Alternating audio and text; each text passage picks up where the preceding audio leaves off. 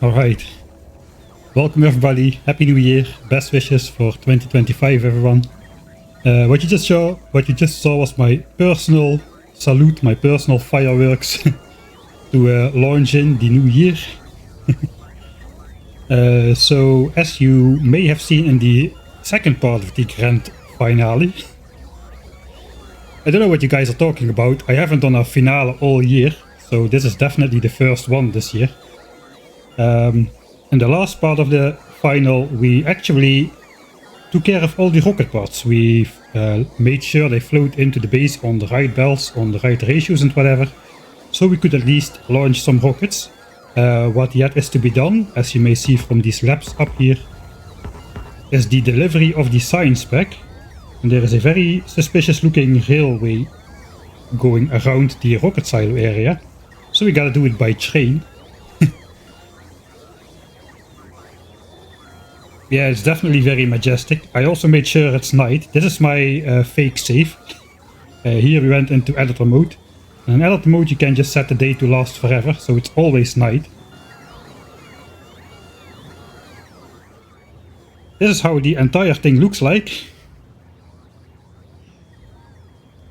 But yeah, as I said, we only have the rocket parts ready yet. We still need to make sure the science packs go in here. The science packs which are created over here, red, green and blue. Of course here it's night as well, I may as well switch off the night.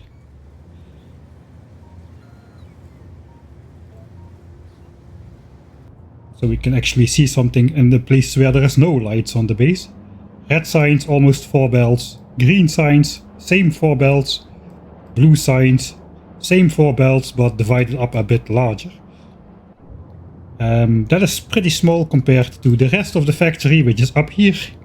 And this does purple and yellow signs as well as the rocket parts, or at least most of it. So last time we did all the belting, we made sure we drew all the parts from all the different areas from the base. And those just go down on a very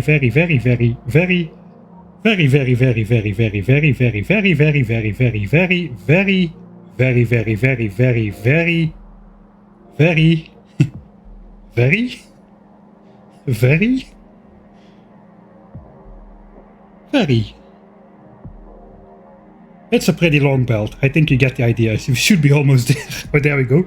There we go. There we are. Here we are. Very long belt. That was the point I was trying to make. And it just goes into the base on this majestic highway, fully lit. It's gonna be glorious. Alright. So yeah, this is the third finale, the grandest of all grand finales. I was a bit optimistic trying to get it done in one stream. I for sure thought I could get it done by 2. So this is going to be the third and final one of the quadrilogy. No jokes, we are going to finish it today. Today we're gonna reach 10,000 signs per minute, so let's get started. Below the actual save, not the night launch in editor mode, but this save. Slight problem, I now downloaded the standalone version of Factorio 1.1, so I no longer dangerously juggle around my installations of Factorio 1.1 and Factorio 2.0. So we are likely going to have a very special opening screen right now.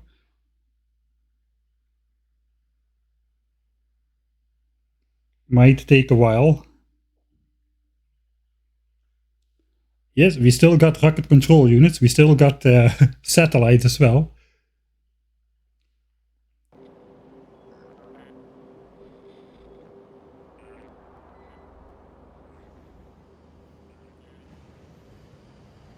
Alright. Ah, there we go. That was what I thought would happen. We just got a ton of achievements. Yeah, because this is now a separate installation, everything has been reset, including my hotkeys and whatnot. So we might... this is going to be sort of a grand finale to a mega base kind of episode, combined with the new player experience of pressing the wrong buttons all the time, I suppose. Which is not great, but it is what it is. Let's see what kind of achievements we actually got. How many did we get in one go with this end game base? 11 out of 38. So this is Factorio 1.1, it's not Space Age. So we have yet to build a locomotive, we're going to get that. Of course we do have a locomotive, it's right here. There is a train. We need to research oil processing, etc, etc. We won't get many of those, but yeah, we will get interrupted by a bunch of these achievements all the time, I suppose. So yeah. Well, at least we can see the... Okay, the game is still modded, of course. We've got some of those mods in there, like the Evogi and whatnot. Anyway, the achievements are not really important, but they are gonna be interrupting us for a bit. Right. Yeah, so... This is my base. After 200 hours of playing. This is my base. Base in a box. Basically we've deconstructed our starter base and collected everything in these boxes over here. Hopefully we've got enough to build everything. We already didn't. I had to build some extra iron. Yeah, thank you. There goes the train, the Transfactorio Express. It goes off to the nuclear plant. That's already more than 1,000 tiles. And that's really nothing in the grand scheme of things. Right, I'm gonna get distracted a lot by these achievements. I wonder how fast you get to 20 million green chips. Oh god, tips and tricks.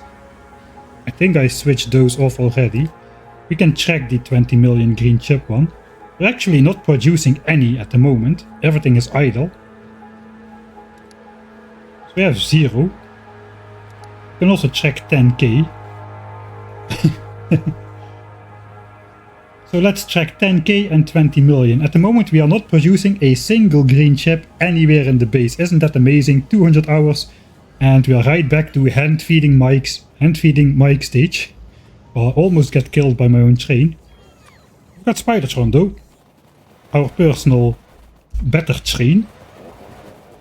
Right, so let's keep these guys behind for now. So now I can no longer die to trains, which is nice. Right, so everything is idle. Module production, idle, fully backed up, nothing is moving. All design specs, production is idle, nothing is moving. Everything is backed up. We are not producing a single green chip at all. If we look at our production graph over the last minute, this is all that we are making. We are smelting some iron, making some pipes because we have a pipe shortage, and we're having uranium to keep the nuclear plant fueled. Well, ex-nuclear plant. We've only got the reactors there, but they are still consuming the fuel cells. That part of the nuclear plant we kept going. The rest of that is another base in a box. It's all in here. So yeah. We triggered an alien attack by pollution. That is interesting because there are no biters on the map anymore. Actually, there are biters on the map. Yeah, I guess these guys try to send an attack, but they cannot get to me. Hopefully. I mean, that should all be on islands. So I guess they collected some biters, tried to send them in. That is good for us because as long as they think they can send us attacks, they will keep absorbing pollution, so that is nice. You can really see the effect, the big dent in the pollution cloud that we're getting just from these biters over here. So I'm kind of tempted to keep them around to at least absorb some of the pollution. Because eventually it's gonna spread off the edge of the map. We kind of did a lot of exploration last time to make sure we at least have a clean start. This main pollution cloud is just the lingering pollution from the old base and the module production, solar panel production, everything. So that will slowly go away, and the new pollution cloud will actually mostly originate from here, which is the heavy production center for the 10,000 signs per minute base, as well as over here, which is red, green and blue signs to a lesser degree. And that won't be really visible because this is already maximum red anyway. If pollution in a tile is more than 60, it's maximum red color, and pollution is easy like over 2000 or something. And that to that degree. Right. So what is next? Okay, I guess we're placing these belts.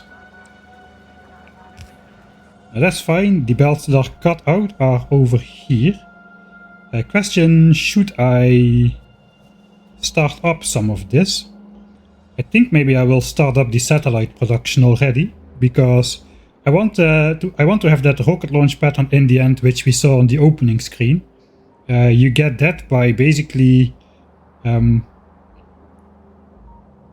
I put the logistics bots in here, and then I just let this trickle in, and then the bots just randomly distribute stuff over all the requester chests equally, roughly equally, but they all arrive at slightly different times. Sometimes there's only 1 or 2 or 3 items to pick up instead of 4, and that leads to a nice bit of randomness, which got us the asynchronous but still coordinated massive rocket launch, which is way cooler in my opinion than just the perfect synchronization. It also lasts way longer, it's way more wild. So that is the effect I want to achieve.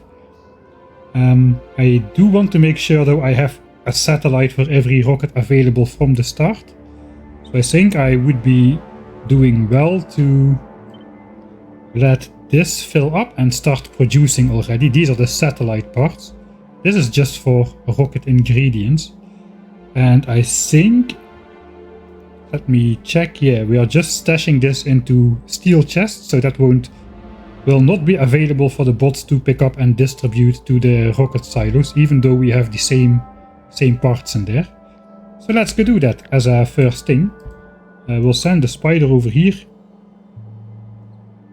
and then we'll send them back again.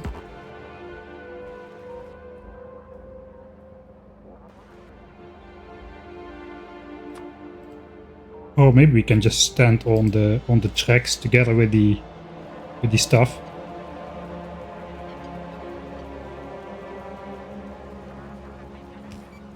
This track might be exactly not... Oh no, we are transporting the spider.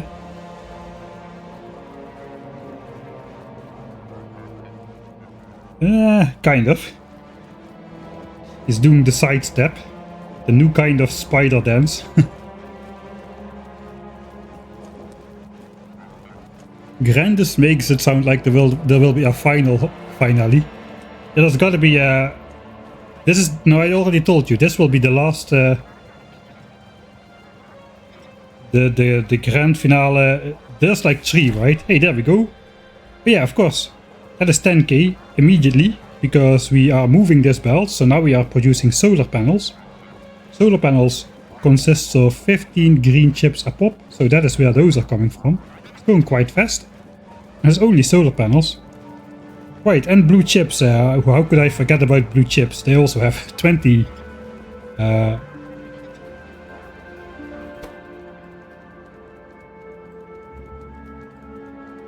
20 green chips per blue chip. Right, so here's the satellite thing. Let me get out of the way a bit.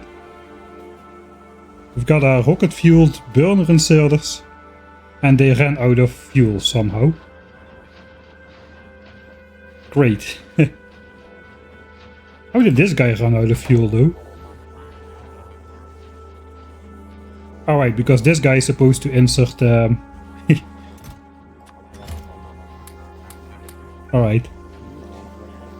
Looks like the stack inserter was faster than the burner inserter, and it ran out of fuel. Now it will never run out of fuel again though. Alright, so how is the satellites looking? So this machine does not need to be producing all the times. It should be producing about 2/3 of the time. It's producing more often than that. It's hardly idle really. So that is good. Meanwhile, all of these buffer chests can get filled up already. And the belts can fully back up. That is the plan at least.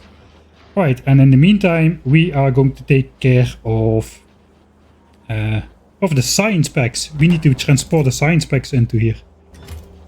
Alright, so that should buffer up 96 satellites. I guess another 48 in here. So that's more than... That's like 1.5 satellite per rocket. So those chests should in the end stay full all the time. Alright, so this one we can stop tracking. We'll leave that one on.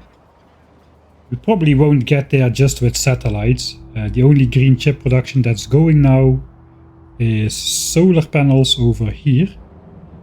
So that's like six compressed blue belts of green chips just for solar panels. And then we got like, I think another 6 belts of green chips for blue chips. So we have a dedicated, we have 60 belts of green chips for blue chips, but only 6 of those are connected to the satellites because that's all we need. So that's another 6 belts of green chips, 12 blue belts of green chips. It's actually not too bad. We're already at 0.1 million out of 20. We'll see how that goes. Did you include burner inserters in your calculation for the rocket fuel? No, and also not the train fuel, but I did quite massively overproduce rocket fuel. Like I think we are overproducing like a couple tenths per second even. So I think the burner inserters will have quite a challenge trying to consume a couple tenths of rocket fuel per second here. Even though I gave them the stack size override of 1. Alright. It is train time. And now it comes to mind that in my old base I did hardly use any trains, so I hope I automated enough stuff to make trains. I don't know if I did. Let me first clean up some of this. Alright, my hotkey is already messed up. Controls. I went through the controls before, but I of course didn't pick anything. It's pipette tool. I have that set to F. Alright, there we go. So let's see how many rails we can get out of here.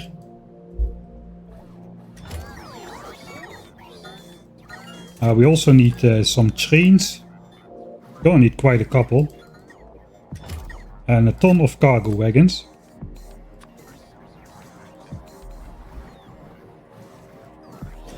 And I think this is the first time we're going to make a normal looking train, which is not cursed in any way.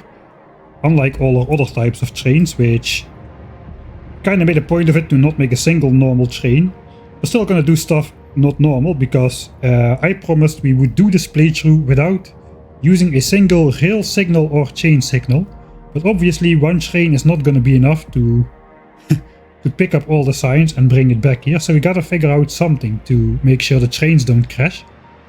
At least they won't be waiting for each other, they'll just go as soon as their last command is fulfilled. So they won't wait for signals, they just go, they won't lose time over that. Okay, so what do I got? I think we've got enough here. Yeah, we've got like a full stack of those. We've got 4 chests of rails.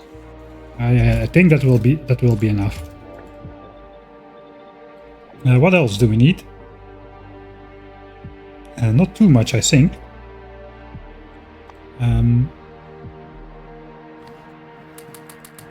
Let me also quickly clear out my inventory. We no longer need any of this.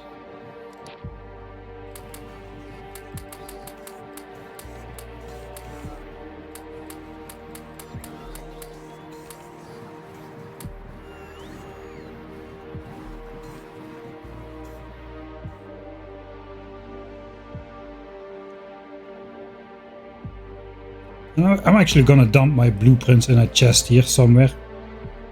The ones which I don't need anymore.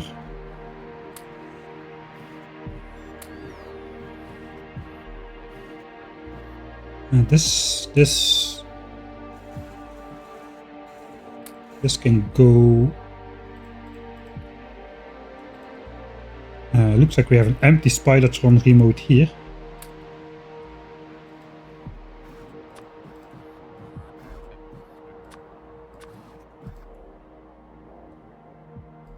Which spider can we get rid of still? We are using these for support spider, fight spider, support spider.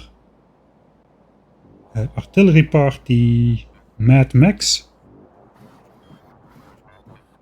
And another battle spider. I suppose we'll throw that one away.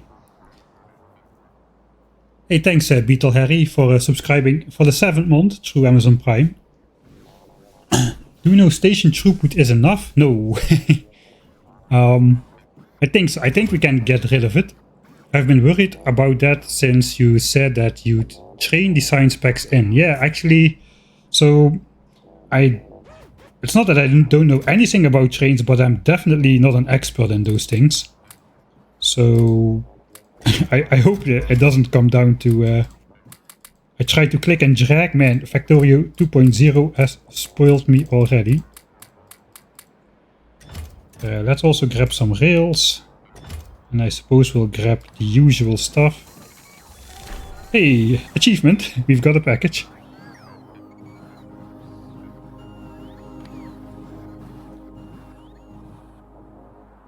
Alright.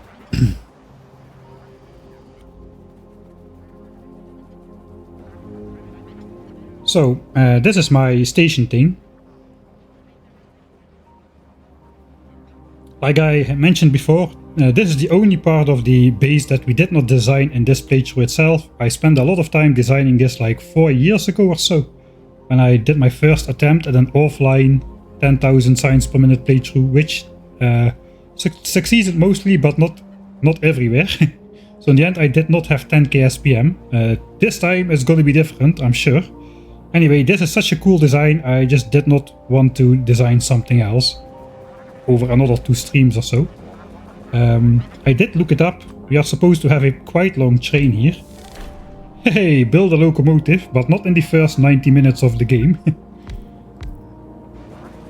So we are supposed to have 4 wagons, like 4 locomotives, and then it's 4 trains per science pack.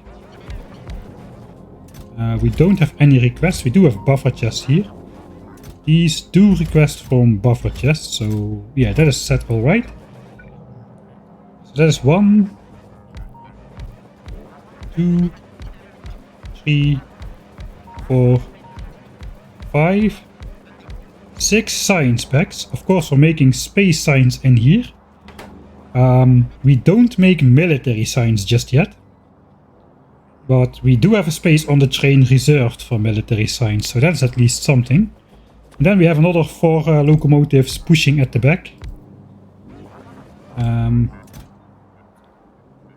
And I suppose I'll just steal some rocket fuel from satellite production.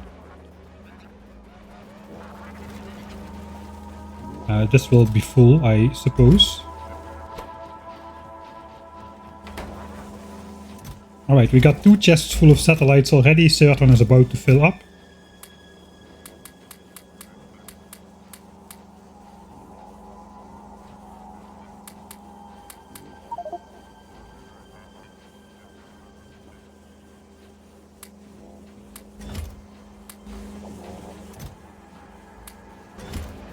So I'll just bring something to these chests manually. It's gonna insert everything, isn't it? This have like 3, yeah, trains have 3 fuel slots. So maybe I should just not let the inserters handle it for now.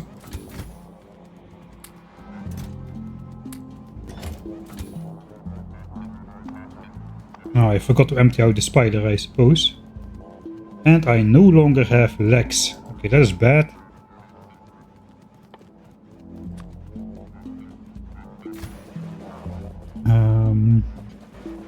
We'll pick some up in a little bit. For now though, let's also fuel the front train. Alright, so we need to be able to basically keep up with 4 bluebells of production. The science is produced in a quantity of 4 bluebells almost completely. If we go to the calculator, does that still work? Yeah, that does work, alright. You can see 10,080 signs per minute is what we are producing. The old ratio, 5 to 6 to 5, etc. multiplied by a lot gets you this amount. So that's exactly equal science production across the board, except space science. We have 98 rocket silos, and we will be overproducing space science a little bit. We accounted for that, so all the rocket silos should keep going all the time. But if you look at science, it means we are producing almost 4 belts, almost 4 blue belts of throughput in terms of science production. So we need to be able to empty out at the speed of 4 blue belts. I know these inserters can fork over like roughly, what was it again, like 26 items per second into a chest. But of course they are not going to be working all the time. The train has to pull out of the station, a new train has to pull in, etc, etc. So that is why I thought by myself to have a second train stop up here. So the idea is then we pull the train in here, give it time to unload half of its science packs, so all the wagons will be half empty. Then we just send it to this unload station, and here it will unload the other half, and that way we can have like two unloading stations going at the same time. That's, at least those are the hopes and dreams. How well that works remains to be seen, especially without rail signals. It is a little bit harder to to get it all done. I guess what we need to do is we need to build the rail, then take the train for a test drive, time how long it takes the train to make one loop, and perhaps we can then just do some train stop stuff with purely with like purely with not with conditions that is dangerous, but purely with time passed. Because if we do it with time passed, we should not need rail signals to control the trains. They should wait the same amount of time at a station no matter what is happening at the train, and it will just leave in the middle of anything. And that way we can put multiple trains on a track and keep them apart, at least that is the hopes.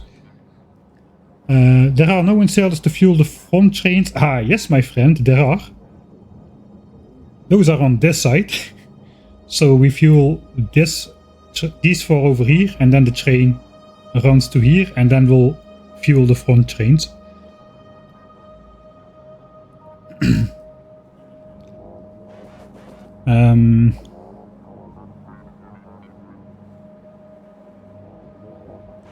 So I'm kind of tempted to hook these up to the circuit network, because what I've done here, when we empty the signs, it goes in this chest, but then the inserter will immediately put it in this chest. But for that single tick that the item is in here, it's very possible that a bot gets called upon to pick up items from this chest, but there likely will not be anything in here. So alright, we have to craft actual green wires, I keep forgetting that. So maybe it's smart to just say to this inserter, only if anything is over 1k, start taking stuff out. So the first 1000 science packs will stay in this chest. I think that's probably a good thing to implement. So that doesn't matter, the line's going to be on screen anyway, since we are dealing with logistics chest.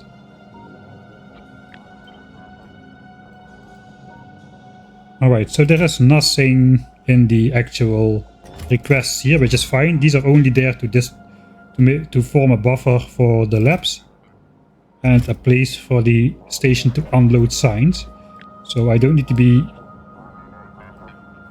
scared about overriding any settings.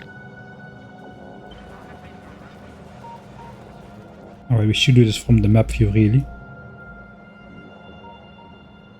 Sorry about the orange glow, I'm doing stuff with logistics network, and then I cannot prevent the hideous orange lines from being present all over the map.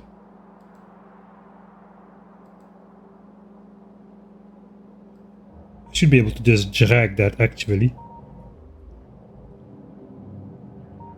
Oh, what's going on here? Here we've got passive providers on that side for some reason.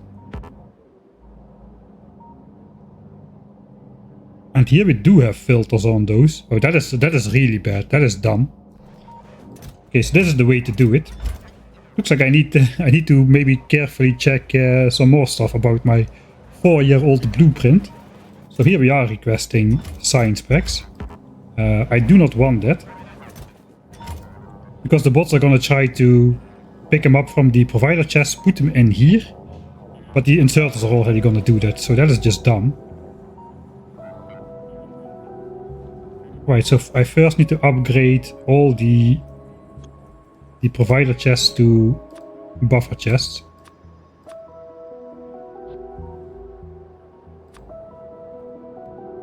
And this line, 144. Right, then we'll go back, we'll pick up our legs and 150 buffer chests. I have no idea where that is, but the bots do.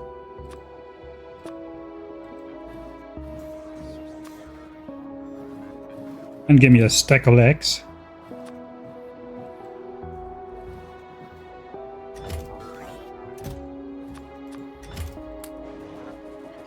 Then we can speed up the spider again.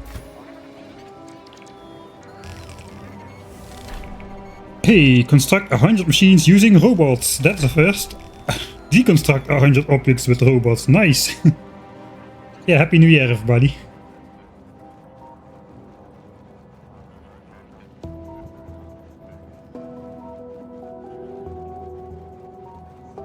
Yeah, 90 minutes, 190 hours. It's not even under 90 hours, right? Getting on track like a pro. Right, but so now we've got these. I can now paste this blueprint, right? Or like the copy pasting. And that's... oh, I need to...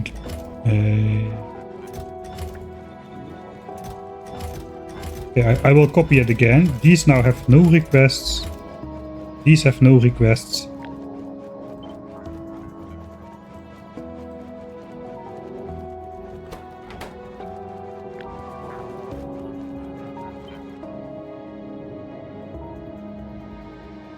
Okay, that should have taken everything. Yeah, I don't see any items which are... and the mouse over, I didn't see anything that's requesting. So that is done. Alright, so then we gotta kind of figure out what the order is gonna be. Probably just red, green, blue signs, because those we are producing adjacent to each other. Over here. Red, green and blue. So we can design a train stop to load in those things. Then a gap, because military signs may be in there in the future. And then I guess yellow and purple signs at the end.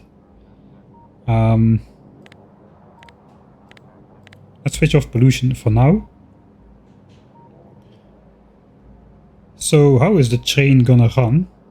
It does not interfere with the nuclear power train at the moment.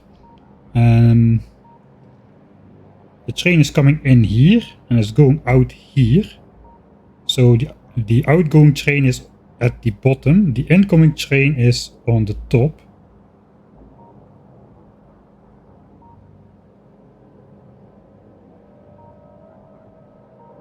So I guess the outgoing train is gonna go like so. The outgoing train is on the bottom. So the outgoing train is on the left side when it goes up. So it basically picks up science here. Then it has to go out again, pick up science over here, yellow and purple signs. I suppose then it goes back and will avoid the tracks crossing itself, so we'll just go around this again. We have to keep space for that, so the train will not go like so. It comes in like so.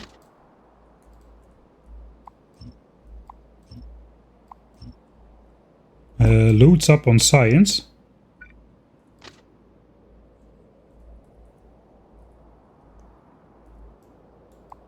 Okay, so maybe it comes in from this direction then, like so.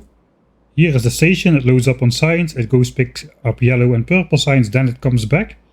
And then when it comes back, it has to go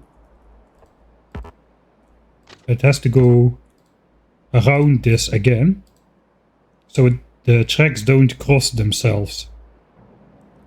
So I'm gonna keep that over there as a reminder to myself that I need to plan space for that, because that is quite important.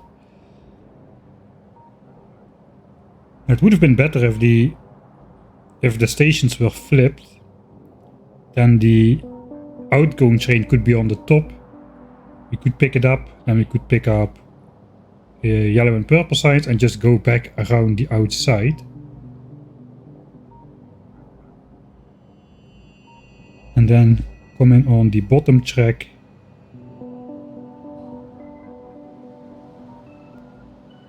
So how easy is it to how easy would it be to switch around this train?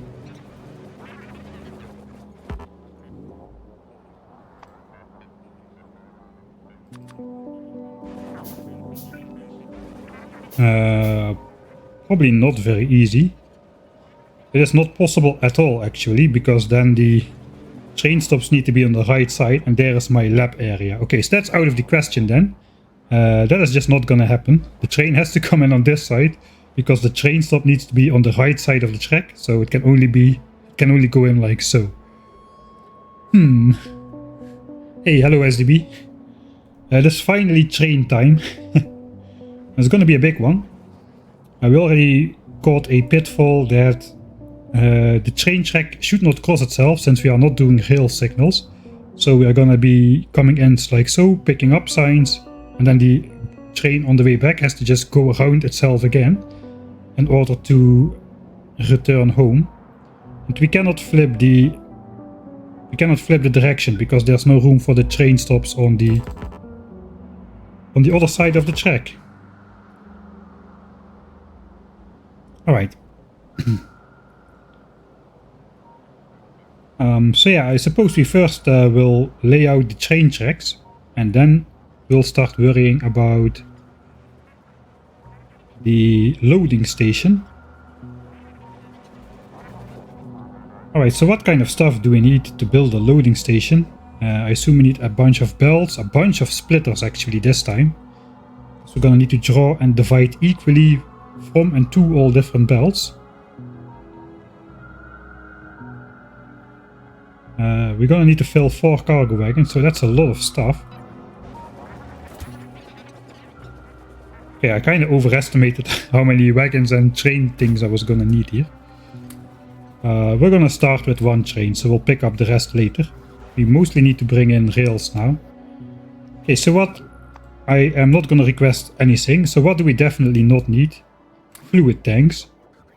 Red belts. I'm not gonna need red belts at all. We are only gonna use stack inserters. Power lines, we might actually need medium power lines, because those fit nicely between the train stops. So we'll grab like a couple stacks of those. Belts, I'm just gonna call in some support spider to carry some belts again. We don't need a stupid amount of belts this time. We will need some more undergrounds and splitters than usual.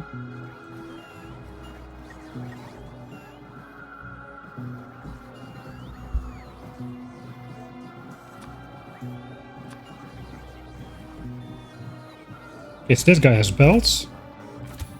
We're also going to need a ton of chests and a ton of inserters.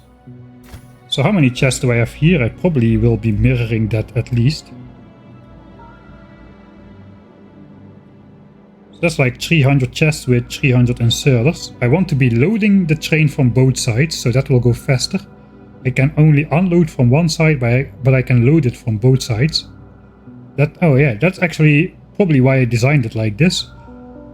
Because if I have only half the unloading capacity, but I can unload 2 trains at the same time, that is the same unloading speed as basically I can load a train from 2 sides at the same time, right? That makes sense.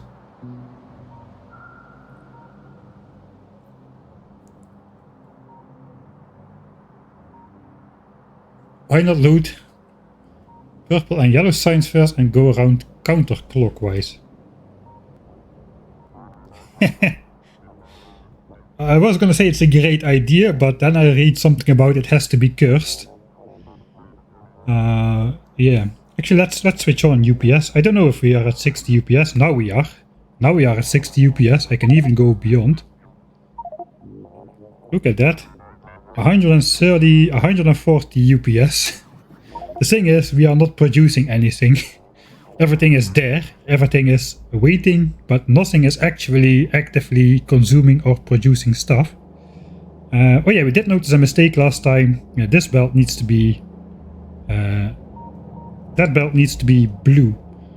That was a mistake for my automatic copying thing, so that has got to be upgraded.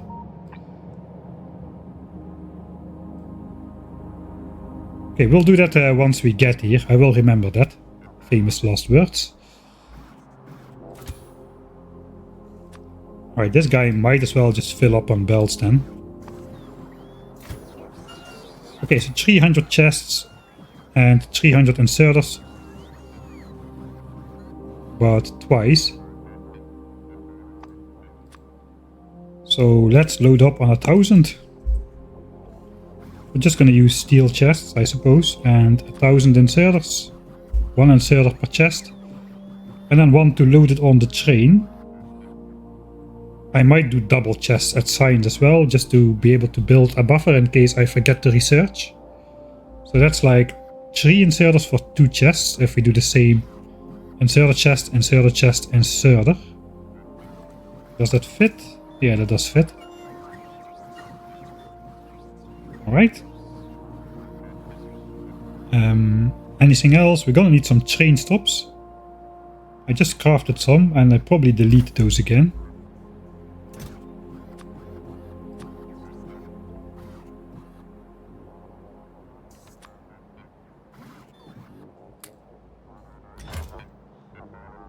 No more trains.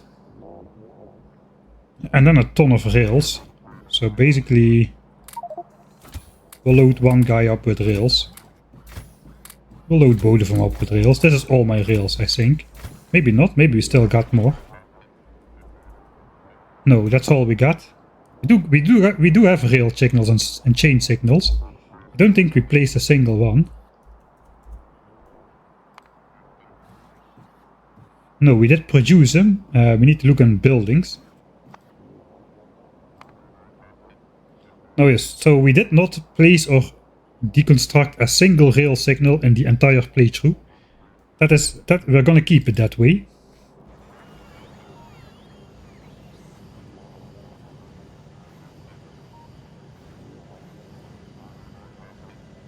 Alright, Spencer Bentley got 10k SPM at 60 FPS on a laptop a couple years back. That's good, because I'm also on a laptop. But I'm also streaming simultaneously. And I did not go... I did do inserter clocking. The most intense things are inserter clocked. For instance, all the furnaces are inserter clocked. Especially for steel, that helps a lot, because these inserters need to be active like less than 10% of the time, basically. And tests show that inserter clocking is like somewhere between 20 and 30% less drain on UPS than unclocked inserters, including the overhead from the circuit network. So hopefully we won't directly see the impact of that, but this number in the end should be a little bit higher compared to if we would not have clocked the inserters. Alright then, am I ready? I was just thinking that this rail line is possibly in the wrong chunk.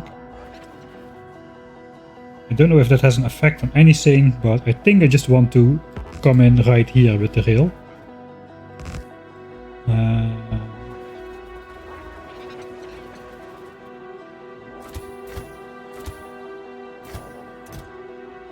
Okay, so we really got no more rails, right? Yeah, no more rails. This is all we got.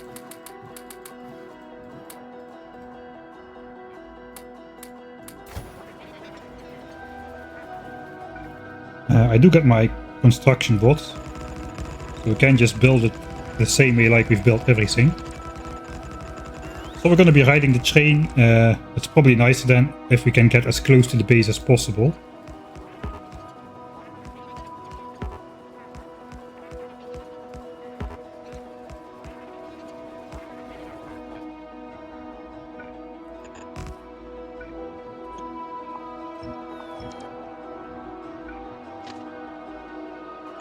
Alright. We do have this spacing, so I guess we'll keep this spacing at the top. That means this rail has got to go. We cannot, this is what I mean. This would have been visible, but this is not visible. So let's get the rail tracks in the visible section.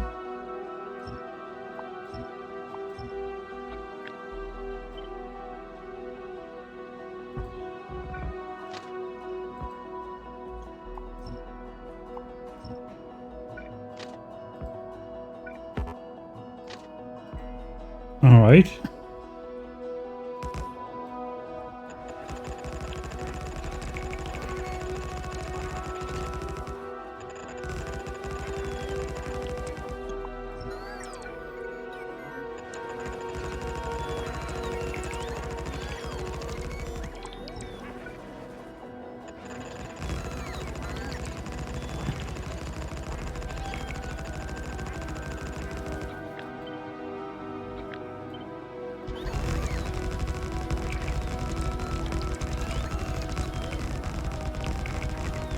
Alright, so we'll go over the spaceship. We've got a power line in the way here. Is that important? Not really. I guess the only function for that power line is to power this. So we can get rid of that completely. We still need to restore the fish lake as well. We'll do this instead. We then can get rid of all of these power lines. Or not. How is that a single point of...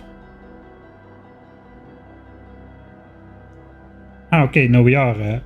we need to connect it over here then, for now.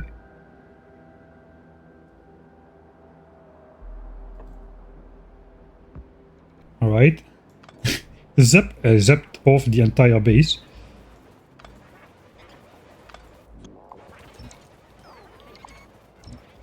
Some people say I should have mined up my starter patches properly. I kinda agree. On the other side, this looks kinda funny. All those miner shaped holes in the patches over here.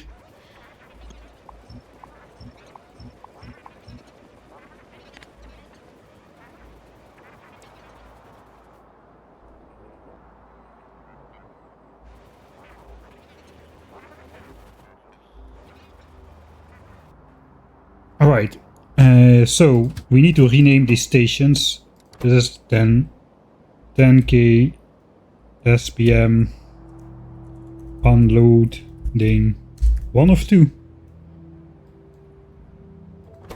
And then this one should become 2 of 2.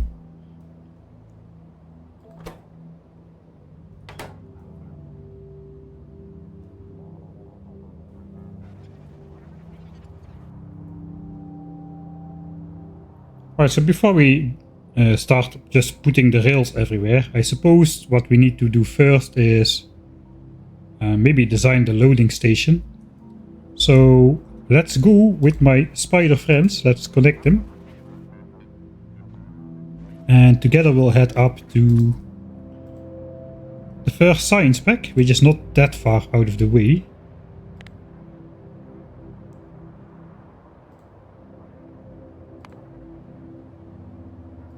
We can also clean up the map text a little bit now that we're at it. So we got red signs over here, green signs over here.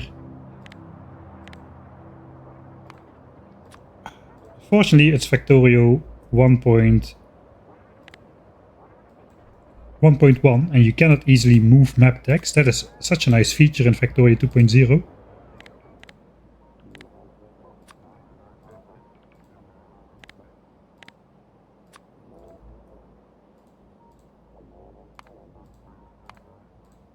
Alright, so now that's properly on there.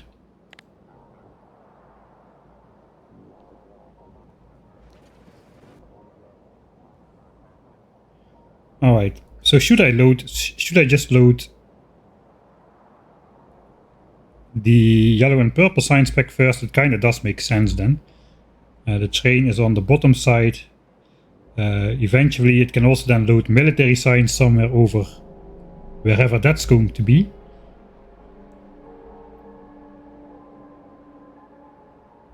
It can come in, load up on yellow and purple signs, go down. Come in, load up on red and green signs, go down. And then it takes the top track, comes in properly here.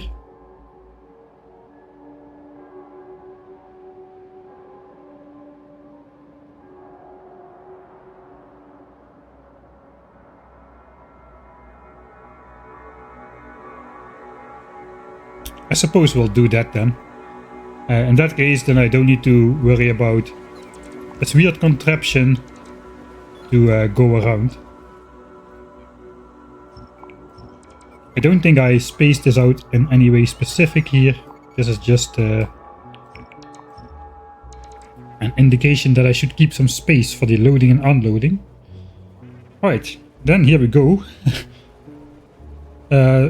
Something which you probably already saw lots and lots of times on other channels and YouTubers and streamers grabbing their train stations from their already years ago developed blueprint book. I have no such thing. So here we are, train track. We do need to get a train stop in. So the train is gonna come from up there. We can have the train stop on the inside. I guess we'll just design it and have the bots deconstructed later on and move it over. So we're gonna have, let's call it RGB for now.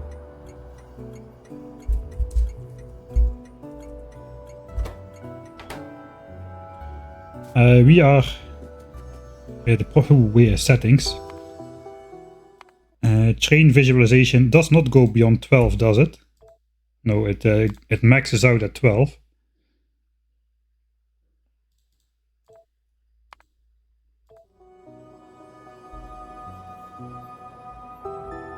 Um, 12 is alright though. Should have brought some wagons really.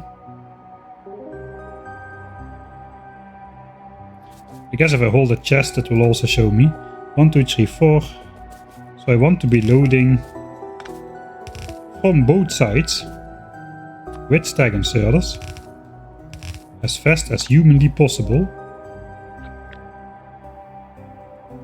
And remember, you cannot copy paste this, you need to skip one.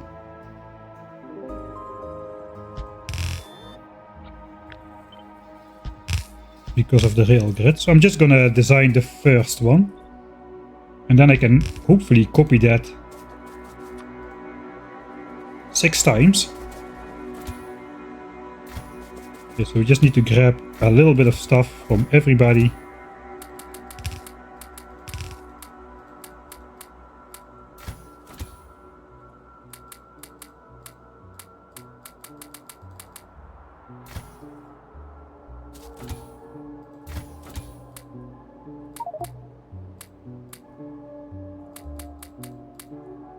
Alright.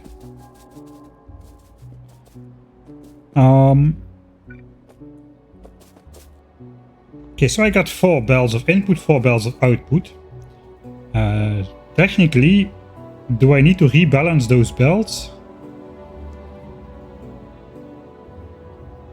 I don't think I do. I don't think I need 4x4 balancers to balance out these bells, but I will do it anyway, I suppose. Also, I'm already giving myself definitely not enough space. So let's just go down here.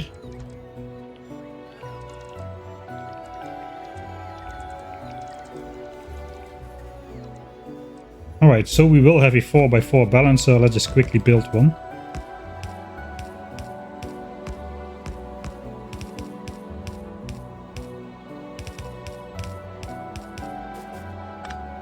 Science is gonna come in from those directions, I suppose. Not exactly sure where, it does not really matter. But we're gonna have those And we're gonna load it in 4 wagons. So that's easy, 4 in, 4 out. So each of those belts has got to go through a separate splitter. Separate 1 to 12 splitter.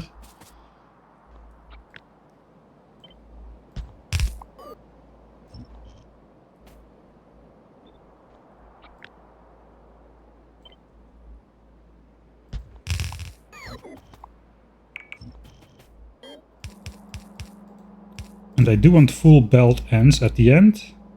Luckily I did this right. I'm gonna design it in horizontal mode. Alright. So one belt comes in and it needs to end up equally on all 12 sides. I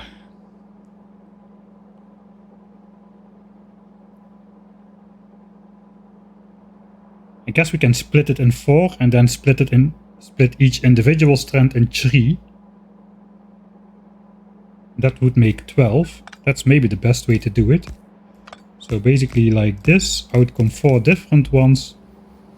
From every single of those 4 belts we can do this.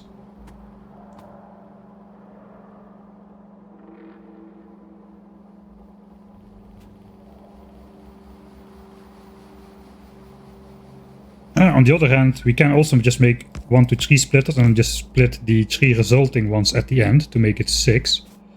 So then we just need to do this. That also makes more sense. And one of those can go to the other side as well to load up this side. So let's say we got 1 belt incoming.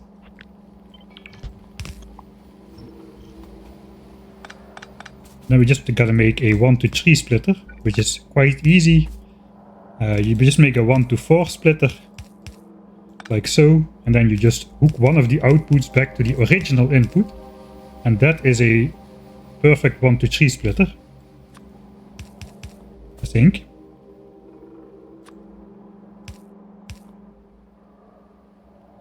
We're gonna need some power here.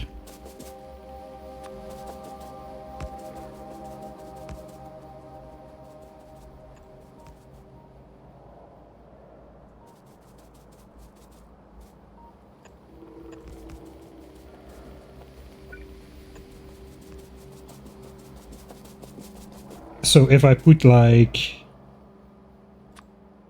30 items in here,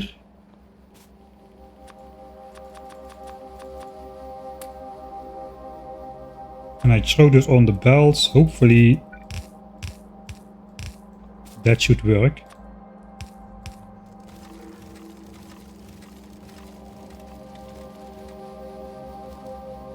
Alright, that looks perfect to me.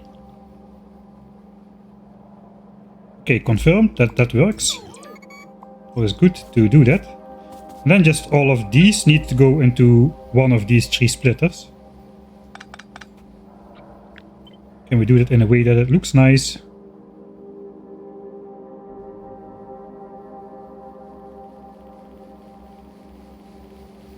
I mean, this is the most compact, I suppose. It also looks not very nice.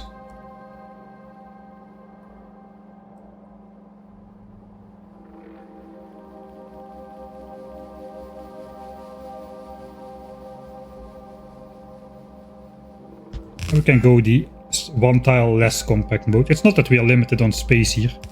We're not in Factorio 2.0 on a spaceship after all. So this would work, right? This is 1 to 6 then.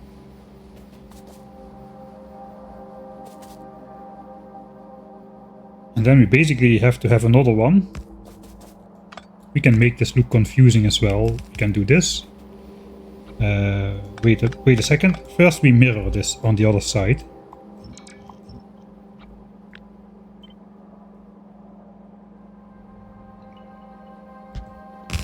Right, then a belt comes in with the stuff.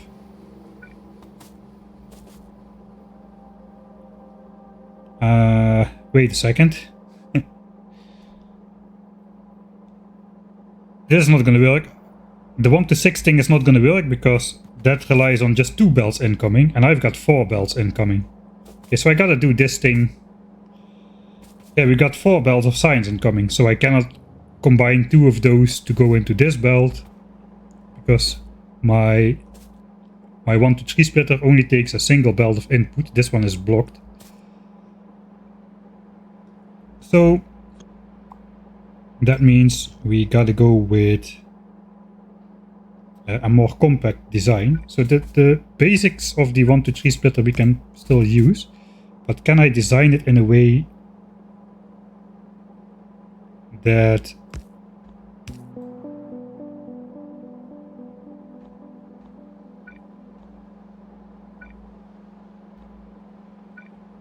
so that goes in there. Can I design it in a way that takes up less space? So this is the same, right? This just connects directly. There is now a belt of space between here. And then this belt goes back to the input.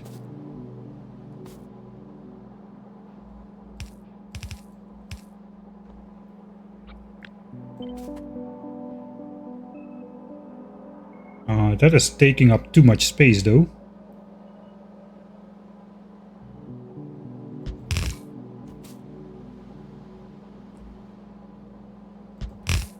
Because we have to have these things adjacent to each other. Here is the next one already. So that is kinda meh.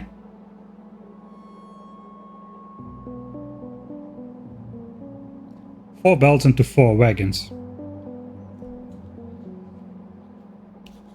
That sounds very logical indeed. I think I got sidetracked a little bit wrongly here. Let's see if I can control Z my way back into my 1 to 6 splitter. I think it was just this thing. Oh yeah, it's still on this side. Yeah, you're right. I only need 1 belt of input here, so I don't know what I was thinking there. So we got 1 belt of input coming in. And that belt needs to be split off between both sides. And then we easily do have the space. How far can this span? It span all the way like so. That is nice. And then this just goes in here. See, it pays to read chat every now and then.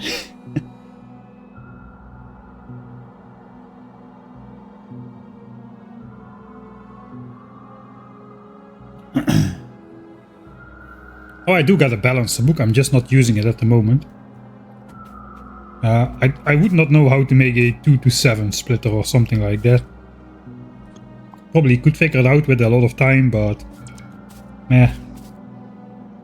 I think it would look nicer if this belt just comes in here. And then 1 belt goes in here. And we do that for every wagon. So that's 1 belt. Right, so I throw 12 items on here. That's a 12 red chest. One of them should end up on each belt, right? Alright, one of them ends up on each belt. So that's confirmed. Alright, and this is the thing we're gonna use. Let's delete this because my stuff will get locked wrong. So now we can basically copy and paste this 4 times.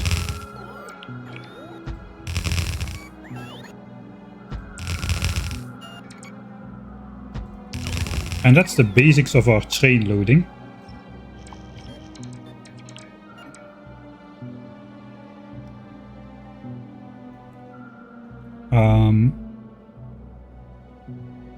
So this is going to be in the front of the train. We got to make sure the right sign specs end up at the right location. It doesn't really matter, but I want them in order, so it does matter. It's got to be red, green, blue, empty for military, purple, yellow, I suppose. I guess purple, yellow kind of depends on how the train will enter here, because yellow is on the left side, purple on the right side. Wait, does it work out then? Because here we've got an order as well. We've got red, green, blue. The train will first go here to yellow and purple, then come back. That means blue is gonna be in the front. gonna have blue, green, yellow. So then I want to keep the front wagons empty.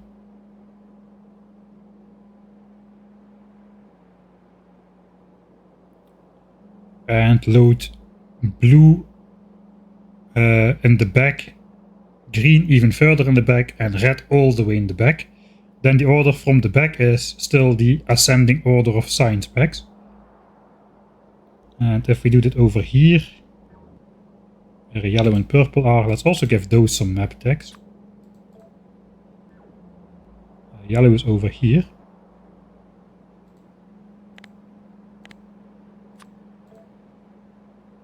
Purple over there.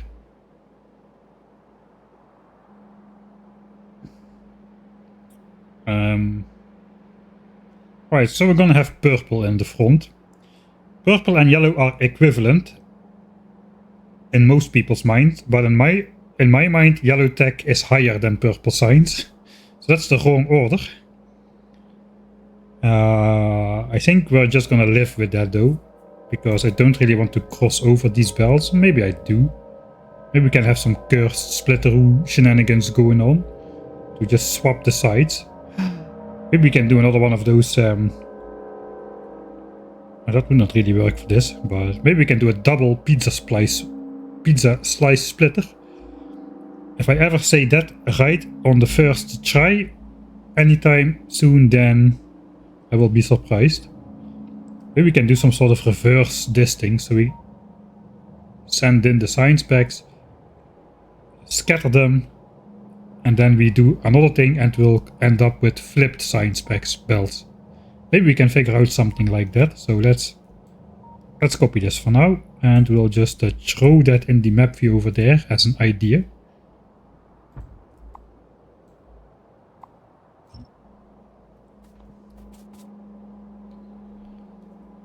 Bottom inserters facing the wrong way, I see.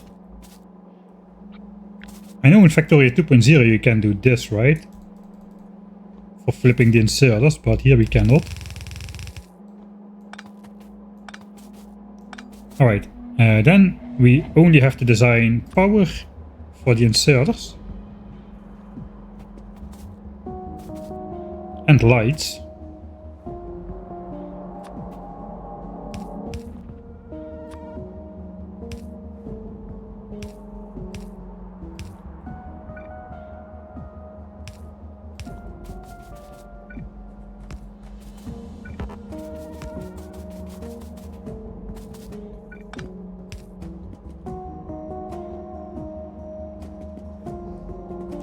I think actually I want double chests here.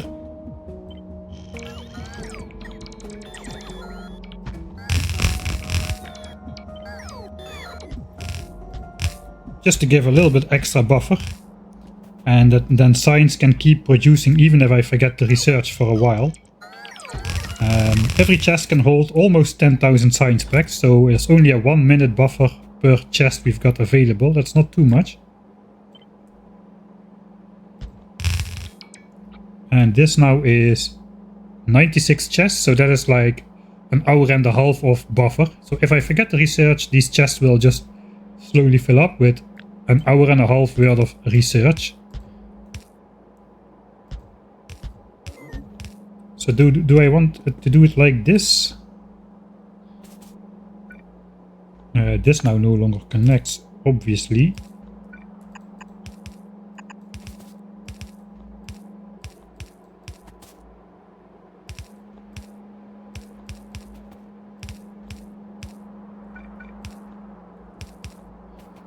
Okay, that looks alright. Actually looks not bad. Maybe we can do some... put some more lights in the eyes.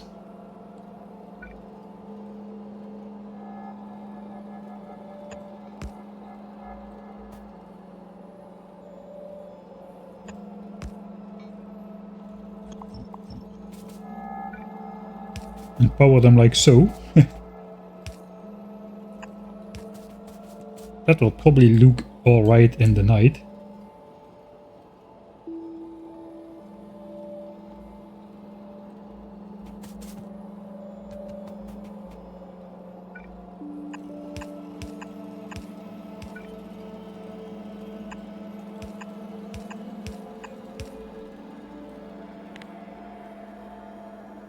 Yeah, I think that's gonna look alright.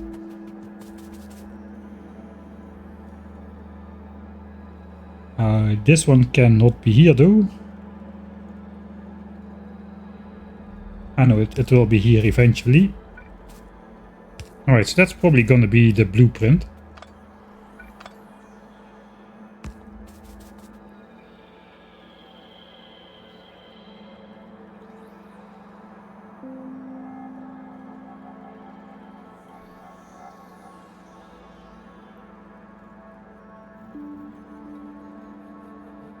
No, that's not bad. I thought this would take me longer to figure out a proper loading station. And I specifically did not want to just copy somebody else's one. So now we just have to do this for every science pack. Let's switch off my Roboport. I gotta put something here. Something is in the wrong order here.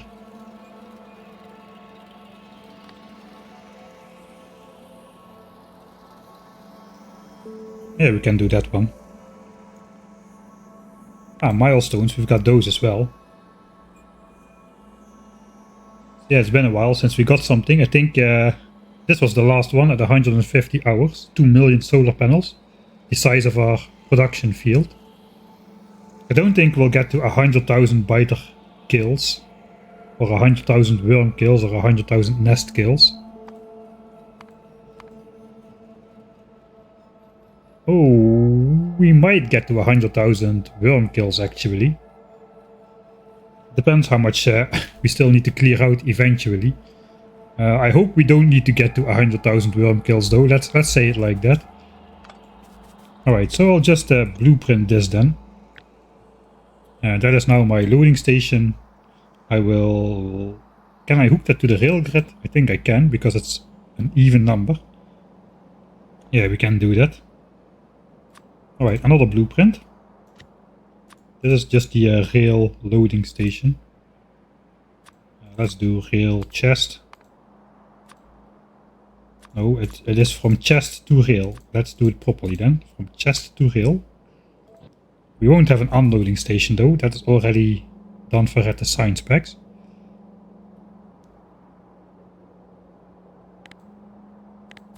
Alright, so if I flop that down, I need to flop that down 3 times on this loading station here.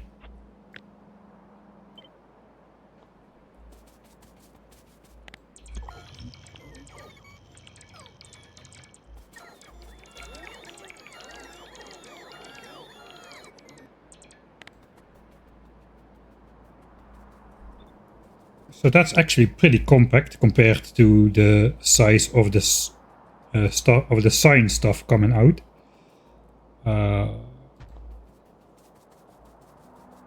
Then we gotta figure out a way to load all those belts in there. So maybe I can just do 3 of those adjacent splitters coming in. That would be nice. And first science pack goes in here, second in here, third and the last 4. But where do I space that?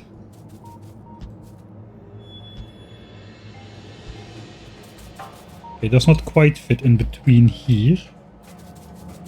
We could just do it in the middle of these. That means red signs would have to come in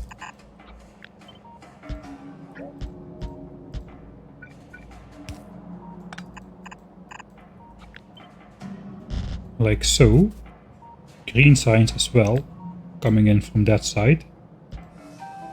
And blue side signs, I guess, like so. I mean, blue signs is output on how many different belts? 16 half belts, but we can combine it into 4 full belts.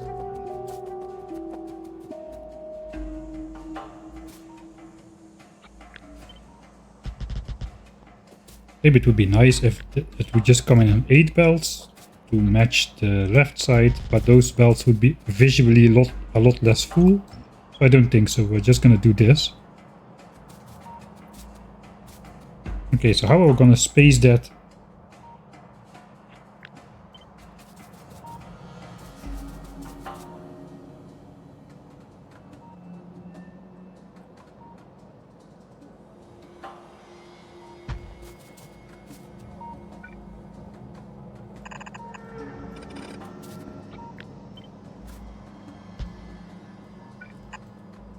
Alright.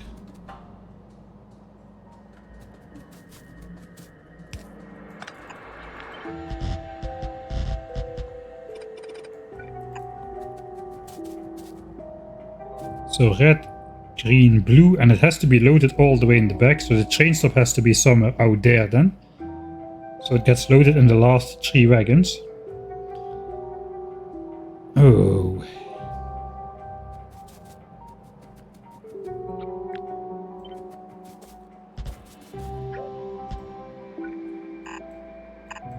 I do not want to move the actual signs just yet.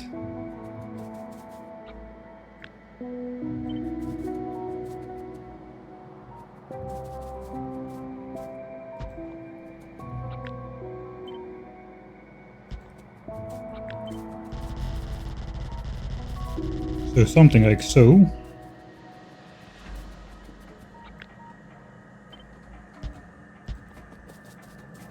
And now we have to combine 16 output belts into sets of 2. So I think we'll just meet them up like so.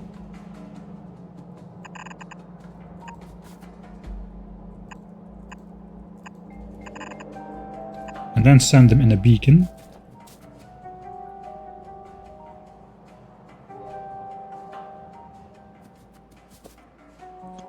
Alright, so maybe I'll let them go through here. We'll just block them off over here. We'll very briefly fire up a little bit of signs. Nowhere near 10k SPM though. But it's gonna be annoying to connect all these 16 bells in the end.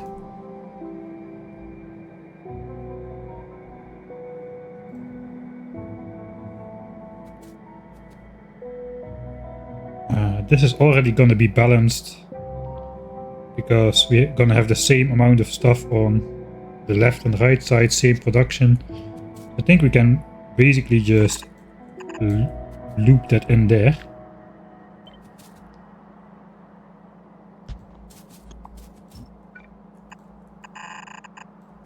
And here it's just gotta be a little bit longer.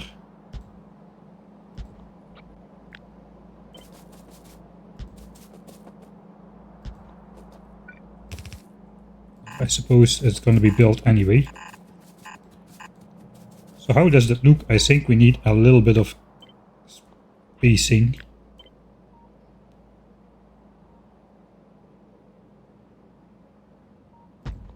Before we actually meet the splitter. Maybe it's too much. Maybe just 4 bells. Alright. And then ideally I would line this up so that this bell just goes straight in there. We've got a 50-50 chance that this will work. Because this lines up on a 2x2 grid. Oh yes, we did it. 50-50 chance. That is all my luck for 2025 spent right there and then.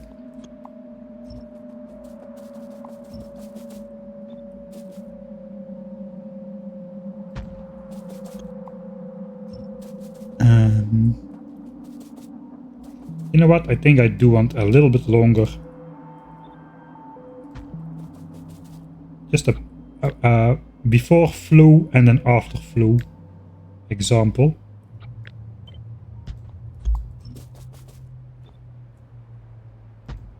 Just so we can visually compare if the densities are the same before and after the splitter hoes. Right, and then we're just going to go with a massive turn thing, a 12 belt turning thing.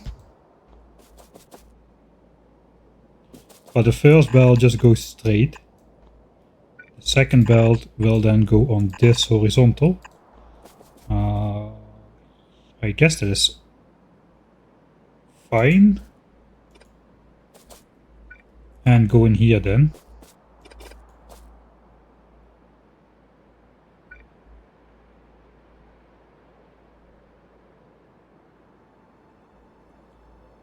I'm not sure how we should line this up. I don't think I want to bring this all the way out here. Yeah, we're gonna keep the 4 belt thing going here. 4 belts.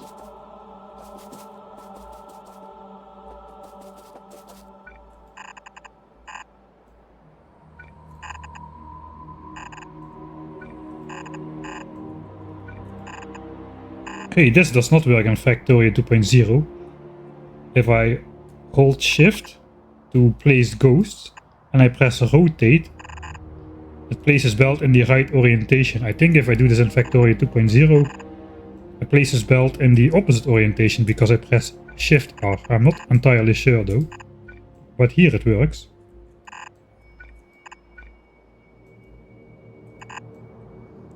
Yeah, something like this would happen. Okay, maybe that's not true. Don't quote me on that.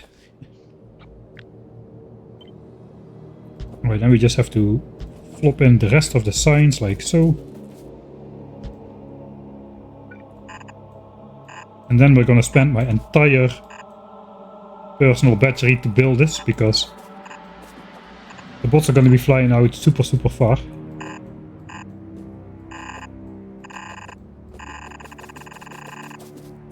Alright. There is one more pitfall. But I think we avoid that because we have an even number of locomotives and an even number of wagons per cargo. So normally, if I have 4 locomotives, the train stop is going to be in place A. But if I have 3 locomotives, it's going to be in place A minus 1 tile. Which basically means you have to move everything. The locomotive is going to be offset by, or the cargo wagon is going to be offset by 1 tile. So you can see here it matches up with the inserters, but here it's offset with the inserters. So if you have, did I test this with the?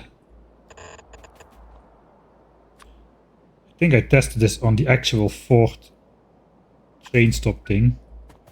So let me just verify that once more because that might be annoying.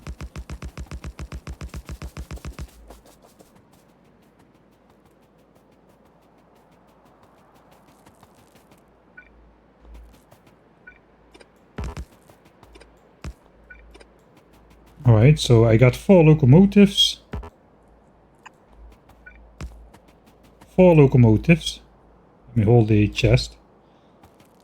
1, 2, 3, 4, and then this lines up, lines up, lines up, lines up. Okay, everything lines up.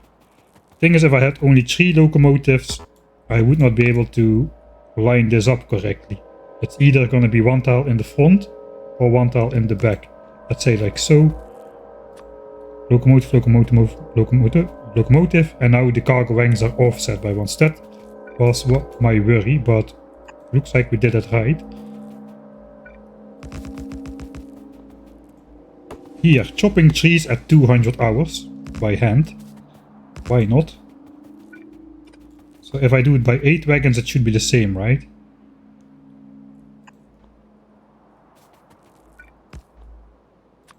One, 2, 3, 4, 5, 6, 7, 8, and then yeah. So I can safely assume that that is right. Actually, we can space out this train stop then. We're gonna need load signs in the back of the train. So red signs is gonna be here. So how many? I need a lot more train visualization length than 12 here. I suppose I could make a blueprint with the train stop and the entire train on there.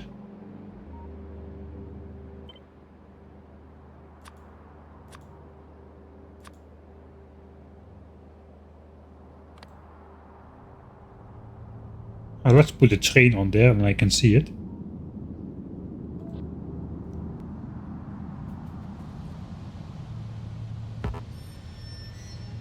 Alright, we need to rotate this. Fortunately, the train is symmetrical at least. So, basically the signs on the left side has got to go in the last wagons. That means this. Alright, and then we got the last 4 locomotives which are pushing. So those can go. Wagon, wagon, wagon, wagon. Wagon, wagon, wagon, wagon. Wagon, wagon, wagon, wagon. Red, green, blue. Then we got military signs, 1, 2, 3, 4. Then we got yellow and purple signs, 1, 2, 3, 4. 1, 2, 3, 4. And 4 locomotives. And that means my train stop has got to be all the way here.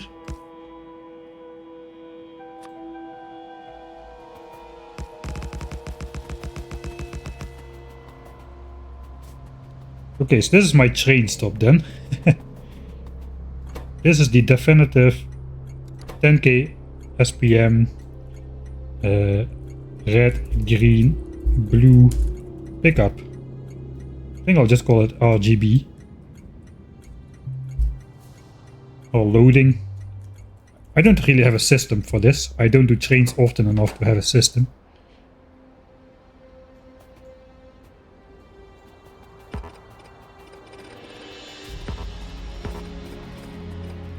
Alright, so now we know that's in the right place.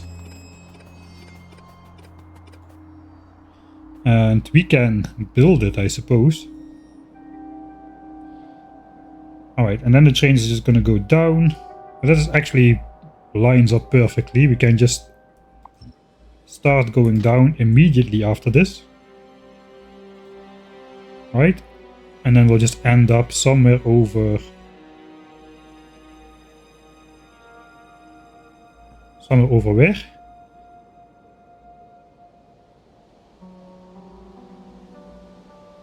Exactly out of view. Alright, then we'll go one tile beyond.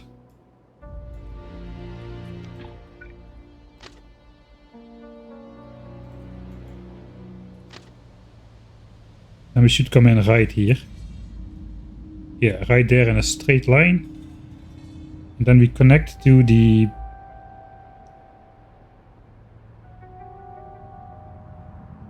top rail. So the bottom rail is going to come out far, far, far. Load yellow, purple, come back in. Load RGB, come back in. Go on the top belt. Top belt goes all the way around, goes in the bottom. That's the correct direction. Alright. Check, check, double check. Looks like we can build this thing. If I'm smart, I will at least try to get it done in a couple Control Z's.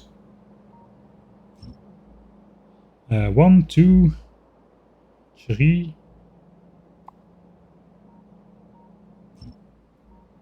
4, 5, 6. Alright.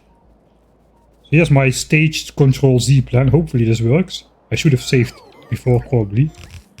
Control Z1. Bots fly out not far. Okay, that's good. Then we go here to Control Z2. Hopefully that will save my personal battery a little bit. It's a lot of stuff to place. And I'm missing tons of stuff. I'm not going anywhere.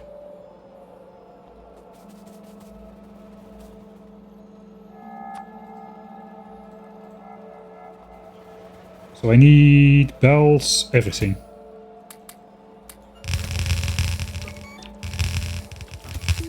Inserters. Power lines and lights of all things. I did not bring any lights, so let's craft some. I did not bring any... I requested power poles to a chest, but I never brought them. I only need 12 though.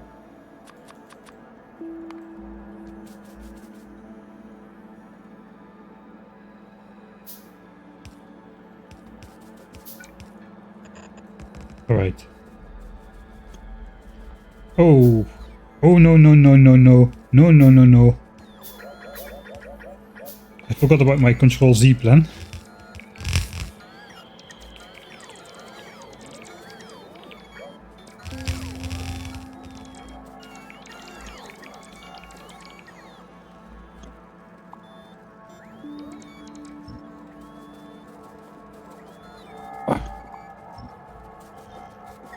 Stop it.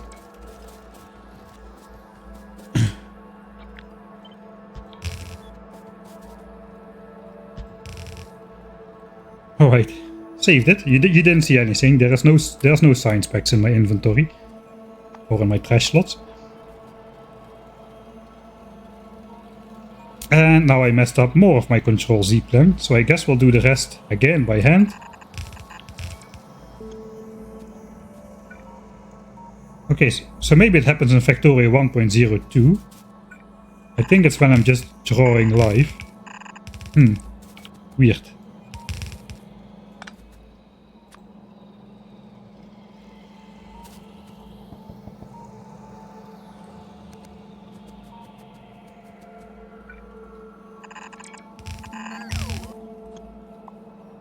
maybe my mouse just accidentally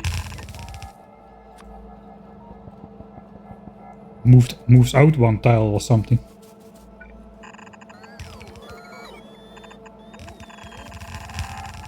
Alright, now it worked. Again, signs in my...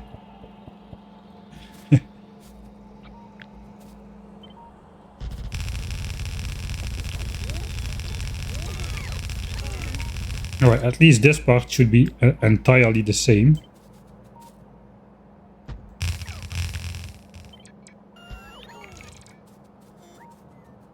Not bad, that is the first 3 science packs. Handcrafting lights like a savage. Oh, it's gonna look nice.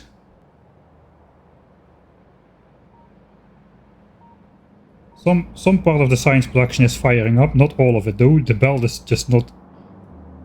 It will back up again, yeah, before even reaching the end of backed up science. Right, so I am not going to let these chests fill up just yet.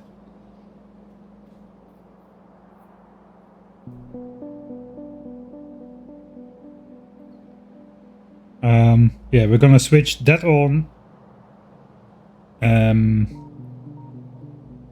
only at the end, because everything else I don't mind if it backfills, but here for the first time in this base I'm actually using chest buffers. And those chest buffers are there to prevent... Oh god. No, no, no, no, no, why you do this to me? It was such a nice power grid. This is the first time I'm using chest buffers in my base, like I said. And I don't want to rely on those. So I will keep those empty. Those are just there in case I forget to research. And if I forget to research, I do not want my science production graph to dip. I want to, in the end, have the same like I had for the 1000 science per minute base. Which is already quite a long time ago. But... we did have like 50 hours of flat production. I want this graph as well for 10,000 signs per minute. So that's the main reason these chests are doubled up here. Just to store some more time of science production. Alright, let's make a save. We did something. 421. RGB C pickup complete. Ish, and not really complete, but we designed this thing. That means the design process for yellow signs is going to be a lot easier, because we simply copy and paste what we got here, except a little bit smaller. First though,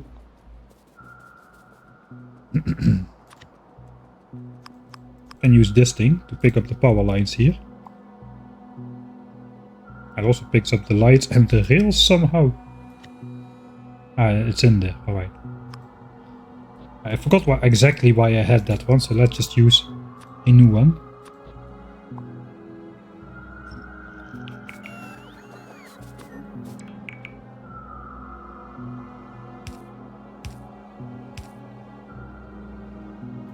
Are the lights more visible if I spread the power lines out a bit more?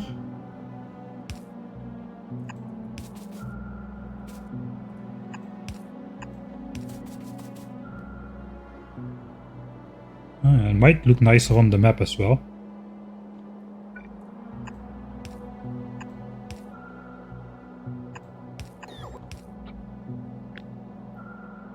Alright, so now if I copy this, we get the good pattern. Control-Zing sometimes does horrible things to your power network. So I really should hold off on using that method.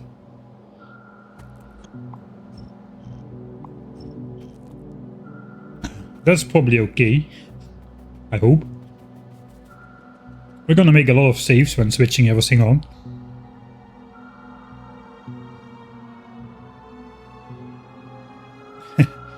I manually rewire power all the time, that is true. This time it was a little bit easier. Look, all my mines, they look exactly the same. But it's a little bit too much work in a 10,000 signs per minute base, really. I should not be doing that. Alright, that looks nice though, that's a nice station. So now actually I can probably make the blueprint for yellow and purple signs right here.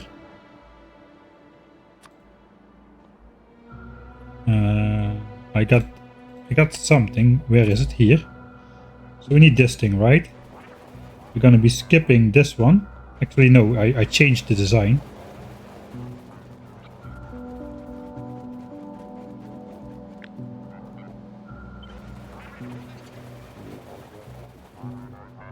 One.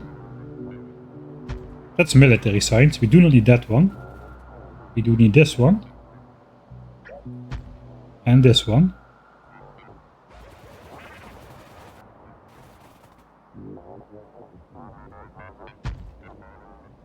And that's going to be the blueprint for yellow and purple signs. So we'll simply just delete this.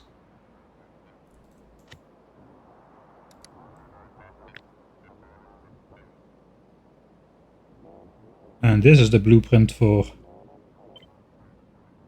yellow and purple. We only need to use that once, so it's not really a blueprint.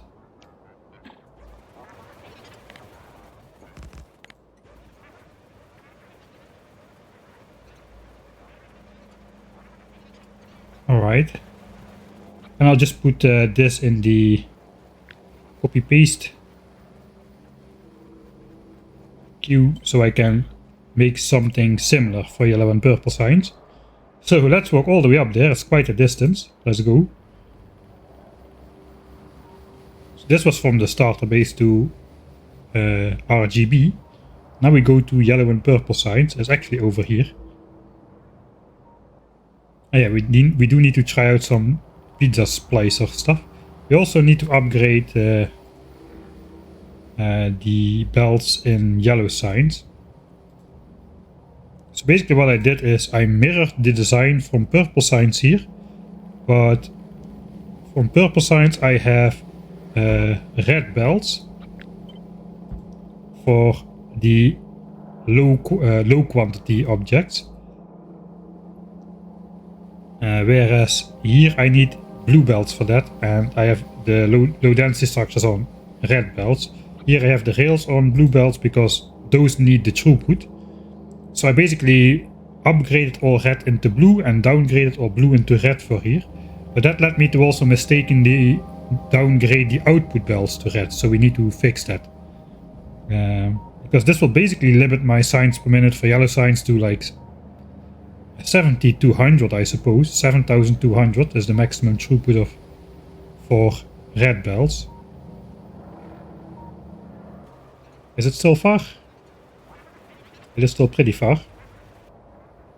It is not far anymore. We're there.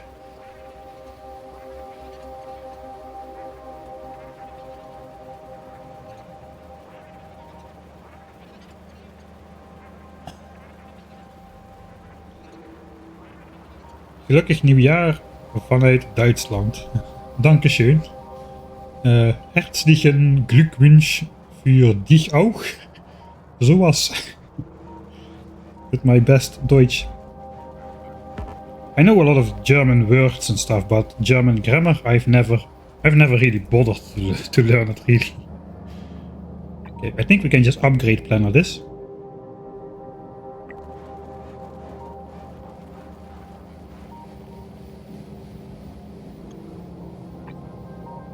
Because only the belts will be affected. And then we'll just run down the length.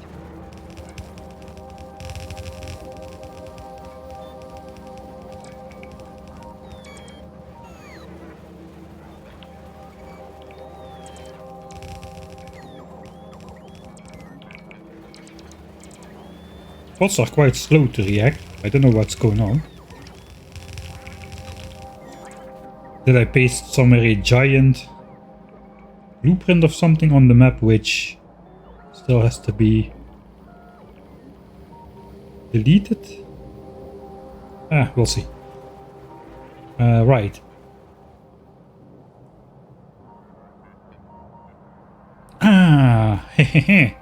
Okay, here I already was thinking I was making good progress. The thing is, we are not producing yellow signs just yet. As you can see, these belts are empty, contrary to purple signs. The thing is, we still need to hook up some stuff like oil and water to robot frames, because I did not design that from the start because I did not know where I was gonna take it from yet. We only need a little bit of oil. And now I do know where I'm gonna take it from. I'm gonna take it from here as well. So we're gonna need to go on a separate journey to do that. We will first just finish up the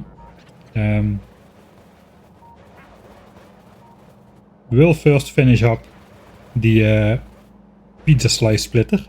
I think we should put pineapple on top of the pizza, not the purple eggplant. I've heard everybody loves pineapple on pizza, so we need to have the yellow symbol on here, not the purple one.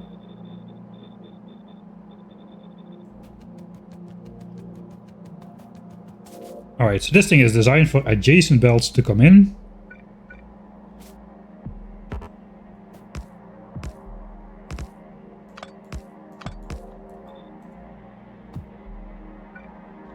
So we got 4. Here I'm having one belt not go. This belt goes to the right, this belt goes to the right and to the right. Okay. So 4 belts of yellow signs come in on this side.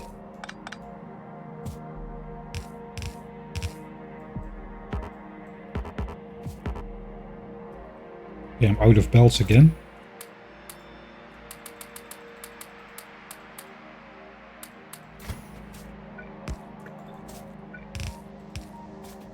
So this belt of yellow signs comes out here. This belt comes out here, which is still adjacent, so it needs to move one over again. So now it comes out here. This one comes out here, but then it needs to move over once again. I need to flip all these.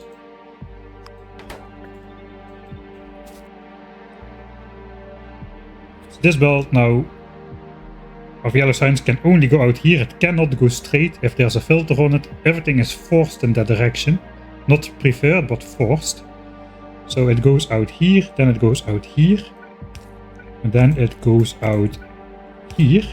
And then we do that once more. This belt goes out here, then it goes out here, and then it goes out here, and then it goes out here. So now we got this pattern.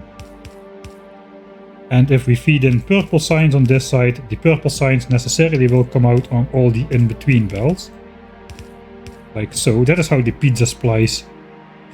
I cannot say this from the get-go. That is how the pizza slice splitter works, basically.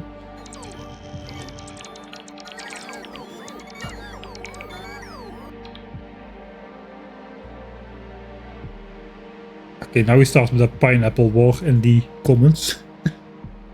Actually, no, most people seem to agree. Ah, no, not everybody though.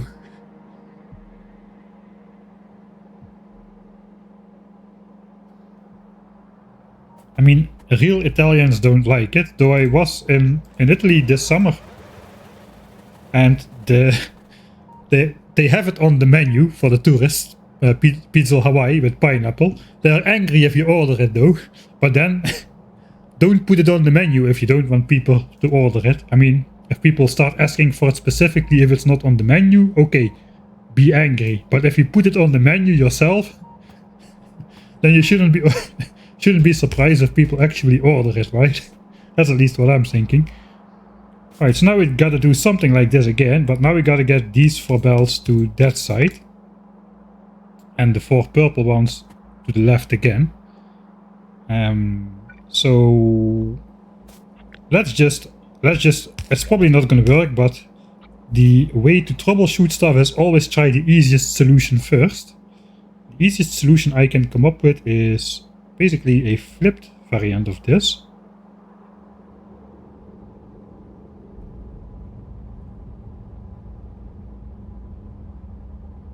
That might actually work, but it's all the wrong way though.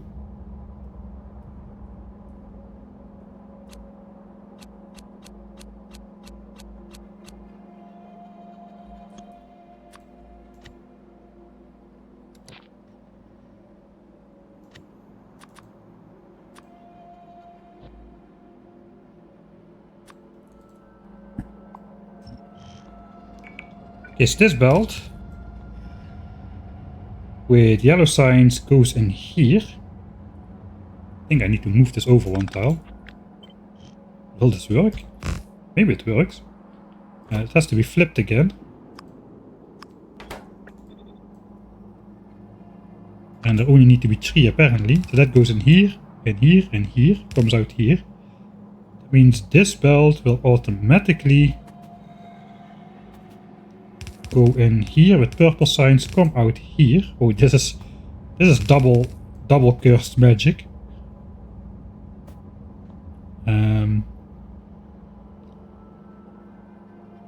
This belt of yellow signs goes in here, goes here, goes here, comes out here.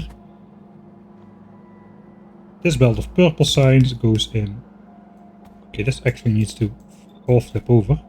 Goes here, here. Oh, it comes out here then. Purple sign goes here.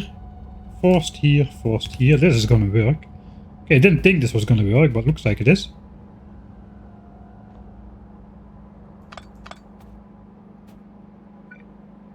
Then we got yellow signs again. Yellow signs is moved over here. This yellow sign just goes straight. This purple sign is then forced through here, through here, through here. This should work. Oh, this is beautiful.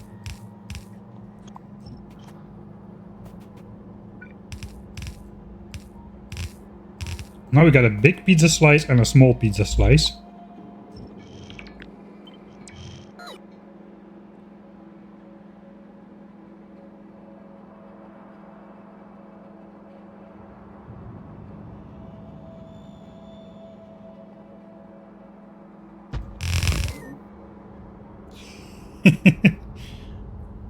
Well, unfortunately it's only 4 belts.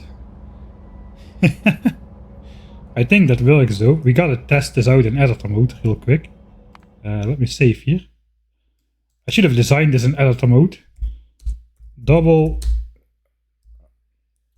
Hawaii pizza ordered. Someone?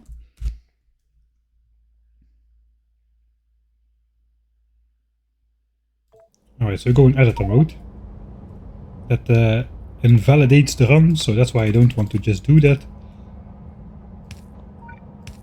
Alright, so in the left corner we've got the yellow signs back. This is gonna be cursed.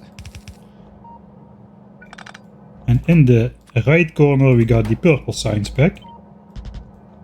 And in the bottom corner we've got stuff disappearing.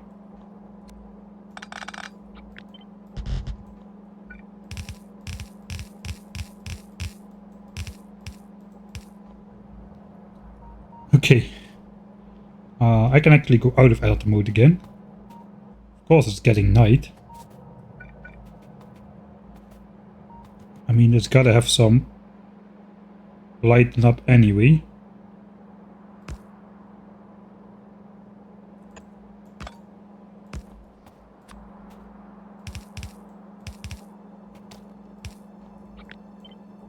This is, again, I'm always putting way too much effort into stuff like break sequences and and whatnot. Alright, here we go.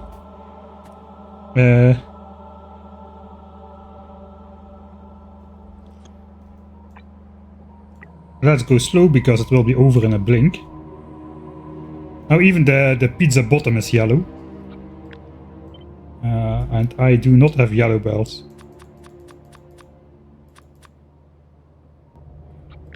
I need 24 of them.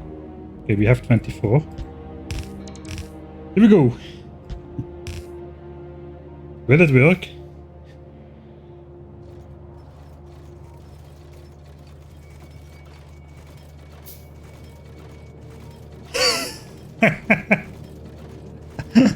Holy, that is some cursed stuff right there. I remember still there was a lot of talk about that adding the filter splitters was too easy because we didn't have filter splitters back in the old days. We needed to do everything with inserters or like keep stuff on the proper side of the belt and then draw it off with side-loaded undergrounds and whatnot, like so basically. If stuff came in, there was no other way. You had to just pull stuff off like so, that kind of stuff. But now, and this was just considered a noob mechanic if you just did this to get the proper stuff to go in the proper direction. But I think now we've successfully unnoobed the priority splitter. I mean, this is awesome.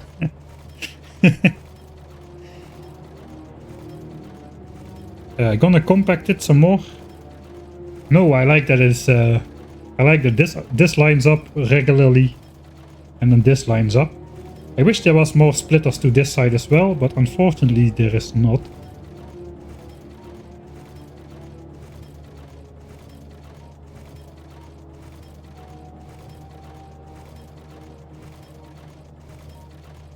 Pretty nice.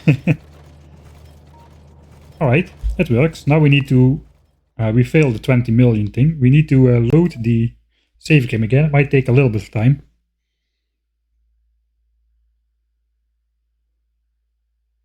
And you can tile this next to itself or... oh, that's dangerous. We've got just the bell to do that. But...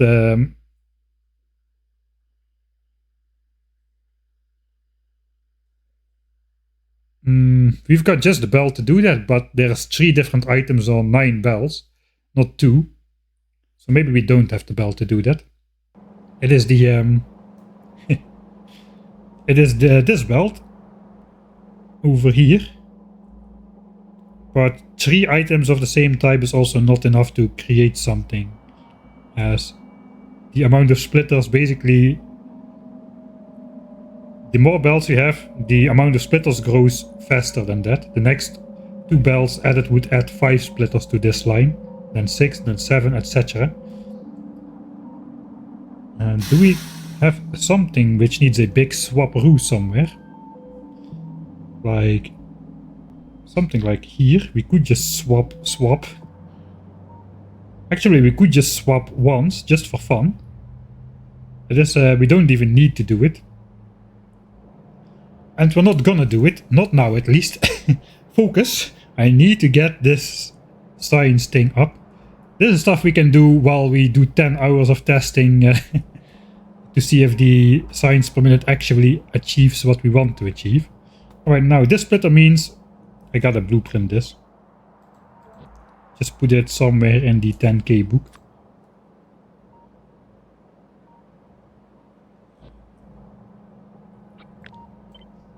This basically means we can bring all the bells in centrally. This is the central output.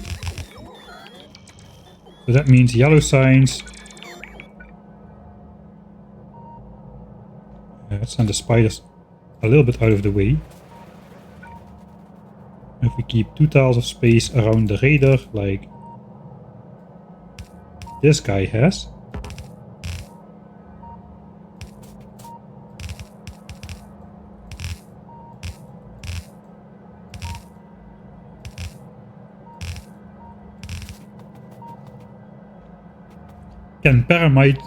Can parameterize this to... oh, yeah, that is actually great for Factorio 2.0.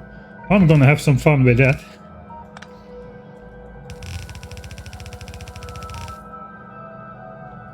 I mean, for everyone who wants to create it themselves, take a screenshot right now.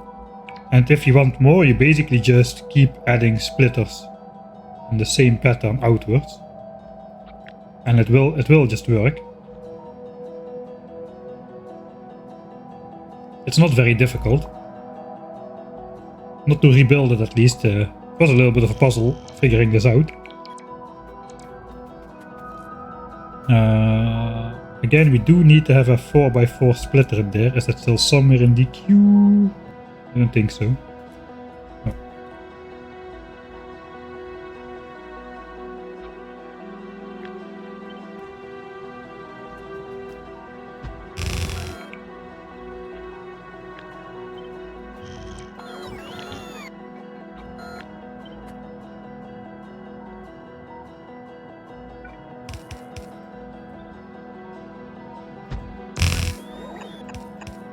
Alright.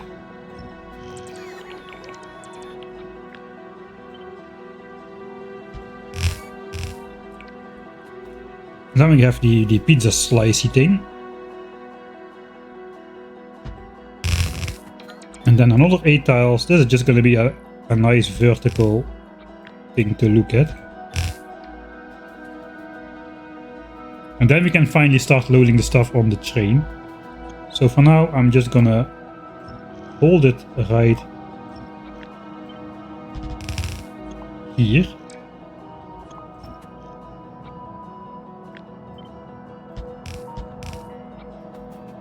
And if it's truly symmetrical, this should be flippable. I'm not sure it is. It does look to be. Alright, so a very brief moment of purple science production.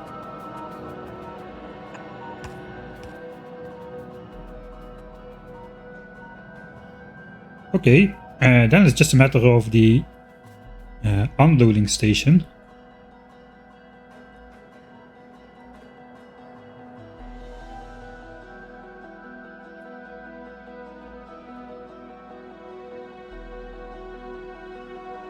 I think that is all gone.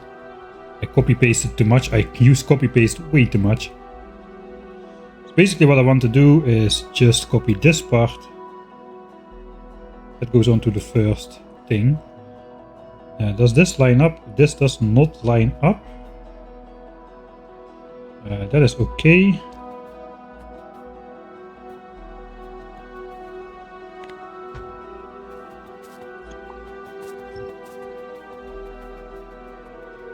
That just means we gotta rebuild this entire thing one tile. No, we're not gonna do that. That is too much. That's too much rebuilding. This is all full. I'm not going to deal with a bazillion belts in my inventory. That means we are just going to give this a right turn before it does anything else. And then we are allowed to start over again.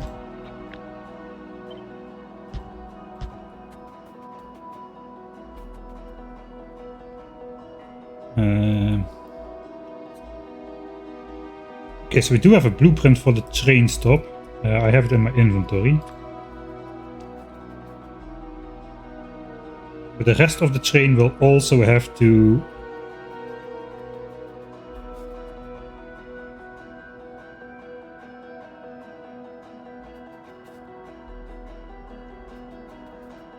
The rest of the train will also have to be in there somewhere. Okay, let's cut out the train stop.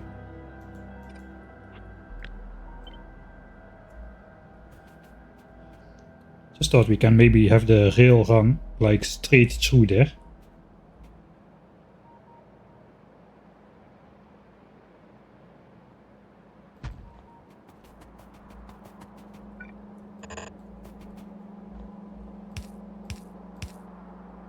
This is not great. Is that great? It goes to load yellow and purple signs first. It comes out on the bottom belt, goes all the way left. It loads and then it drives down. It's possible to do something like this, but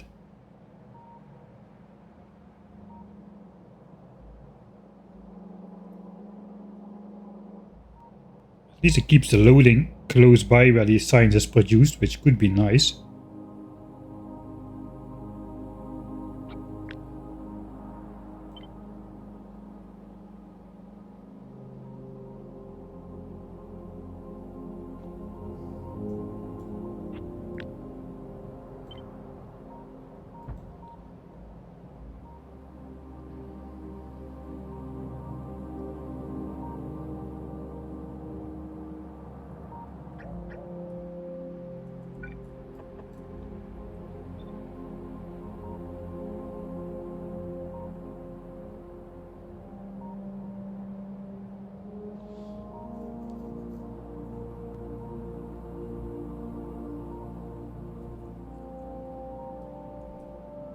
I think I will do it.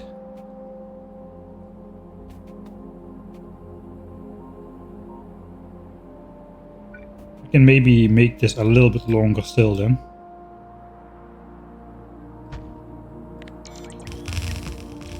No! Not quite yet.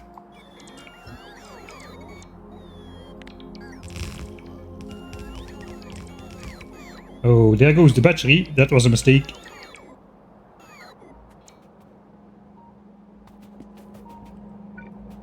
Maybe I can just throw it through here. That won't fit though.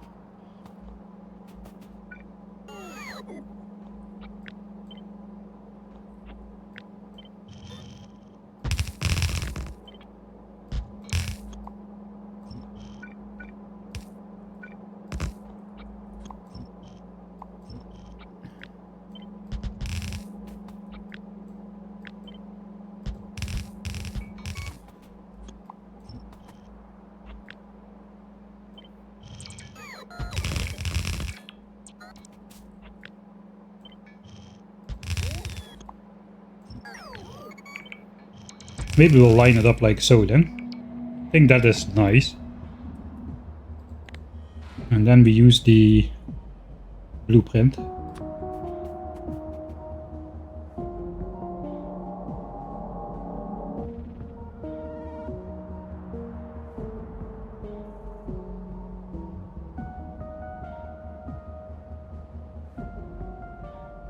Just want to figure out where to put it. If I put it like this, the military cargo wagon things will be here.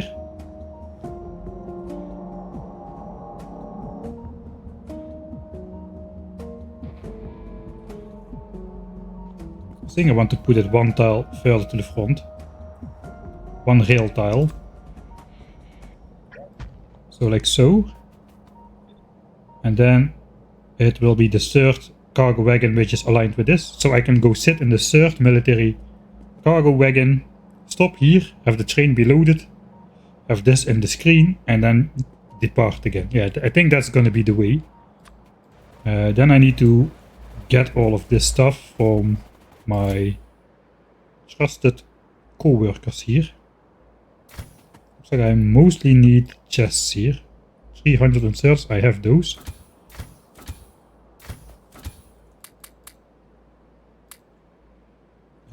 Power lines though. I don't think I can handcraft 34 anymore. 35.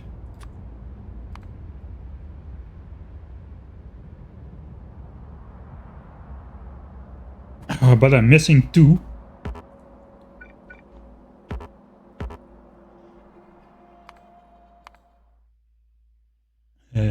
Big ghost item if nothing is available.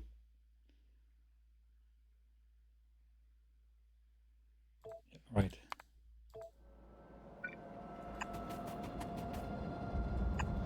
I need 36. I'm missing 2 plates of steel. Well, we are at purple science. How hard can it be to find some steel? Not very hard.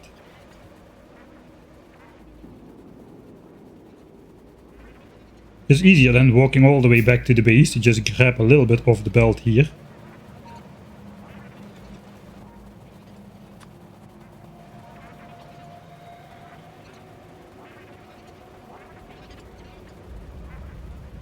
Will you remember to flip the blueprint before building it? Why? Do I need to flip it still? I don't think so.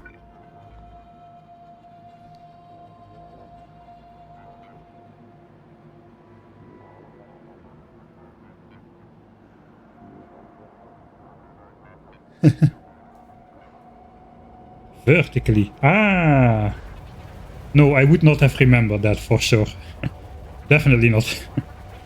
But now I do. It's not really called remembering anymore, I suppose. There's a different word for that now. There, I remembered. Wait.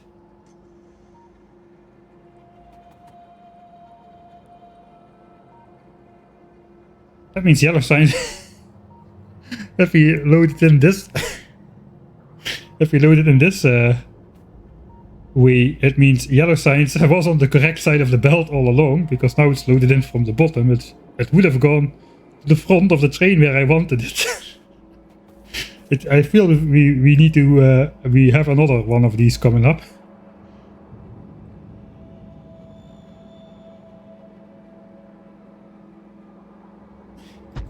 Okay, so now yellow signs is on this belt. I think now we do it the other way, but then for purple signs. Oh, I guess we're building everything. Okay. Hopefully it's in the right location. Well, it was going to be the other way, right? Because the belts were going to come in from the top, and now we've rotated the entire belts 180 degrees, so the other sign spec is on the other side. Something, if that makes sense. Oops.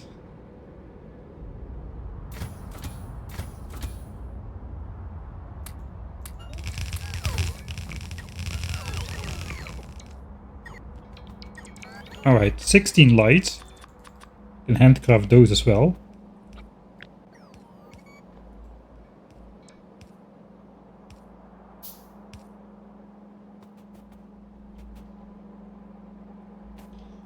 Alright, so now the other signs comes in on this belt. It goes straight, but it does not need to go straight. We need it to go to the other direction. So yellow sign is also on this belt. Oh god.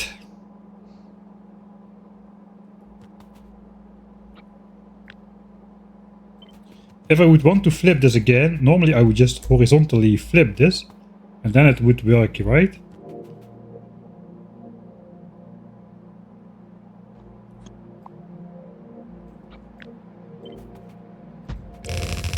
If I want to flip it back. The yellow sign is now on the right side, so this should work. So yeah, I can just copy this and rotate it in here, and then it looks like this.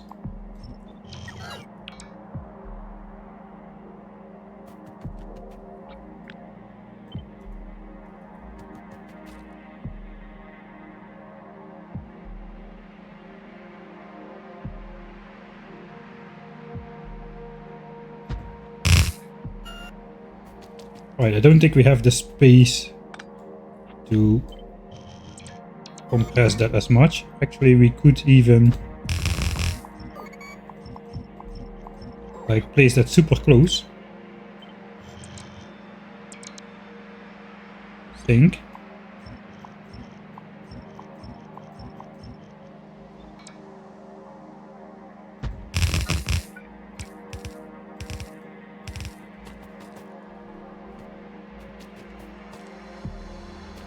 So we flip it, and then we flip it right back. Okay, theoretically purple signs is now going to be here then. Right? I hope so. I'm not going to test this now.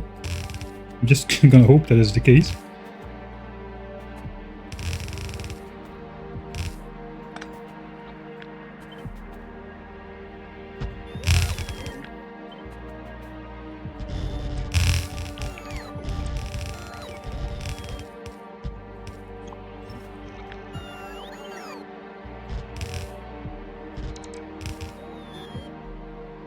One of them should have purple filters.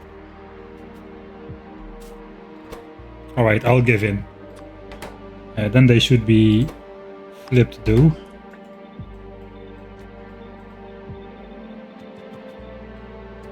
I hope that works without testing.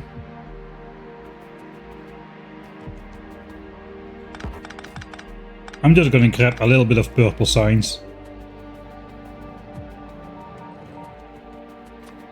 Just sprinkle it on the belt manually. Purple signs is gonna come in on these belts.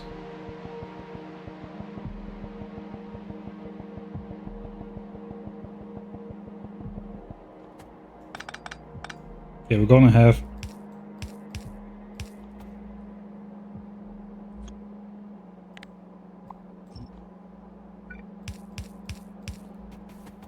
it's gonna be fast, so let's keep an eye on that. Here we go. Let's see if it comes out where it needs. Where does it need to come out even? It needs to come out on the top side again. It needs to come out where it started. So on these 4 belts. That is the plan. Let's zoom in a bit more. Okay, that's about as much as I can. Let's see what happens. It looks very psychedelic. Okay, it works, it works. That was very weird. That was very weird. Alright. It works.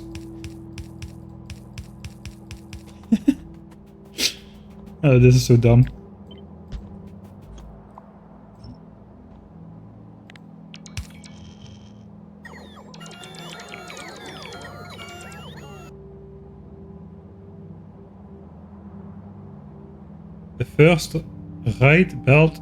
The first belt on right has only yellow, and you split it to 2 belts later.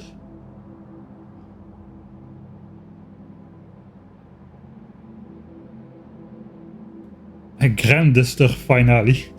This is not a distract. This is necessary. This is pure necessities. I do like to line up this. Okay, now we have not enough power lines again if I want to do this.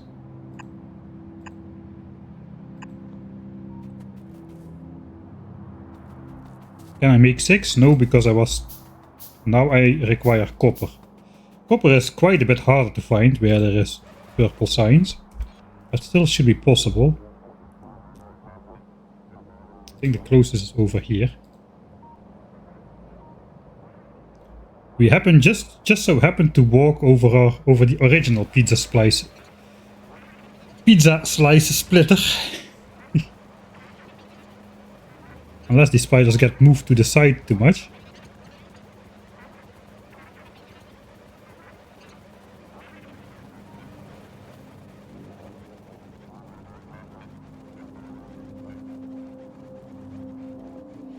This may be a noob question, but what's the point of switching the sign specs on the other side and back again? Well, the point is that I did not do that work for nothing. So basically, I thought I had to switch the sides, and then I routed the rail through there, and then suddenly I no longer needed to switch sides because the signs was already on the correct side. So I needed to switch purple over to the left of yellow to load it in the correct order on the train if it was coming in from the top. But now it turns out comes in from the bottom. So I no longer need to switch the sides between yellow and purple. But now I already designed this, so we'll keep it. That is basically what's going on. Alright. And then this one simply connects to over here. Right, there we got it. That's a train station. Not RGB, but it is yellow-purple.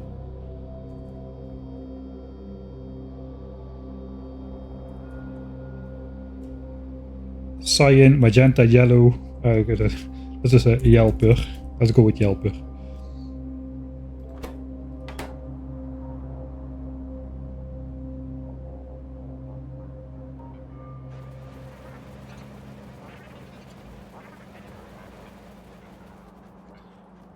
Yeah, I mean, nobody said 10,000 signs per minute playthroughs have to be serious undertakings, right?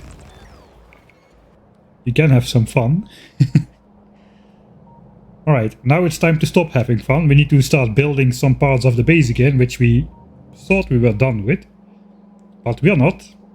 We need the robot frames. The robot frames belt is empty because we have no oil. And because we have no oil, we have no lubricant for electric engines. And we have no... Wait, we should have lubricant. Oh yeah, we need barrels. We do coal liquefaction for lubricant, but we need to bring barrels of heavy oil. And we need to bring a ton of pipes to connect oil and water to sulfur and sulfuric acid for batteries, which is a separate oil plant. Yeah, now it's just an art piece. Unnecessary splitteroos. Okay. So, how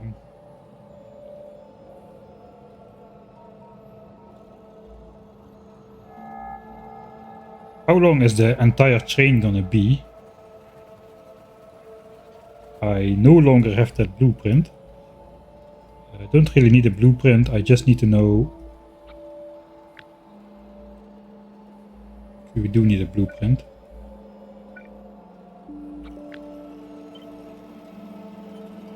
Wagon, wagon, wagon, wagon.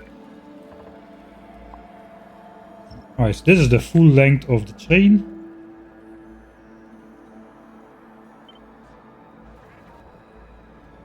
If I overlap that on there.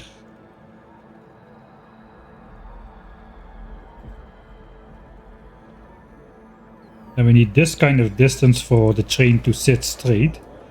We go one tile beyond, so we'll go one tile beyond here as well. So no corner before here. This is the earliest point where I want to make a turn. Actually, it's not gonna. This one is not gonna turn. This one is gonna come in straight. And now we have to turn the train around again.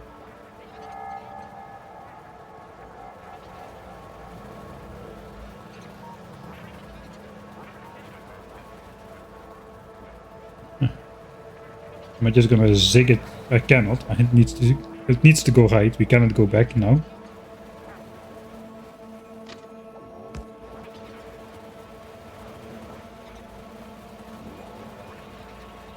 Straight past the pizza splitter.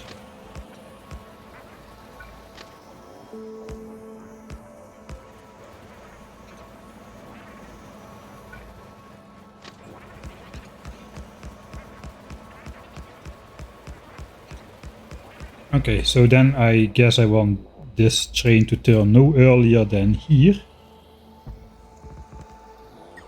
Where does this end up if we just draw this straight down? Let's first look like so. Okay, that goes past here. That's good. That is good. It even fits through the former Roboport highway without deleting anything.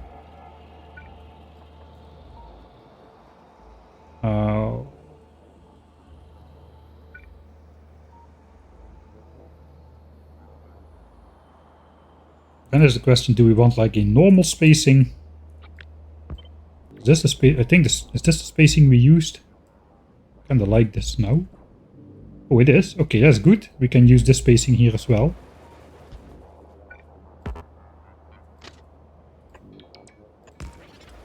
And hopefully we can turn around the substation like so. Looks like we can.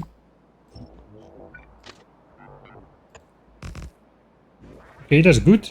So train comes in, loads, train goes out. That is going to be pretty easy. Now we just go down all the way to here. That is pretty far. I'll just visually copy a section of this. Let's see, we are here. So once we meet this rail over here, I should look at the map where we are. Before I meet that, I can be sure. I can be sure we are good. Let me just throw my entire inventory in here for now. So I can grab a ton of rails. Because we're gonna need them. I think I do best making a blueprint of this. And we'll just make this very wide. Not extremely wide, but pretty wide. So I cannot mismatch this. A relative grid. So now I can just drag this down without messing that up. Okay, here we go.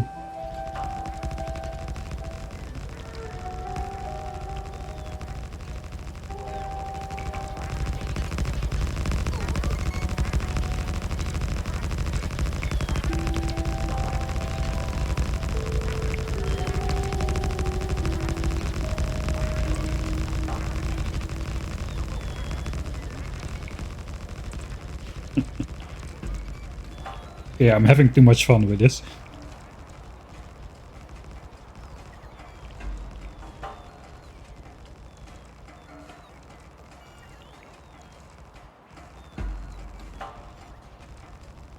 See how long it takes for the bots to run out of juice, if ever.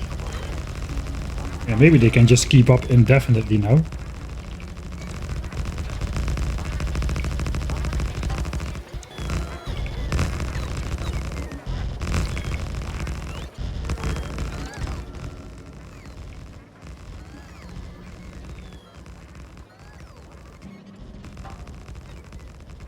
Looks like no matter what I do, the bots keep up. This is a long rail. I wonder how many pieces I still have. I think we're almost there though. At least I see something on the right. Okay, yeah, we're meeting the barrier. Alright.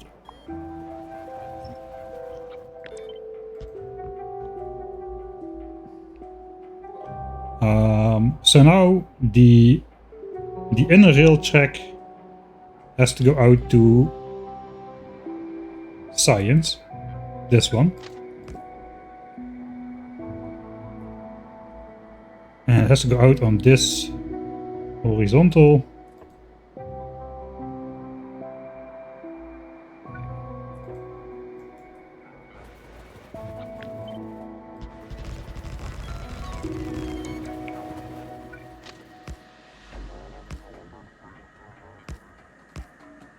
Alright. And hopefully it can come back on this horizontal. Suppose we can use this kind of loop we are using down here to just turn the train around at the end of this.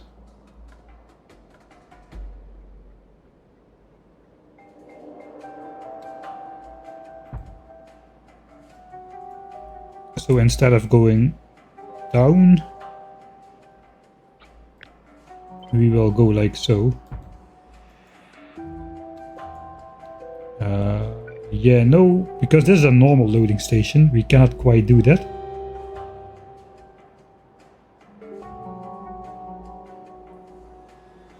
Alright, never mind.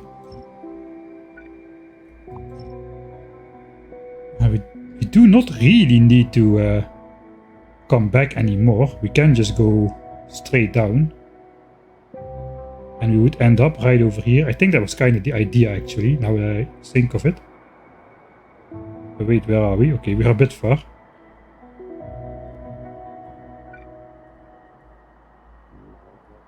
Yeah, we can end up right here.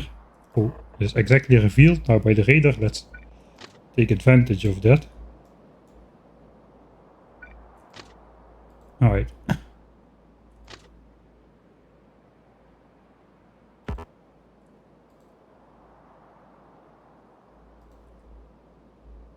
So it comes back over here, and this just goes out. I don't know, maybe we go alongside? Haven't decided that just yet. Then we can...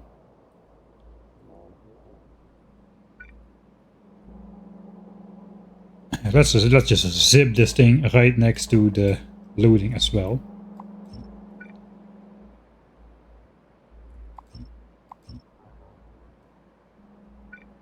So then this thing needs to turn on this horizontal.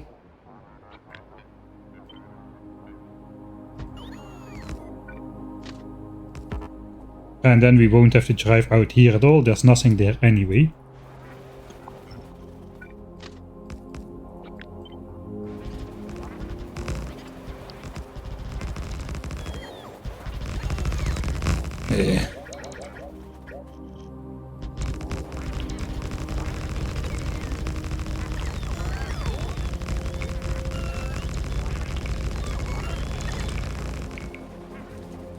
It is also further than I thought it was. We're almost there.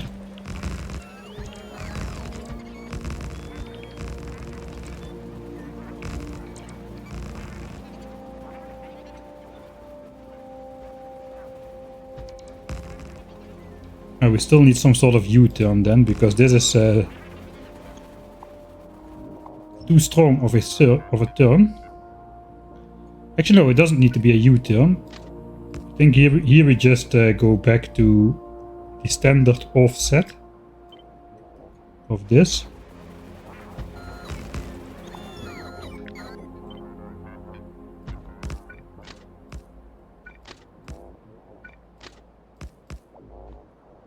Alright.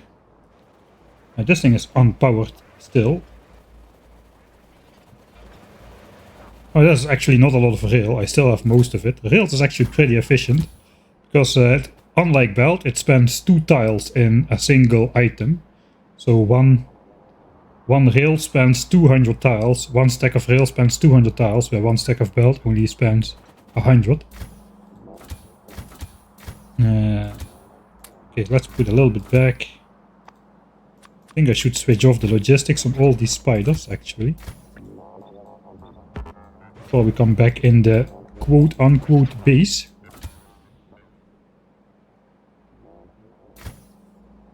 There should be multiple trains, because one train is just not gonna be enough to keep up with the throughput. But yeah, we are not gonna have luxury things like... Where's my normal stuff? Luxury things like, you know, rail signals. Yeah, that is not for us. I'm gonna power... I'd like to have a power pole on the other end.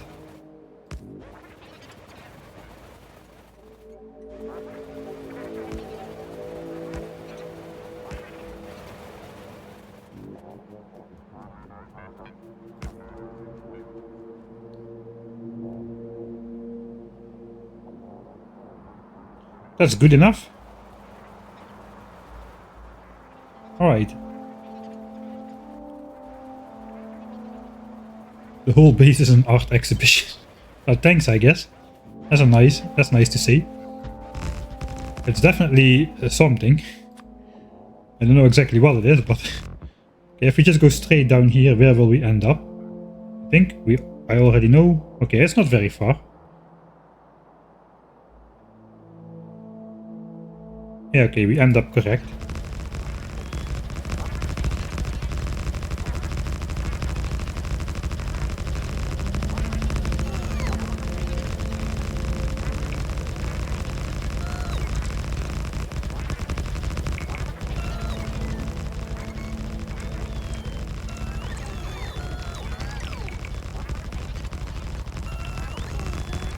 Right, we have arrived.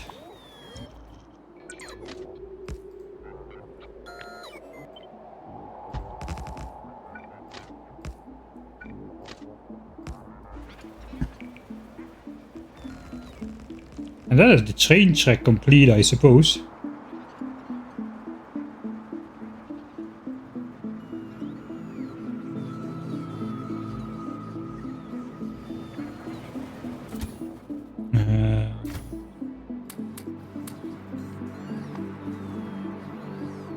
So we won't need any of that anymore.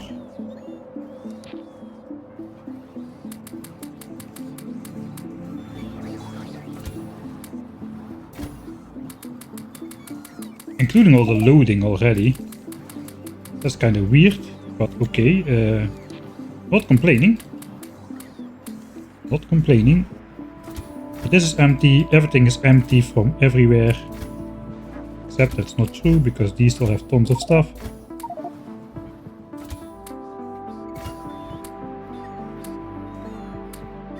Just giving everything back to the bots.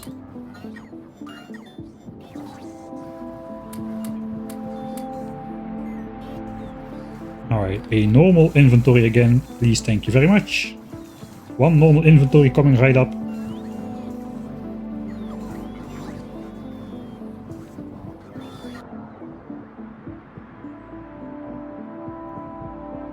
Alright, so that means it's actually complete now. The train stuff. Right, the train loop should be complete. We should be able to make a test ride. Test drive. 10 rocket fuel probably is enough for one loop. We can also just test how much that is gonna be.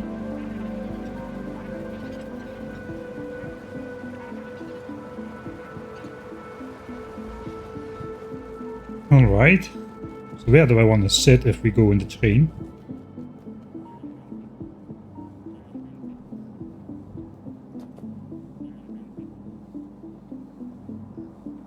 Yeah, there is fuel loading. I guess let's go to unloading 2. And then we just go back to unloading 1. Hey, thanks Pink Panther for the 7th month Prime subscription. Hello. Just jump in at the right time. We built the science train to pick up all the science packs, and we're gonna just take it for a test drive. We're not picking up anything just yet, but we're just gonna go for one loop. So we need to add RGB loading, and we need to add Yell Pearl loading, and then we just go back to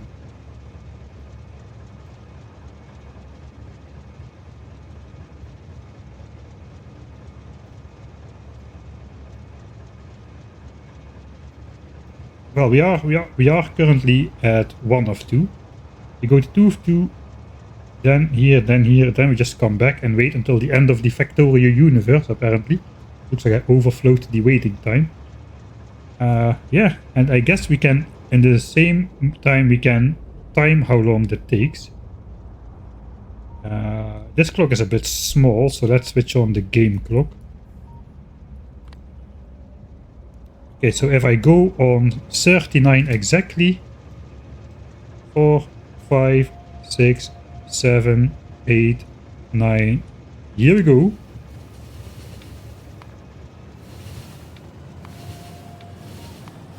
Looks like it can at least find this station, so that's good.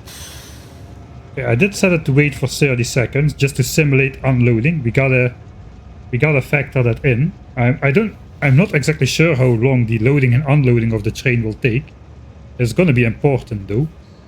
Okay, we gotta remember we left at 39 sharp. So yeah, let's zoom out and enjoy the ride for a bit, I suppose. 6, 7, 8, 9. Okay, it took like 9 seconds to go from the bottom station to the top station, so that's pretty decent.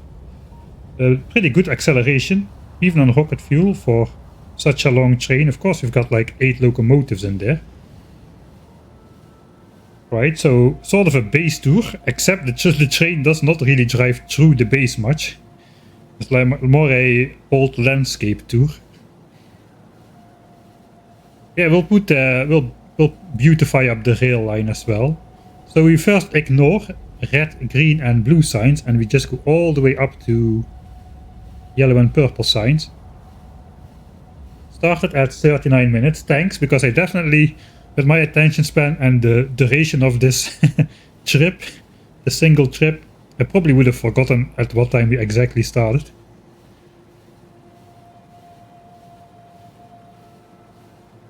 And there's going to be multiple trains on the same track, but there's not going to be rail signals. That was some sort of self-imposed side challenge. Okay, why are we not stopping there? Okay, because these are in the wrong order. All right. So we need to do the timing test again, I suppose. Yeah, I forgot. I just said it. We are ignoring red, green, and blue. We are going straight for yellow and purple. Oh well. So now we're going back down. It actually goes quite fast. We still can get a ballpark number at least. It won't be exact, but at least we know, does it take 2 minutes or 5 minutes or 20 minutes? How long does it take to get a loop done? Right, we are braking and loading. We are imagining that we are loading the science packs on the train while the exactly night falls. Everything starts shining up.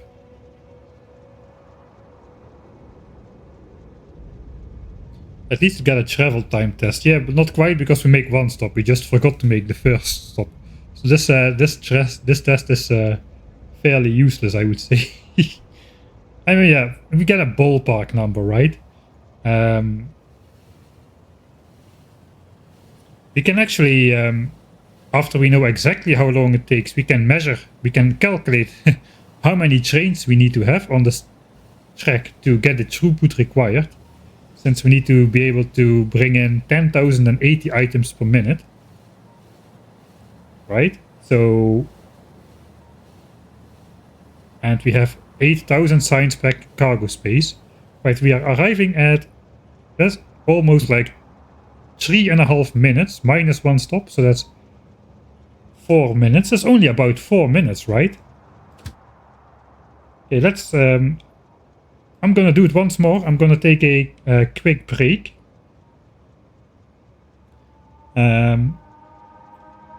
So I'll start the train at exactly 43 minutes again, and this time we're doing it right. Alright, we also gotta count another 30 seconds for unloading in the first station. And later we've gotta compensate or like adjust for those loading times for the actual loading times. Should be the same at each station, I think. Alright, so enjoy this quick ride. I'm going to take a quick sanitary pit stop.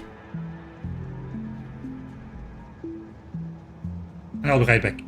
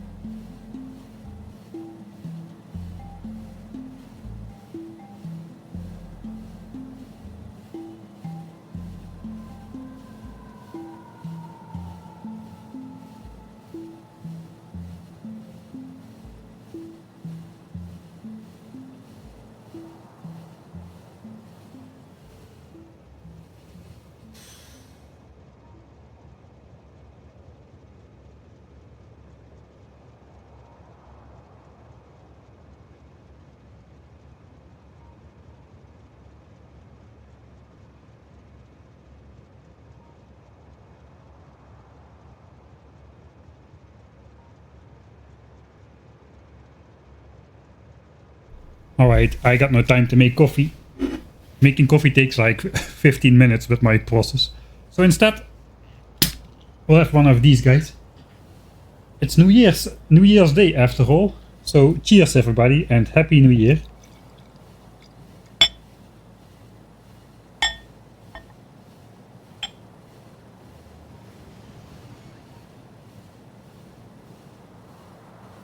Oh, we're driving at the same time as the fuel train. Yeah, I should pay attention.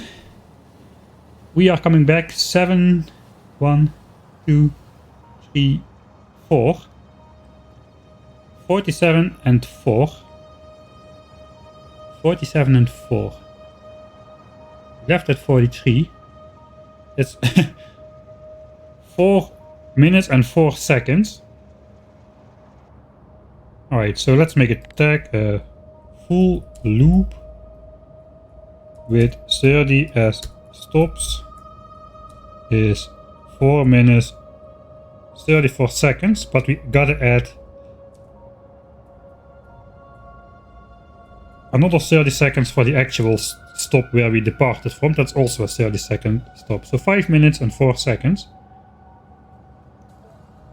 Alright. Let's give it a train symbol. I forgot I cannot move these. I just put it somewhere. Yeah, 434, right?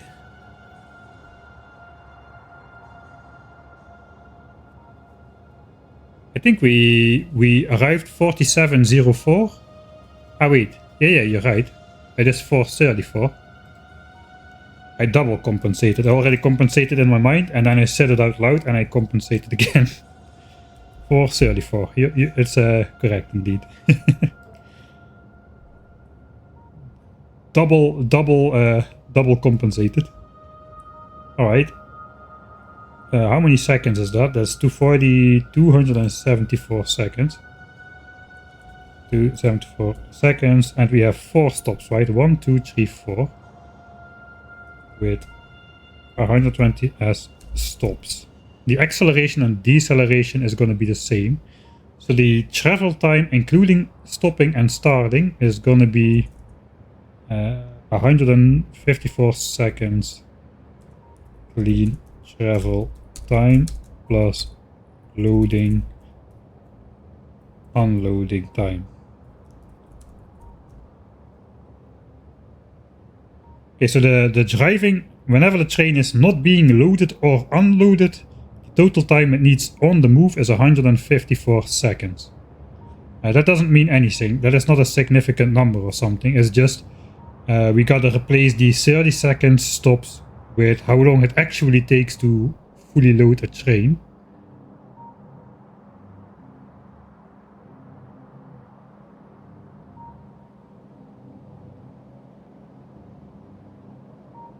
And I don't even need to test, actually. I don't need to test how long that takes.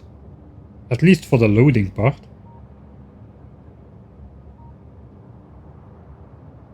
Because... dang it, we almost can do it with a single train, can we not? But not quite. Not quite. We need 2 trains. I think we need 2 trains. Alright, I'm getting ahead of myself. Sorry about that. Alright, so what's going on? We need 10,000 signs per minute delivered to the base.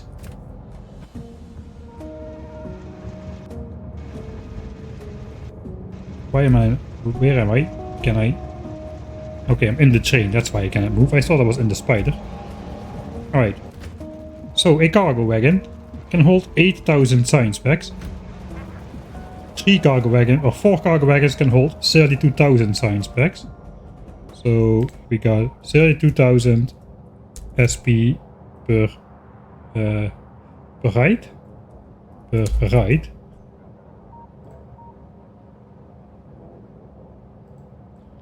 So basically, instead of measuring how long it takes for inserters to fill up science packs, I just gotta calculate how long it takes to produce 32,000 signs at a rate of 10,080 SPM. So we divide this by this and we end up with 3 and a little bit. So we should stop for 3 and a little bit minutes at a station to fully fill up the train. Okay, these trains are way too large.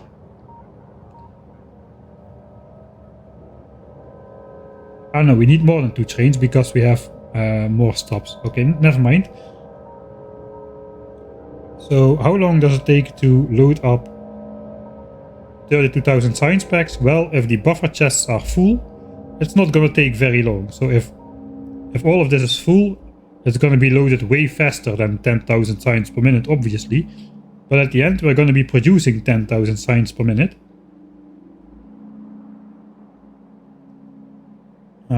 We don't need to have full trains, by the way. We can do it with less. So, but if we want full trains, we gotta stay for 3 minutes and a bit. Let me actually just put it in calculator real quick. 32,000 divided by 10,080. 3.174. Not quite pi minutes. 3.17, let's say 3.175 minutes. Okay, how much is that in terms of seconds?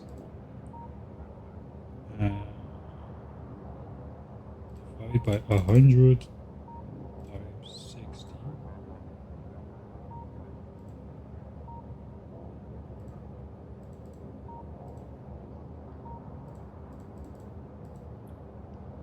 So that's 3 minutes and 11 seconds, let's say.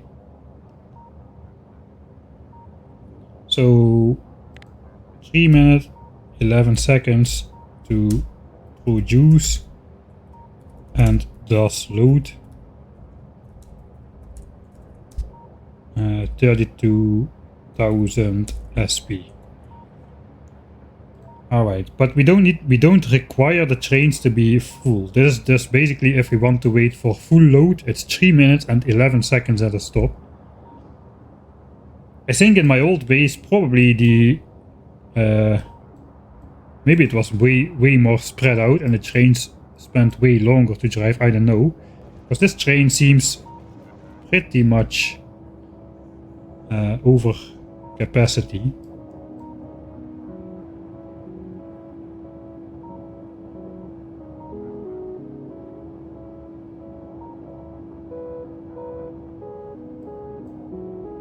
Alright, so we got 154. That's 2 minutes 34 clean travel time.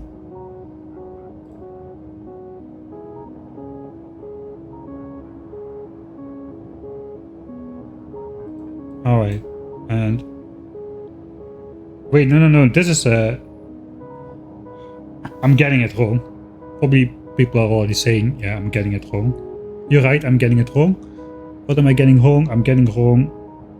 This is basically the turnaround time of a single train. If I had one train, it can only use 3 minutes and 11 seconds to do the full loop, or it won't be able to keep up with science production. And it cannot, because we need to load and unload the trains. So we do need to figure out how fast a train loads from a chest.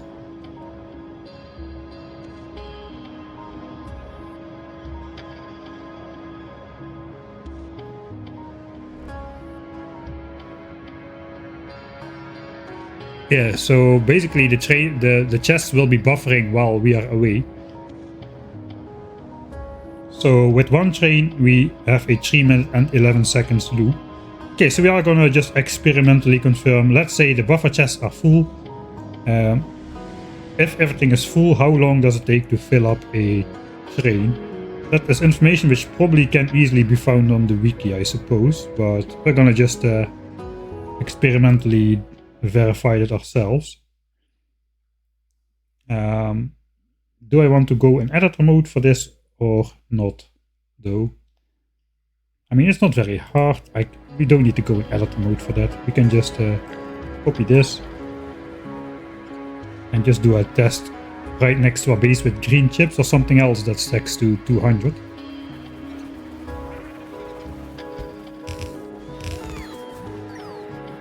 Alright. Then we need a cargo wagon.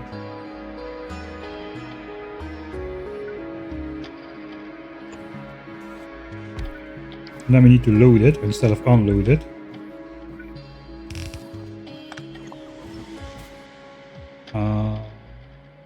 We can make these requests the chips themselves actually.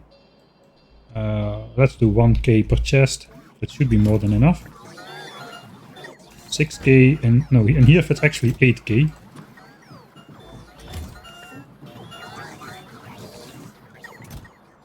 Alright, then we just ignore the request again. Let me throw my stuff in a chest.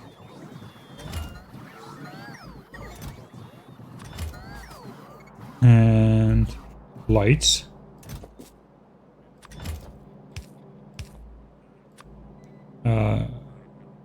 2, 3. I'll start it on like 40. 7, 8, 9, 40. And I'm in the way. Okay, 45 then. 4.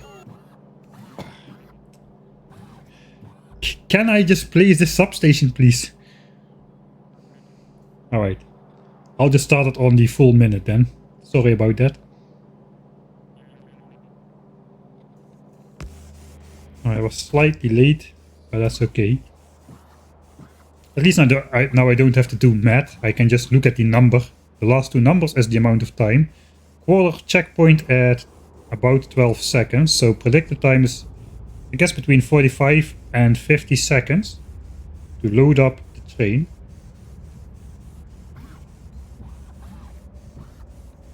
24. Yeah, we're going to be looking at 48 seconds. Probably some people in chat will know how long it takes to load up a wagon, right? So if you know, then please spam it in chat if I didn't see it yet. I need to look now. When do the inserter stop swinging? 6, 7, 8, 48 to 49 seconds. Yeah, it's actually double, yeah, so 25 seconds then. Let's assume 25 seconds, that's a safe bet, right? Now the inserters will need to take one swing more on the next one because they're still holding 4. Because not everything fits in the train, and I do not want to limit the inserters to 10 science packs, I think. So yeah, we're gonna do 25 seconds at both science stops.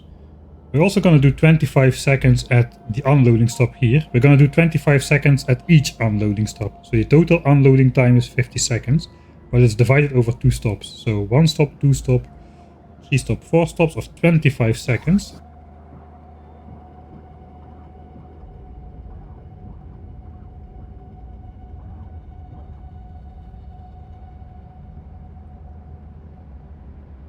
So the minimum stop time, 25 seconds. We can go higher than that, but that's the minimum. So our minimum total time becomes basically 100 seconds more than this 254, which is 2 minutes and 14 seconds. No, sorry. Minimum loop 254 seconds equals 4 minutes 14 seconds.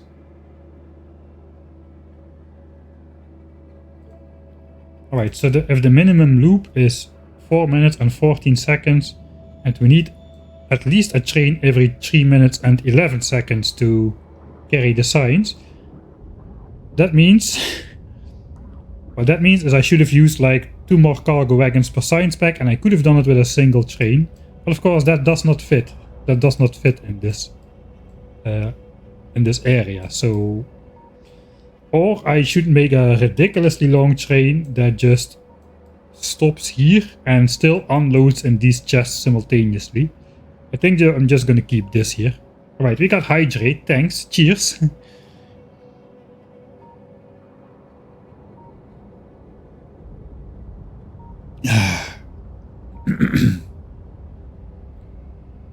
Yeah, 2 trains would be enough. I kinda want more trains than 2 do. I thought we're playing with fire here, since we have no signals.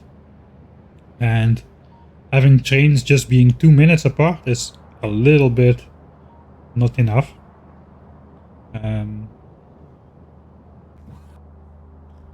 So what if we do something else?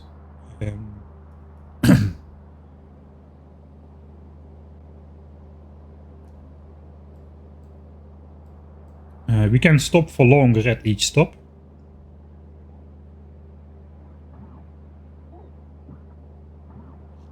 We gotta find the break point here. So now what we can do is indeed what the Suicidal Sheep says. We can have 2 trains, send them 2 minutes and 7 seconds apart or so. Have 25 second stops, and then we have like a minute and a half of buffer between each train. We need to increase the stop length time, which increases the overall travel time, but then we will add more trains in between until we come at some sort of a breakpoint where the time between trains is only like a second or two shorter than it needs to be, and then we just hope they don't crash into each other. We need to keep a little bit of spacing because this train will be stationary here. We need at least the time that the train is stationary plus the time it needs to pull out of here. So how much time does it need to pull out of this stop? I guess we can just send it to the second one on the timer, and we just check when the last part of the train passes the station. A920. 1, 2, 3, 4, 5, 6. Like 6 seconds or so. But then we also gotta... this thing pulls up slowly and the other train comes in faster, so...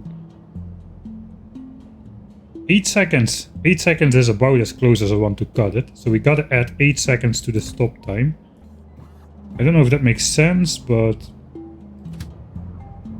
let's just go back to here. It takes a while. It goes to full loop. I'm not standing on... okay, I'm not standing on the rail. Okay, so... minimum train distance is stop time plus 8 seconds. That is the safety margin. It's not a lot of safety margin. It is 2 seconds of safety margin. Okay, now we gotta figure out some nice numbers from this, which is gonna be hard. So let's say if I want 8 trains going around.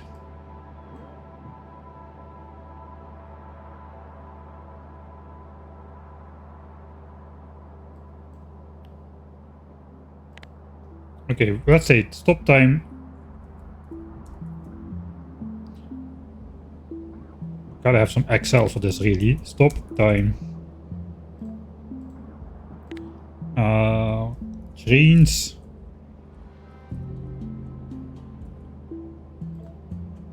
Alright, so I want 8 trains. Let's say I want 8 trains. 8 is a good number. Stop time, let's say 30 seconds. Then we get loop time. Loop time is basically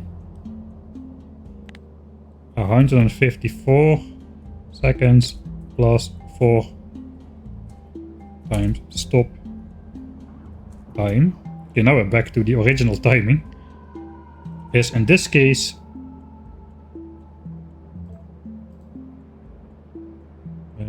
we add 120 seconds, so 274 seconds equals 4 minutes 34. Here we are again.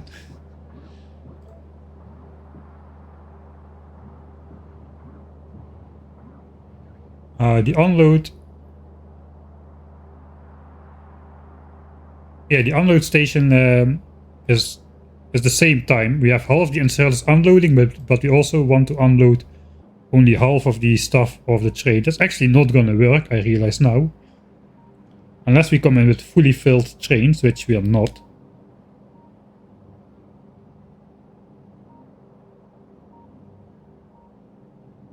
Well, we'll figure something out that will maybe we'll just see how much signs the trains end up carrying. And we'll just decrease the stack size or something, I don't know, we'll see. Just so we get some sort of a balance of unloading on both sides.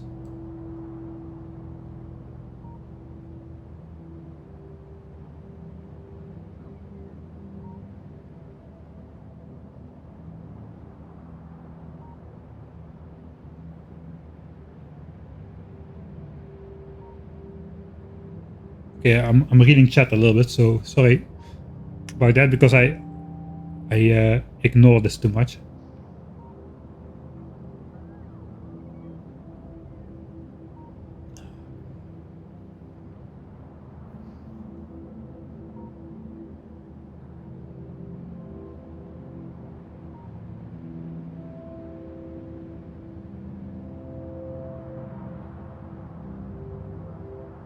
With 8 trains and a turnaround of 4 minutes 30 seconds, trains will be 34 seconds apart.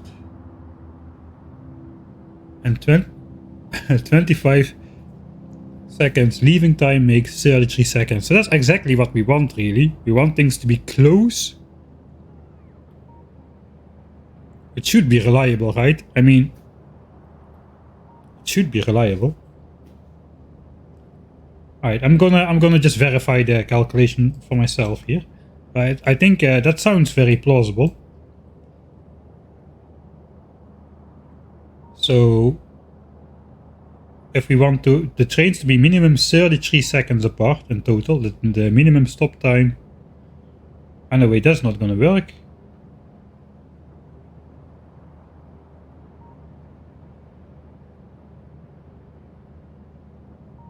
Yeah, 8 trains won't fit like this. Because we have 30 seconds stop time. Okay, let's cut it back to 25 seconds stop time. So that deletes 20 seconds. So it goes back to 414 or 254 seconds.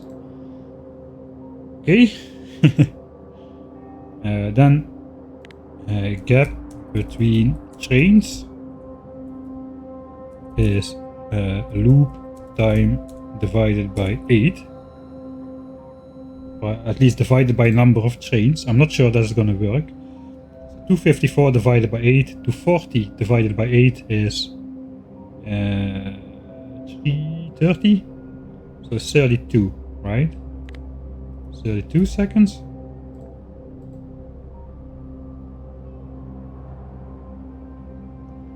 This is gonna be hard.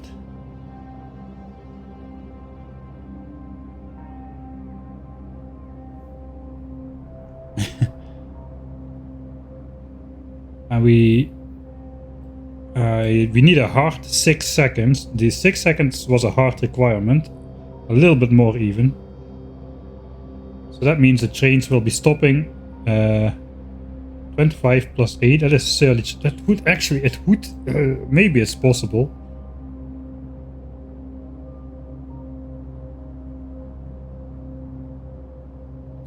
"25 seconds stop time." We want, let's say 7 seconds. If it's 7 seconds, we end up with exactly 32. Okay, I think I'm just gonna try this, really. Oh, this is not gonna work well from the get-go. The good thing is, if we set this up now, we can already have the trains just go around.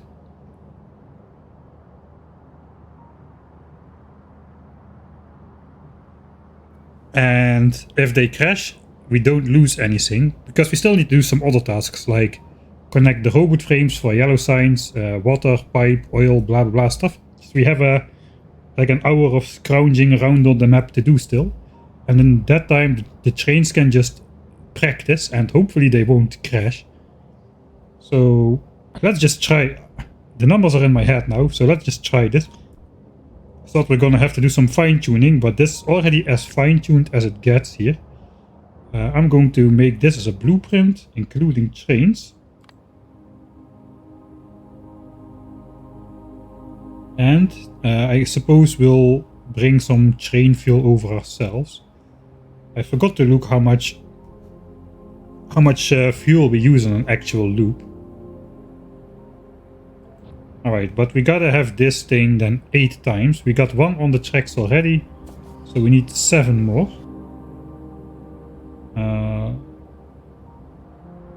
I would like it if the bots can build it, but might be a bit too much to ask. 1, 2, 3, 4, 5, 6, 7. Alright, and then I'll just make sure to deconstruct that myself. Those got fuel in there as well.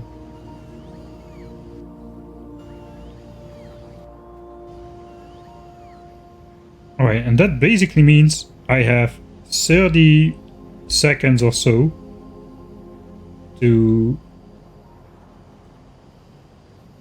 should have should have set up the schedule as well. I'm gonna have 30 seconds to build each train and send it off, and I need to send it off as accurate as possible to the second, really. Oh, that's gonna be hard. This might fail. I'm gonna save before because this probably is gonna fail a couple times. So set it to manual. 25 seconds stop time. And that is just it. We're not gonna look at anything else. Just 25 seconds stop time. And that is it. And since we are not running with full trains, if we run into trouble, we actually can... No, we need a regular stop time, because if not, we get some accordion effect at different train stops, so a regular stop time is required. I was thinking when we can take off some time here, but that just leads to a shorter loop time, so that is bad. We cannot do that. Yeah, 25 seconds flat it needs to be. This is gonna, if this is gonna work, it's gonna be the most cursed train schedule, at least of this playthrough.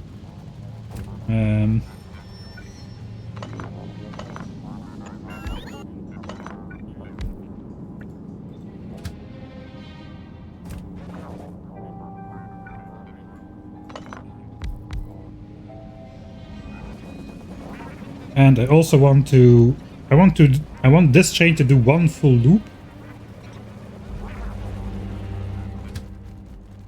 Just like this, just to verify the timing. And also I want to see how much fuel it actually takes to...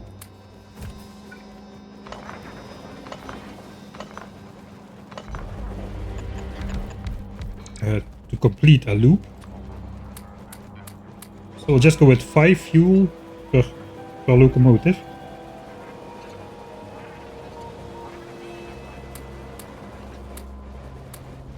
Alright, so I'm gonna leave the spiders here.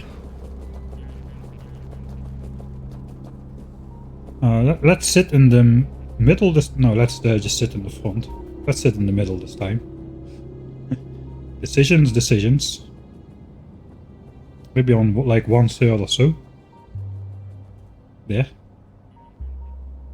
I'm gonna start it at 15 flat. I'm gonna go to unloading 2. 8, 9, go! Alright.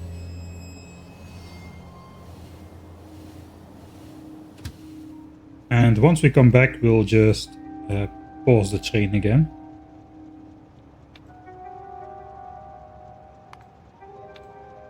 We'll have it wait for full cargo, which basically means indefinitely. Alright, so we start at 17:15. I don't even want to think about the possibilities of elevated rails yet, holy moly.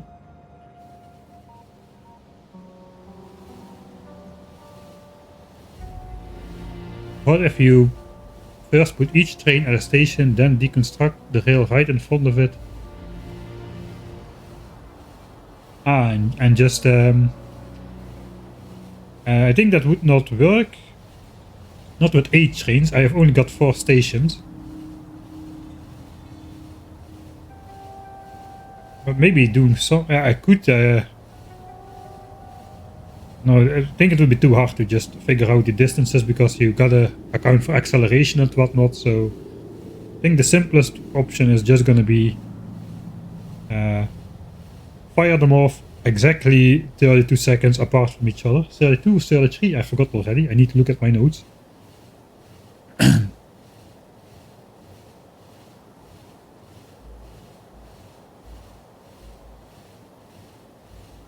Alright, so the loop time was 4 minutes 14 seconds. I'll just go in calculator mode a bit. 240. We're now verifying that. Divided by 8. That leaves, yeah, 31.75 seconds. It's even closer than I wanted that to be. Oh, this may be a little bit too close. Technically, I could...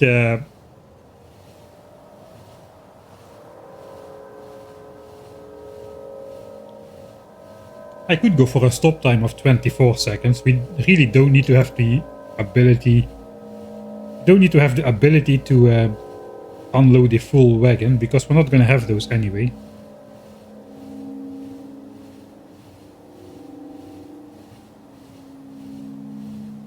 I'm not gonna do it with circuits, that's boring. We're gonna do it by hand. I'm known for doing everything by hand. Until... I don't know how the proverb is in English. In Dutch we say until people are crying. And I still will be doing it by hand. Right, this is the last stop. Somebody said it should 17:18:49 should be the arrival time. Is that correct? 2:54 seconds. So 14.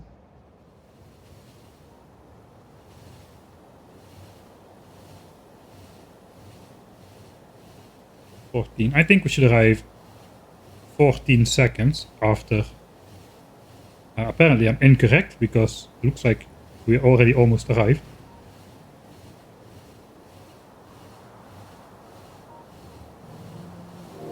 So you're gonna be right.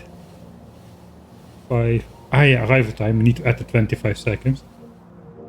Alright, 49. Indeed, that is correct. Alright, 49. And then we add 25 seconds.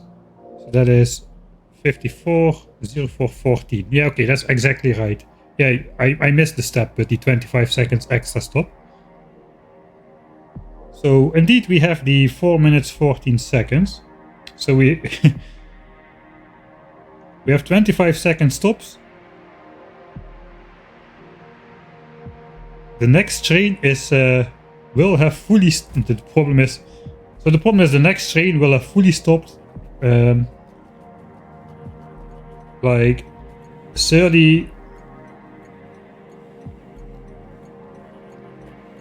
31.75 seconds later. This thing stays at this station for 25 seconds. Then it takes 6 seconds to clear this station with the back end of the train. So we have about half a second of play. Oh, this is not gonna work. We have half a second of play. 3/4 of a second of play between each train.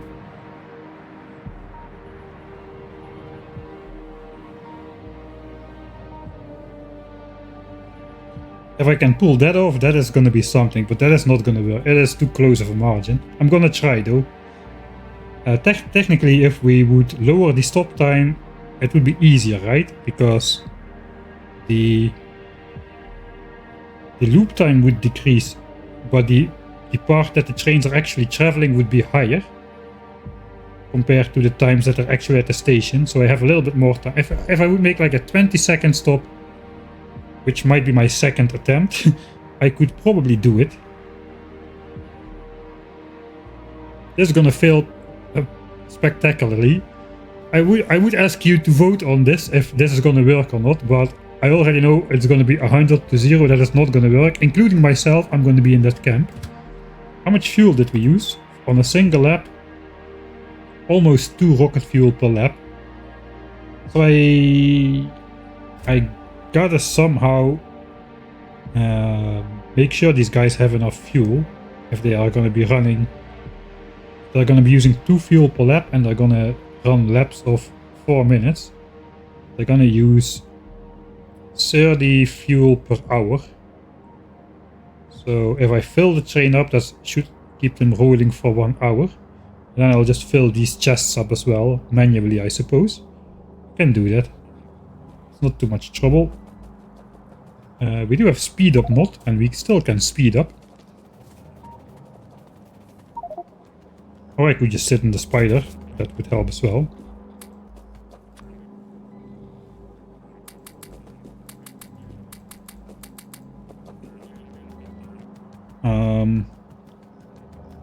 So I need to make a blueprint with train fuel.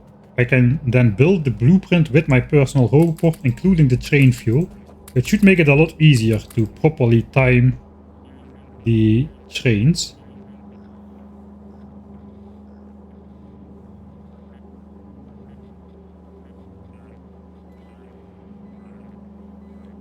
I really don't have a lot of margin.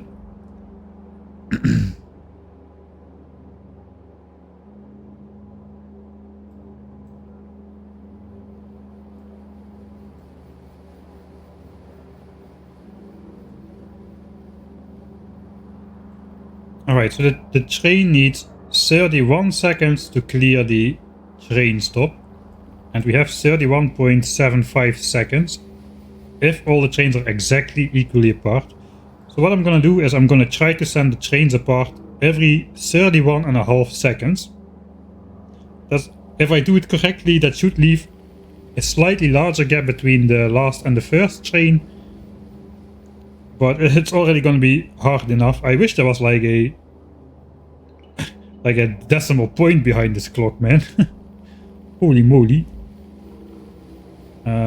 So I need to figure out ahead of time how I'm going to send them. So it's going to be on 00, then it's going to be on 30.5, then it's going to be on 01, 0.00, 0.30 and a half, then it's going to be on 0.01, then it's going to be on 0.31, then it's going to be on 02, then it's going to be on 30.31.5, then it's going to be on 0.03, and then it's going to be on 0.32.5. That is my send off schedule. So I'll put that note right here so I can have access to it right next to the train station. So I'm going to use the clock to send off the trains and we'll see if this works or not. I don't have high hopes, but it's crazy, but it might just work. We have a small chance. It might just work. So I need a new blueprint.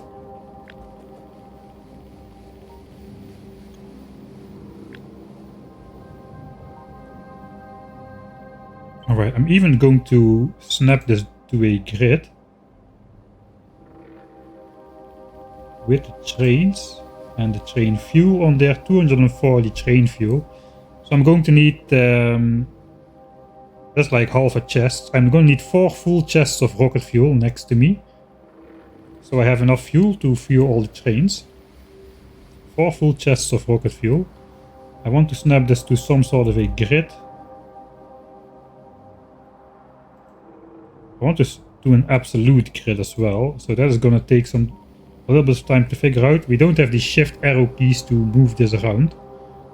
So let's put this on the bar somewhere.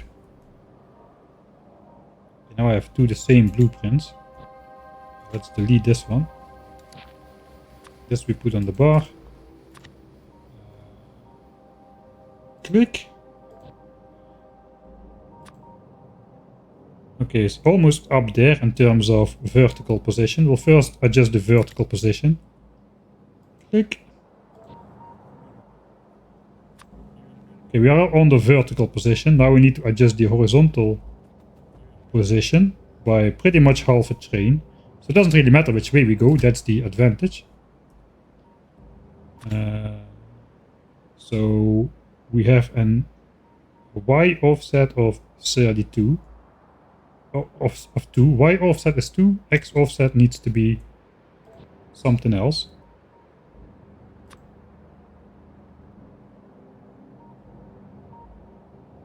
I don't know, that did not do much, I feel.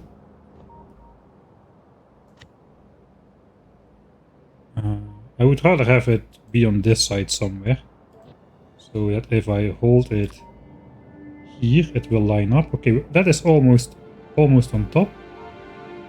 I think we are off 1 tile somehow. I know we are not off 1 tile, just the wagons are not lining up. We need to go like 16 more tiles to the right.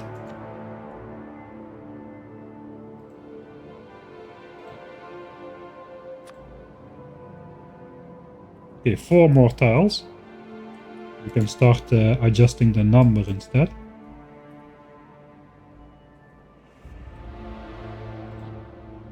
It's gonna be worth it. Okay, there we are, exactly on. So now I can place the blueprint without misplacing it.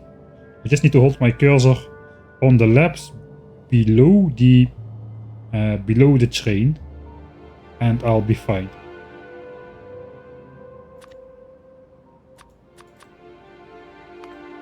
This is gonna fail. There's no way this is gonna work.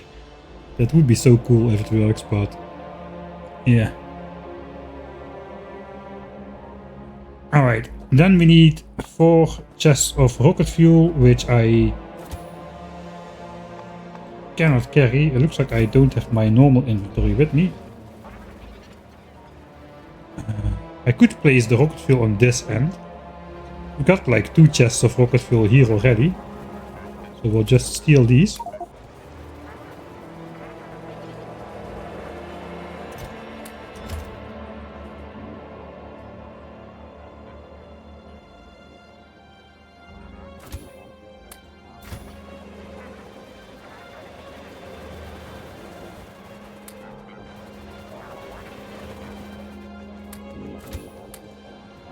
Alright, that is 400. And I can fill up my own inventory a little bit later from these same chests. For now though, I gotta go deconstruct these actual trains. They also have some rocket fuel in them. I have my personal hoverport on. I have enough hoverports inside, so it should be all be done by my bots. The base bots should not get activated in here. Just 1 train. I should have then 6 more trains up there.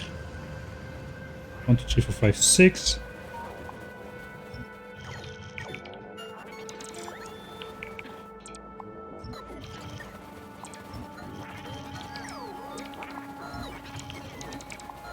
So I'm making sure my personal construction bots do all the work.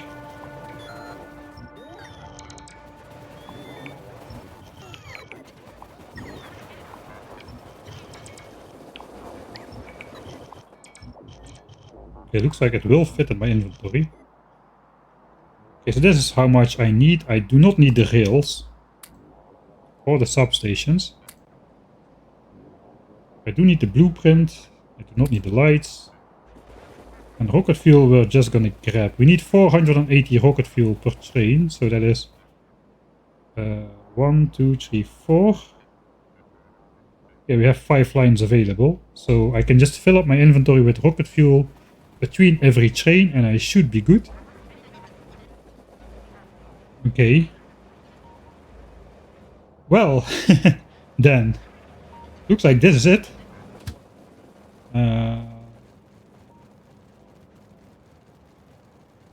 It is set to manual. That is good. Oh, I made the blueprint with this thing. That is not good. This needs to be deleted. Oh, can I change this? Let's remember, minus 110 and y equals 2. So if that gets messed up, we will know. Minus 110 and plus 2. No, just remember that. Yes, that's the schedule set in the train, but not automatic. So it won't drive off automatically. I don't know if Factorio 1.1 trains do that. But in case they do, that is gonna be no longer the case. Right, I want these distracting spiders to go away. And I will just be here in my own spider. We've got rocket fuel in there. Backup, so I have some emergency grabbing to do. I got a chest over here. And we've got 2 more chests over here, so that's good. I think we're ready. This train is good to go. Okay, then we have 1 minute to mentally prepare ourselves. Right. We're gonna make the save here in case I need to change something. The double Hawaii pizza might come back to bite me here. This is gonna go well. I feel it.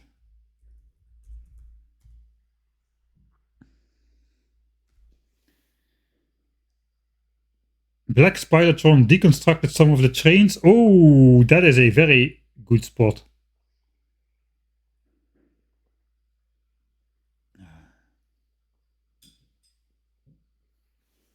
I can not adjust the train times later anymore. This is gonna be one of those things. I need to touch it once at the beginning, and then nobody ever needs to. Wait, did the time? Huh? Ah, it's the clock. It's not a game timer, right? Black Spider. This deconstructed something. That bastard. Hey, look at that. Thanks. That could have ended way worse than it did. So I'll have to resave. I have no logistics on, so the bots just want to help me this time and pick up the trash slots. Alright, so we'll go down.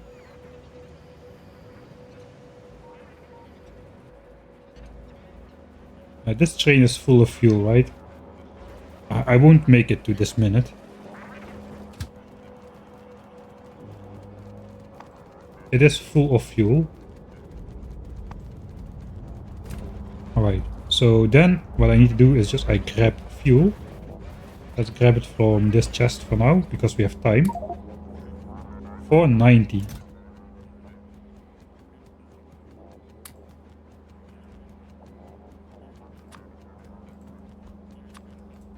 Alright, so that is 480.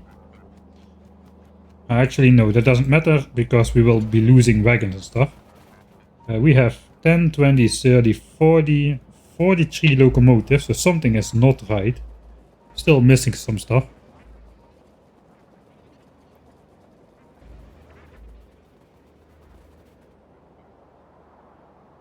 I should be having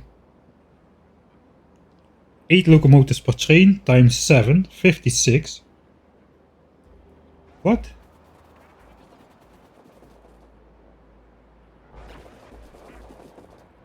Alright, I'm confused now. Something is definitely wrong. Give me a chest.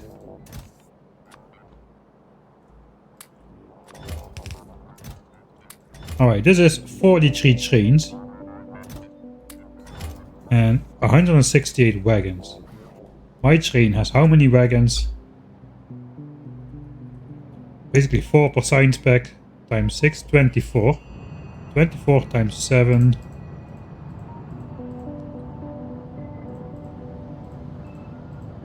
$168. Yes, this is right. It's 168.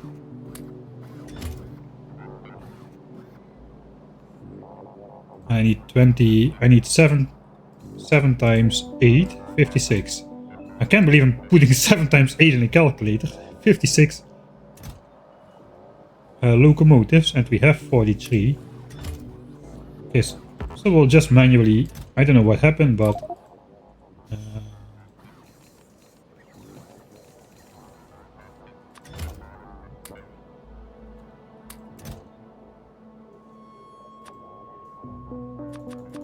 Okay, yes, 56. If all is well, everything should be exactly finished by the end of this. And my inventory is full.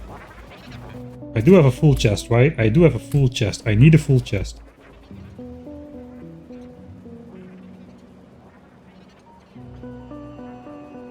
Well, but you were definitely onto something. The number of locomotives was odd, not even. It was odd, so that was very odd.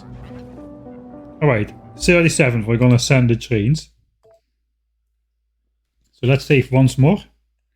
I know the clock is going. I don't have time. Panic. 5, 6, 7, 8. Where is it? Okay. Where do I need to send it though? I need to send it to unloading 2. I just need to click this button. I was too late. That's not a good way to start.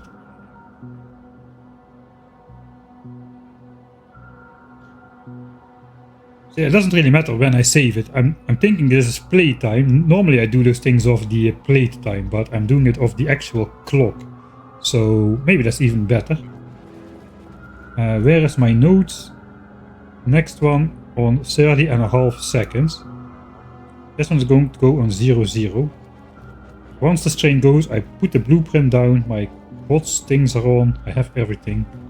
I think I'm ready. This opens a little bit annoyingly.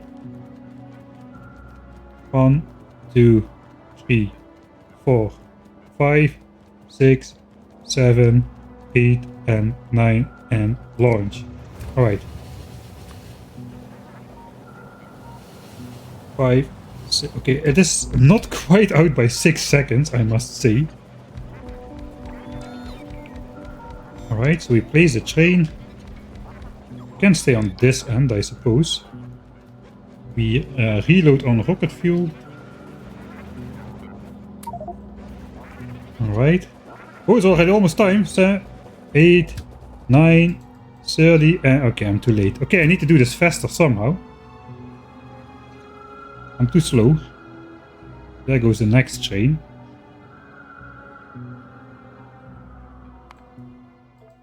Alright, so I thought I had more time, but that went pretty fast. Of course, I need to wait 6 seconds before placing the blueprint. Then the blueprint needs to be placed. So I gotta position my spider already a little bit better. And I think I gotta station rocket fuel on, yeah, I gotta station the rocket fuel. I don't have time to walk to the satellite area to pick up the rocket fuel.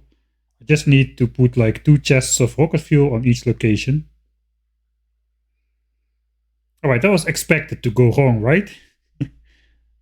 But it didn't go fatally wrong just yet. We just reloaded. I'm just gonna put it in here. There are no bots in here, so that's not gonna get picked up. That is 1. That is 2 chests. On this side, we'll do the same. We'll put it in the actual chest right next to the thing over here.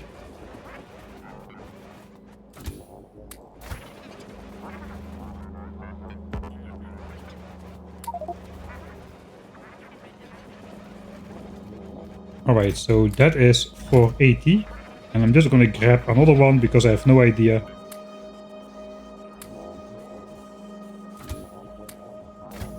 We put 480 in here as well, so we have 6 times 480. 6 times 480, we need 4 times 480. Alright. Attempt number 2. Now we don't need to spend time to pick up fuel, so I think we have enough time to do it now.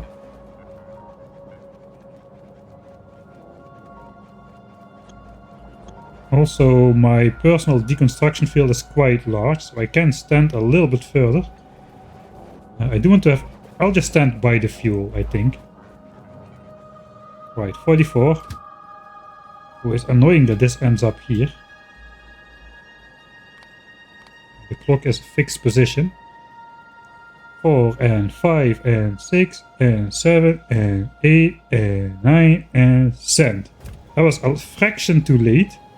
Okay, focus, focus. I need to do this correct. Okay, there we go, there we go. Wait, what? Who beheaded my train? Okay, actually I physically need to wait until the train has left the station. I thought I was going to be cheeky by placing the blueprint a little bit earlier, but apparently that does not work. If the train is still driving in this area, it won't get placed. Okay, learned something again. We're gonna get it though. I think it's possible. I think it's possible. If the calculations are correct. I don't know. You know,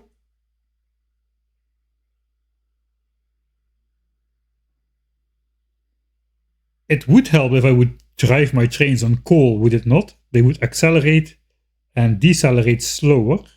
It means they spend more time clearing the station, but it also means they spend more time driving.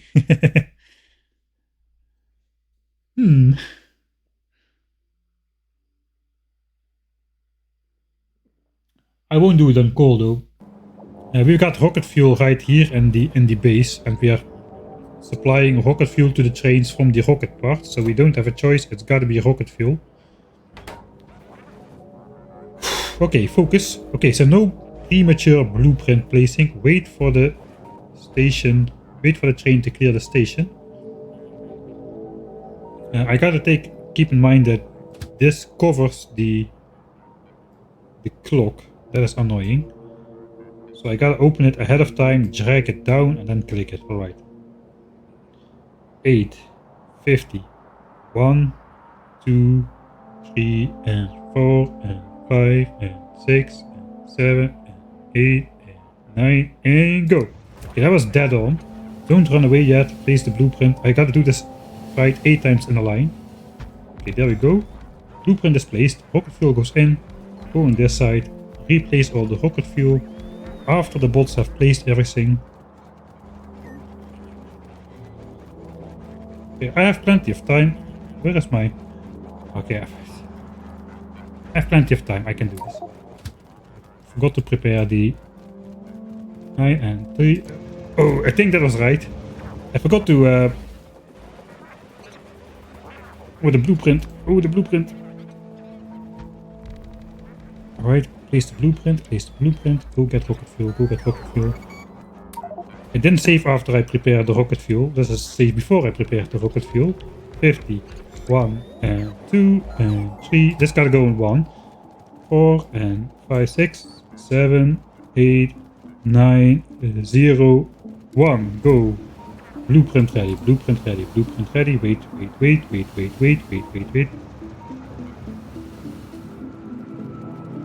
Why did that take so long?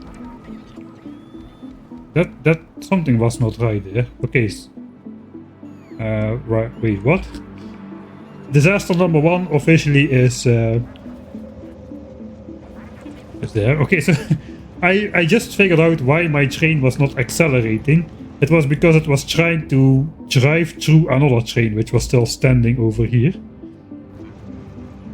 Alright, so one step back. We just launched 2 trains and we watch why it goes wrong. Because obviously the first train did not clear the station before we send off the second train.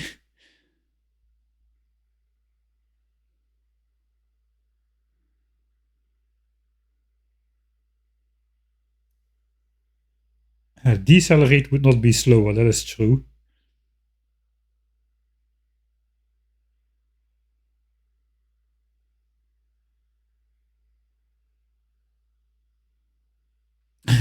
Yeah, maybe we gotta drive the trains on wood. I mean, we've got like 500,000 wood, which no longer has a purpose. I mean, my entire starter base logistics chest doesn't have a purpose, but there's like plenty of wood in there everywhere. So maybe we'll send that to feed the trains. Have the trains... How funny would that be to have the 10,000 signs per minute megabase trains drive on actual wood? It's not renewable though. I agree, wood power trains would be cool. At first I'm going to give this a try though.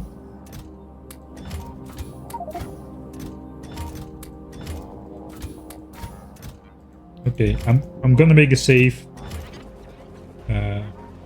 after supplying rocket fuel to those chests. I mean, the trains, can we even do that? The trains, they use up...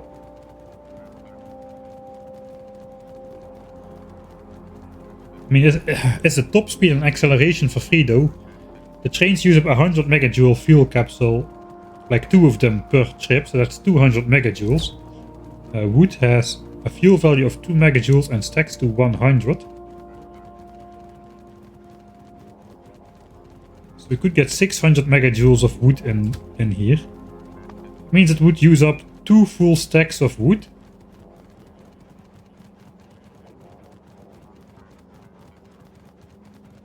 Per trip. 2 full stacks of wood per trip. Per train. I don't think 500,000 wood is gonna be enough then to have it run for a sustainable amount of time. Also, this gives vehicle acceleration and vehicle top speed, I assume for free, but I'm not sure of that. So that means we're gonna use even more wood. It's gonna fit in the fuel slots though, that was what I was worried about, the train running out of wood before it would return to the station.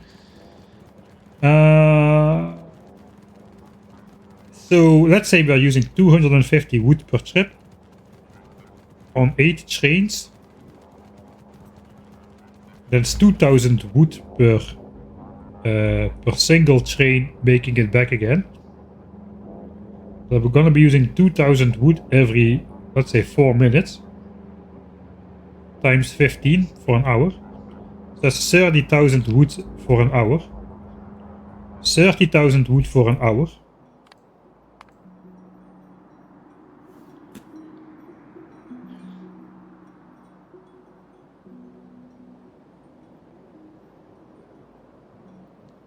I mean, we have, let's say we have like 15 hours of wood, 15 hours of fuel. We have that for sure. The thing is though, I want to get myself a nice science graph, and for 10 hours I can do it on wood. But not if I want to go on after that. I cannot change the trains after that. And the demand for wood would be insatiable. We can change it actually, we can. I can just do less trains after 15 hours. Production is gonna go on because we've got the buffer chest. So yeah, I can do it on wood actually. This would be very fun. I will give it like 2 more attempts or so on rocket fuel. First we gotta figure out why it's going wrong. Maybe there's something fundamentally wrong with my assumptions here. Alright.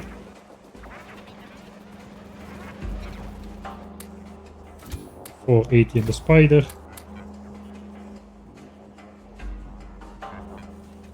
So we got 1, 2, 3, 4 chests of wood, rocket fuel sitting over there. And I have one myself, and the spider has one. Alright, so now I gotta save this time before doing anything. That means we're gonna miss our window. Not really though, we're just gonna send off 2 trains, so we can send it in any moment. We just gotta send it off 30.5 seconds apart. So let's say we send this train on 10. 5, 6, 7, 8, 9, 10. Alright, then the next train we gotta send on 40.5.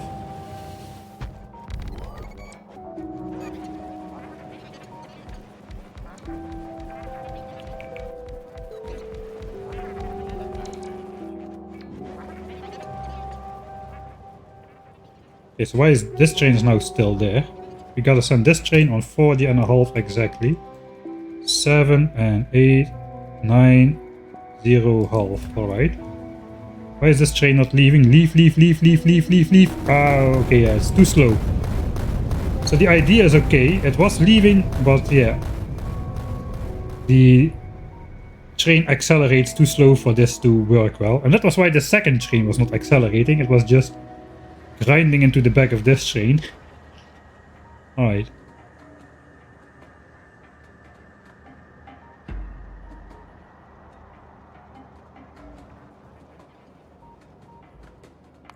Alright, we gotta then... This is not gonna work then. With 25 second stops, it's not gonna work. So we either gotta commit to wood, or...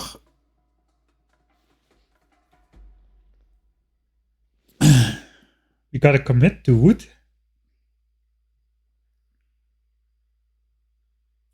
Man, the acceleration with wood out of the station is gonna be so slow though.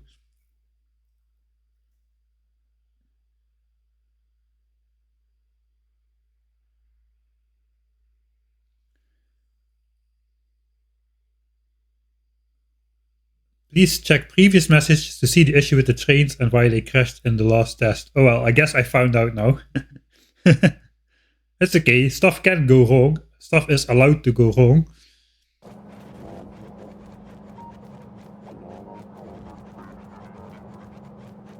No, there's no logic upgrade for vanilla 1.1. There is a logic upgrade for bots for default Factorio 2.0, which you get for free if you had Factorio 1.1. This is still the old version of Factorio, so it has rocket control units, satellites and all that stuff.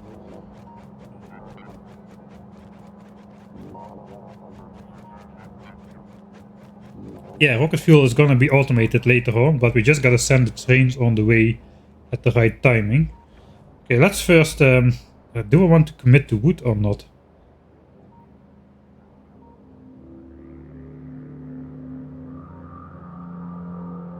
Man, this is such a mess though. Okay, let's say we stop for 20 seconds. If we stop for 20 seconds... 20 seconds. Then the total loop time is gonna go down by 20 seconds.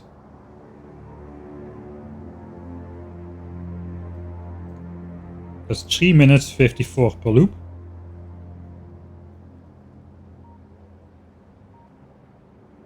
That is not enough to load full cargo wagons anymore, but that's okay. We got 8 trains, we don't need full cargo wagons. 234, divide that by 8. 234 divided by 8 is 29.25 seconds. So then we got a 9.25 second gap instead of the 6.75 second gap. That should be enough. Okay, that should be enough.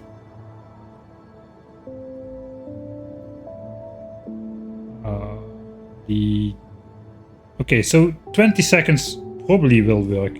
Let's do a 2 train test with 20 seconds. And after that we'll do a test on wood and just see if we can get away with that at all. So I'm not entirely sure of it. I do like that the trains possibly can drive on wood. I may do a vote to see if we want the trains to drive on wood or on rocket fuel. Okay, so this is rocket fuel then. So now we got 20 seconds, it all stops. So instead of sending the train off every 30.5 seconds, we gotta send the train off every 29.25 seconds.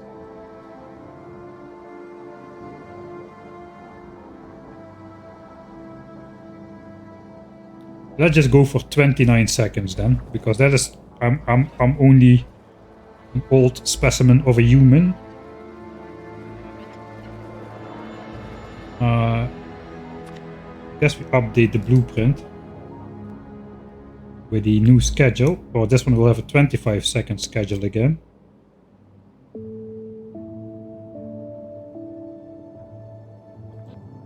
Alright, I can still reload this save. Let's give this a different one.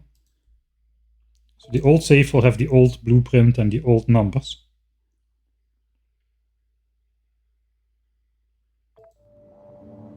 Alright, then I'm ready, right? I need to send off the next train 29 seconds after this train. That is less time than between last trains, but the train stays 5 seconds less, so that should hopefully be enough. 3 and 4 and 5, 6, 7, 8, 9, 0. Okay, now I gotta do this in 29 seconds instead of 31. I already was not very good at this. Place this, wait for the fuel, okay. Go right, place the rest, place the rest. I only need to do 2 trains though this time. Alright. 3, 9, 10. This goes on 29. 6, 7, 8, 9. Alright. Train goes. Yes. Yes, yes, yes. Okay. That was pretty close for a case without rail signals. I feel though we can put it closer. We can do like... We're gonna get it as close as possible. Maybe even a train stop of 24 seconds will do. But this would make all trains fit on there. I do quickly want to test the 24 second one though. We'll load the original one. We don't need to update the blueprint actually. We can just... Wood would be stupid and I love it. That would be too easy.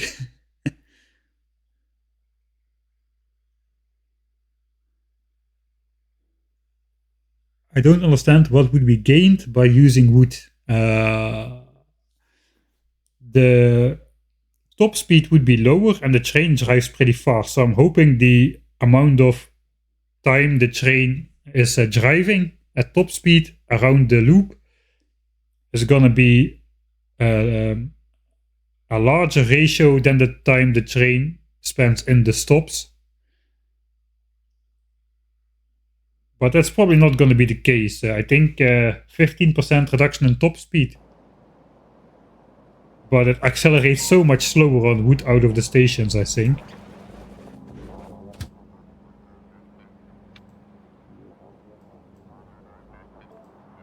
Okay, we only gotta update this one. We're gonna test it only. 24 seconds and then it goes.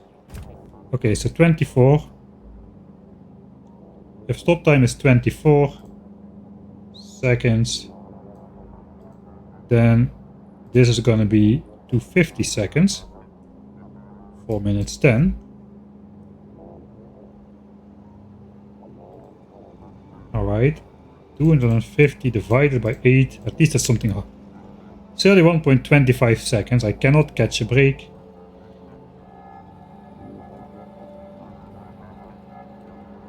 So let's say 31 seconds. We're just going to go for 31 seconds. What if it's 23? 6 divided? It is because the... Yeah, dang it. The...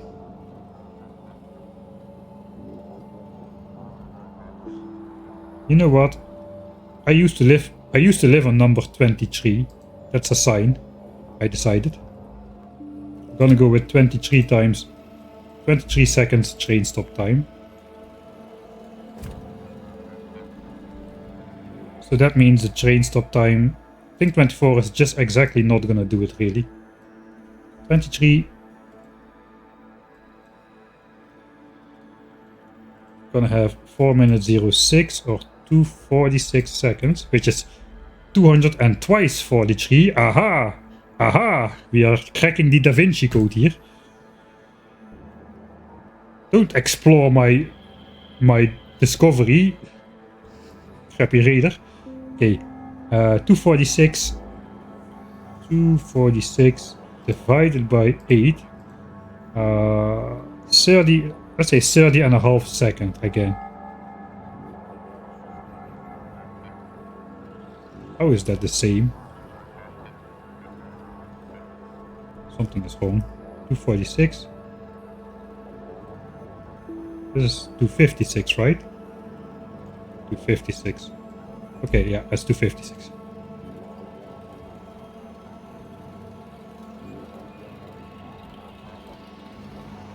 $154 plus 23 times 4.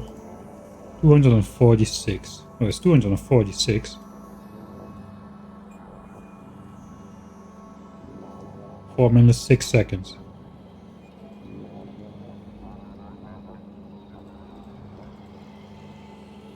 So 30 and a half seconds. Okay, 30 and a half seconds. That is not a lot again. We'll see how that goes. I'm gonna send it on 10.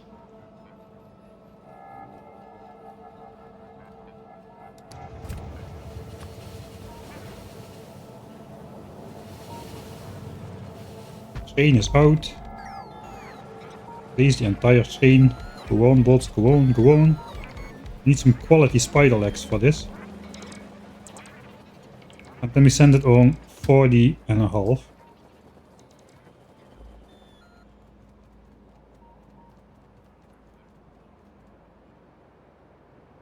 9 and 0 and... Okay, it's going. Is it going? Oh! It was so close. It was so close. Oh, this is exactly what I want for my trains though. It almost made it. It almost made it out of there. It was so close. Okay, this is not going to be close though. This train is now going to leave. Yeah, this is still on automatic. This train went to manual mode. Because if a train crashes and it sustains damage or loses something, it goes into manual mode. But this train did not sustain any damage, so... Yeah. Well, looks like we're gonna load another one. It's almost the same train. It's now got like 6 wagons instead of 4 locomotives, I mean. Alright, that means that 22 seconds is probably where the sweet spot is at. Alright, so we know that now. 22 seconds. Let's test wood. Can we get away with it at all or not? And I'm just gonna quickly switch over to editor mode to do that, because yeah, that is just a little bit too much of it.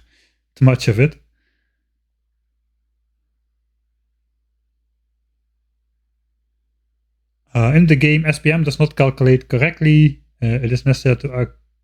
yeah, okay, so Factorio 2.0 introduced like the actual science progress per minute instead of the produced beakers per second, which Factorio 1.1 does.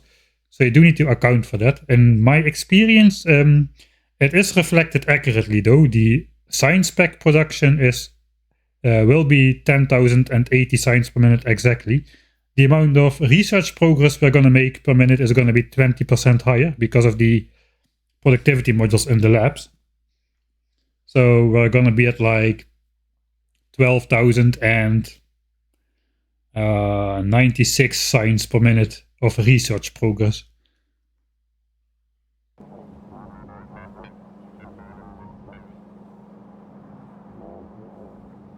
Alright. I'm pretty sure 22 seconds is going to be the sweet spot. I had to launch that 30.5 instead of 31 because the actual time in between is 30.75. But if I do 31, then I won't have time to launch the last train, so I round it down. I think with 22, we're going to have this guy leave 1 second earlier, and we can still do 30.5 seconds, I'm pretty sure. So we're going to have... Ah no, we need to go down to 30 seconds then. Okay, so for every second the stop timer goes down. It was at 23. This was barely not enough. If we... For every second this goes down, we win half a second. Basically, we win half a second. The train leaves 1 second earlier on every stop, and we have half a second less to send the next train. So the gap widens by half a second per second we decrease the stop time here. 22 seconds is the sweet spot, so that's we'll redo that for now. I'll save that. 22, and I'm gonna pretend that I tested this.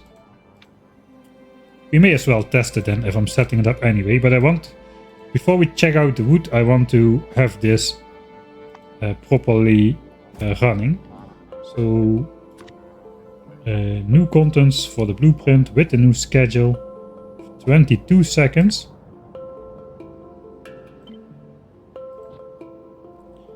Then this is taking quite a while. Alright, stop time 22 seconds. That means 154 seconds plus 88 is 242 seconds, which is basically 4 minutes flat almost. Then we divide 242 by 8. That gives us 30.25 seconds between trains. So we'll send them off every 30 seconds. That is basically what we're going to aim at. We may do 31 seconds after the 4th train to not have the big gap in the end. But that is basically how it's going to be. 30 seconds between trains, 22 seconds stops. Okay, so I'm going to save it here. 4 to 4, 22 second stops is the way to go, question mark.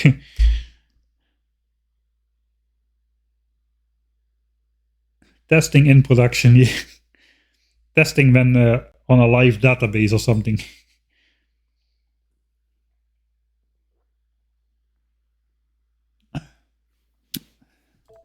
Many of you may have seen the Tom Scott video where he talks about the Ono second, where he applied a major update to a live database, but he formatted his code wrong, used a comma instead of a dot or something, and he basically deleted everything on a live database in one go.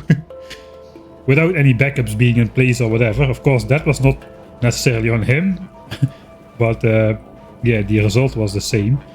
All right, testing right now. Focus, focus, focus.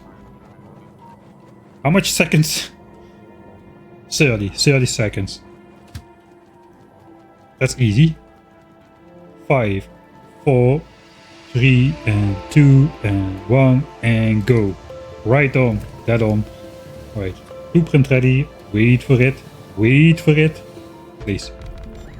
Okay, go, go, go, go, go, go. Place the rest, place the rest, place the rest. I want to run back to the front if I have the time. I might deploy all the blueprints if I have time.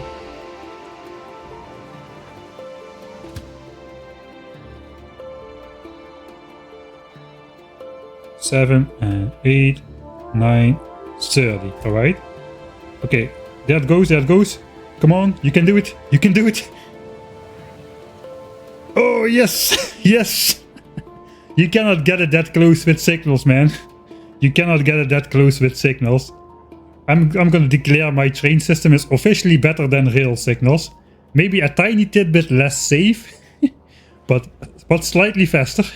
That is the important thing, of course. Everybody knows that. Oh. 22 seconds, man. That's the way to go.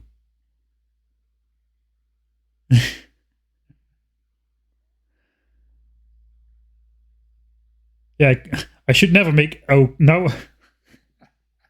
I can never add military signs to this production loop anymore if I do this.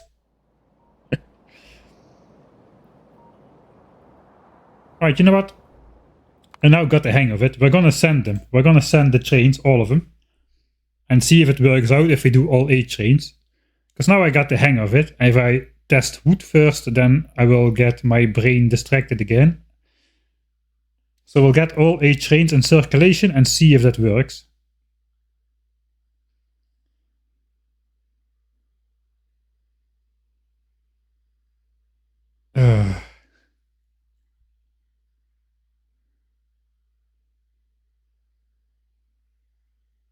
Ah, wait, yeah, I can bring military signs to the existing stations. That is right. We can bring it to yellow and purple signs because technically there we have space, right? How many trains are we running? Yeah, we're gonna run 8 trains. That should exactly fit. I'm just gonna do it 30 seconds flat. There will be a slightly larger gap between train 8 and train 1, but then we can spot where train 1 is again. Okay, I should not do too much loading anymore. Load times seem to get longer and longer if you have a large base and are reloading a lot. Restarting the game would help a little bit. So, alright, I'm ready. We're just gonna go. It is set to 22. It's almost time. 6, 7, 8, 9, go. Right on, right on. Alright, focus. I'm gonna talk a little bit less because I cannot do 2 things at the same time. Okay, this time I'm just gonna stay at the back. I'm just gonna cycle back and forth. That will make it a lot easier to send the trains in time. Yeah, it only takes like 15 seconds or so. 4, 5, 6, 7, 8, 9, go. Alright. Okay, I gotta place the train here though. Click. Replace rocket fuel. Alright. Go to the back end. Looks like the zigzagging method is not working because I need to wait for the train to depart and I need to place the blueprint over there. But we have time. 4, 5, 6, 7, 8, 9, go. Alright, back to the front.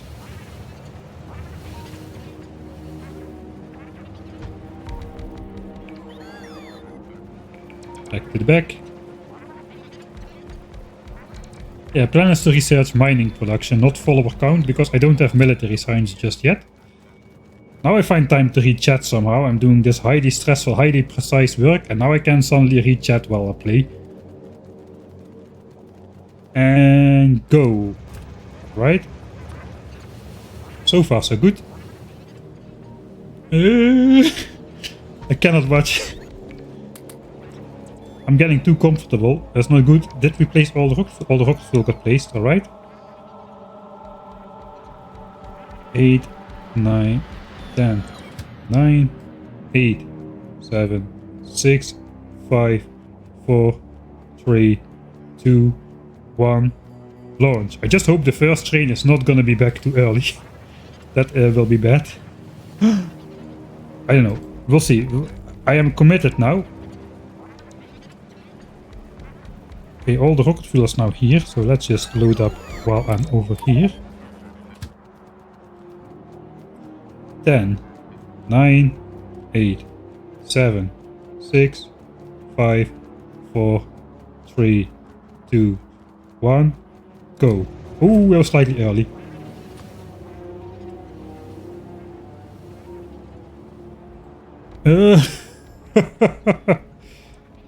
Oh, no, no, no, no, no. Front locomotive not fueled. That is going to affect things. Okay.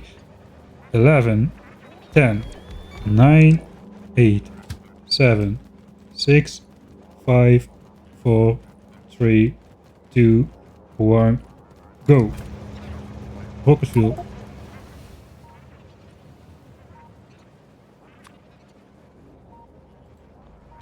Let go. Place the fuel. Place the fuel. Right. Fuel is placed. I wonder where the last train is. It's gonna come in any moment.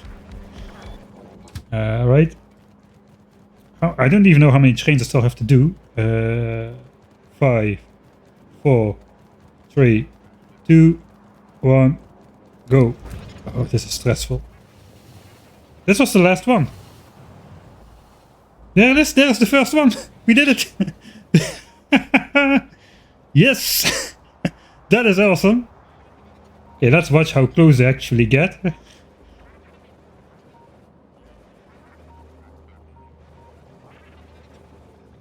That's awesome.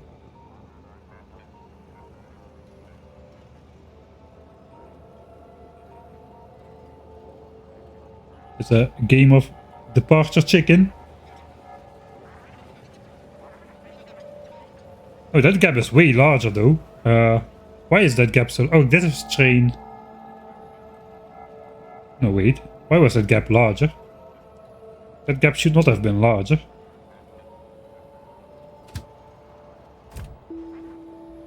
Well, I guess we are just gonna watch this a little bit, I suppose. Can I get the turnaround on the image as well?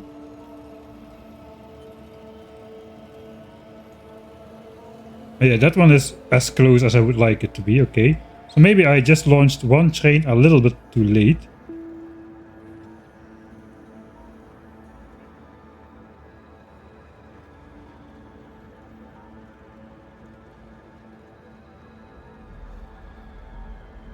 Okay, there comes the next one.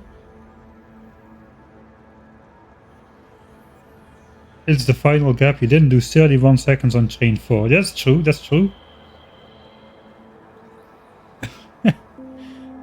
Right, Factorio is a tick-based deterministic game.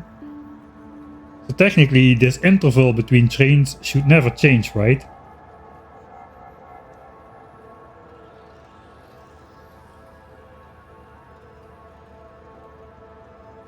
I do know a train does, if the train is set to depart but the inserter is still swinging.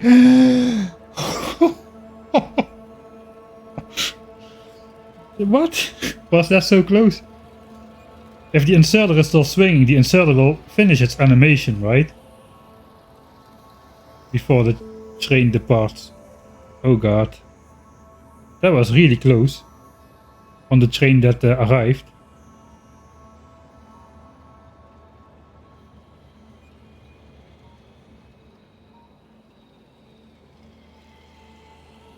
Oh, the train has literally got like a 0. If it departs 0.5 seconds too late, it's gonna get crashed in by the back train, and if it departs 0.5 seconds too early, it's gonna crash into the train in front of it. It's that close. Just look at this train. It's gonna approach its closest point, and like very shortly after, this train is gonna approach the shortest point on the top one. Just look, the bottom, bottom. Closest point. There's so little margin. This is awesome. Why do the rocket silos look bent? They are slightly offset. They are not like placed in a grid.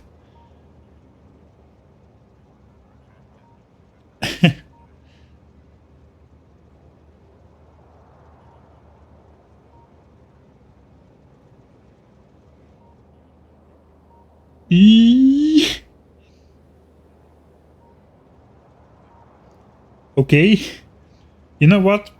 I think that's gonna do it. I think on wood it will not work. Should we test it? I mean, trains working, but it's a little iffy.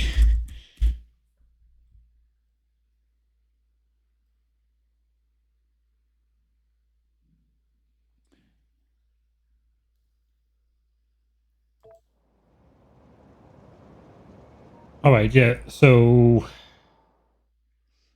what do I do? The trains can run for a full hour now. I have 8 chests of rocket fuel ready to go. So they can run for 3 hours or so.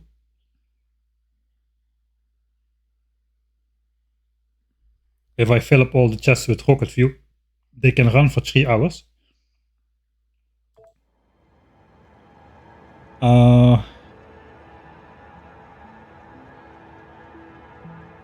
We should have everything done in 3 hours, right?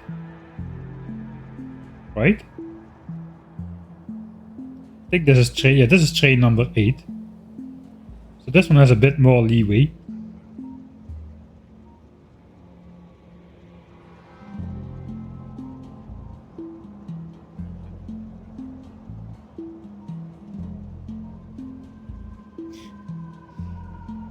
Okay, we'll watch one more. Please test it. Alright, we'll try wood then as well.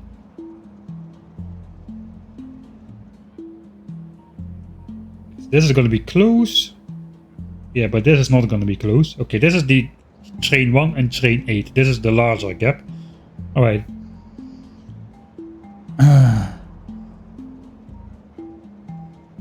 Okay, we're gonna test with wood then. So I got my safe, which is working. So let's take this. Sure, 3 hours is going to be enough. People have faith in me. I'm so happy people have faith.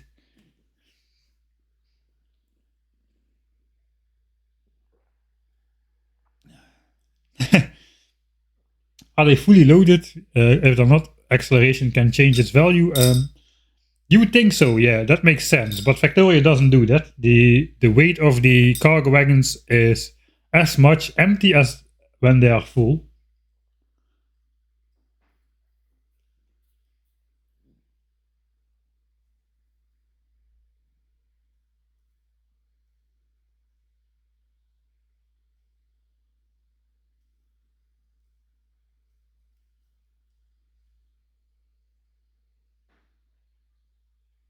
Because even out that gap over the other trains, that would require me to count in quarter seconds. I don't know if I can do that. I could try, I suppose. That might make it a little bit safer in terms of the inserter swing thing. And now it waits for 25 seconds, but if the inserter has just started swinging, it can take... How fast are these inserters? We can see that, right? Yeah, they rotate 800, let's say 860 degrees a second. That's roughly like 2.5 rotation a second. Which means one single swing. Maybe it waits only for half a swing for the stuff to get inside. So that can add potentially between 0.2 and 0.4 seconds to the train stop time. And that is that random every time?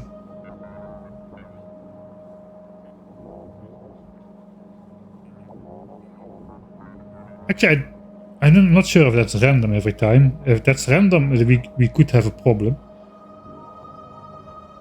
But that's what the 3-hour testing period is for, while we go fix the rest of the base, I suppose.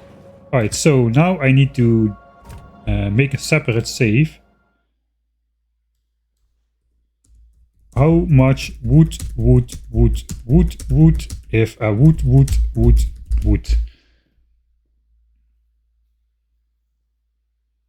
This is the wrong 425 save. Right, so I got to... Yeah, this thing still has rocket fuel inside now, so we gotta deconstruct it. Which I can't, because there's rocket fuel. I'm gonna go in editor mode for this. I'm not going to... Just for the test, we can do it in editor mode. We'll just make an infinity chest over here. Remove. And we'll put wood in there.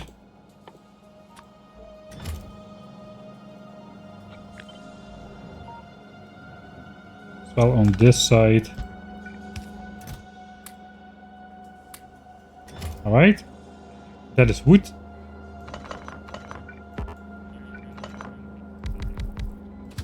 Schedule still there. We gotta put more wood in there though. Like, trains gotta be filled with wood every time. So that's like 24 stacks of wood. We're gonna use so much wood. 500,000 wood is gonna be used up, man. Alright, let's get rid of all the rocket fuel here as well. Okay.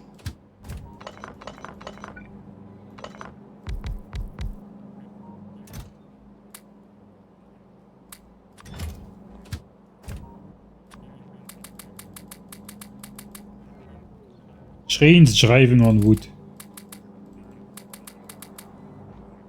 Alright, there's two things we gotta test with this. We'll override the wood save here. We gotta test how much time the train needs to clear the station, like we did with the rocket fuel. It was 6 seconds. Once the train starts driving, it took 6 seconds for the back end to clear the station.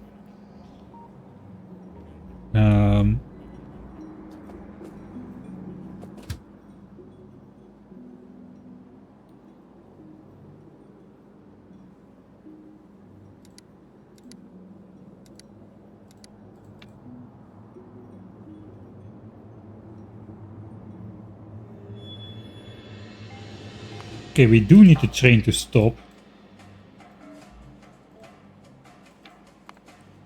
Or it will just go through on full speed. We gotta do a new timing loop on wood. We first gotta see if the train even can pull up at all. I think it can though, with 8 locomotives, 24 cargo wagons, that's 1 locomotive per tree. So a one tree train can drive on wood.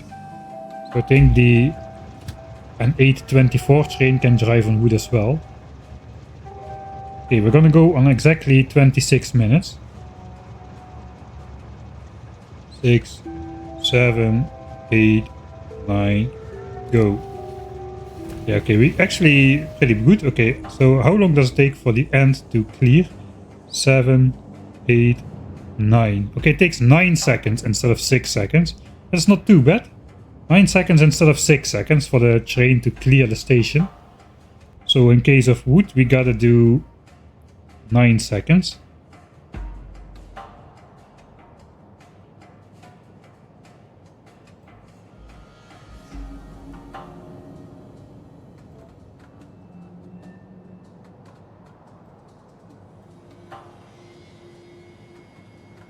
Actually, that was not enough, right? We are already adding 8 seconds, I think. We had 9... Yeah, because of the braking stuff. The train will brake incredibly fast, but it will pull up not very fast. Yeah, the top speed is not very high now. 259 kilometers an hour. Because we don't have a bonus from the fuel.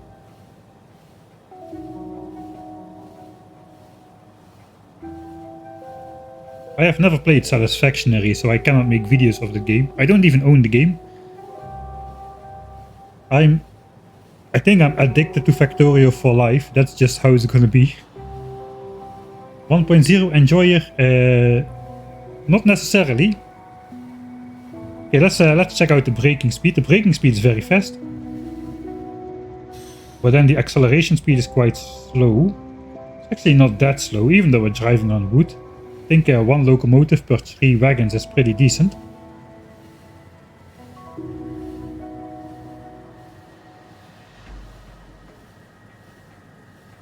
Yeah, it's 1.0, so the old 10k SPM. Basically, the definition of a... I don't know what definition, but 10,000 SPM is kind of the limit of what normal computers would run. You would not easily go for something beyond 10,000 signs per minute on your own, I don't think so. There's projects out there which do it, but yeah, 10,000 SPM is normally already pushing it in terms of getting the game to run, which is quite important.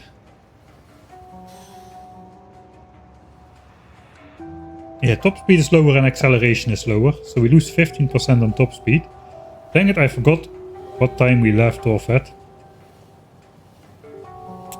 I just knew that would happen. My attention span, man. It was on the minute though, so we can probably deduce that.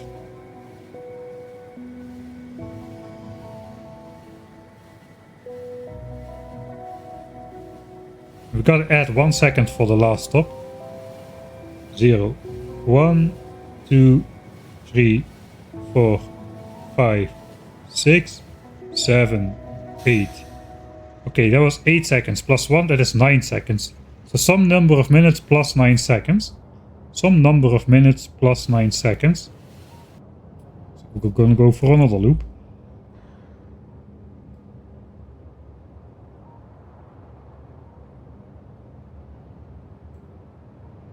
It's probably 3 minutes and 9 seconds then.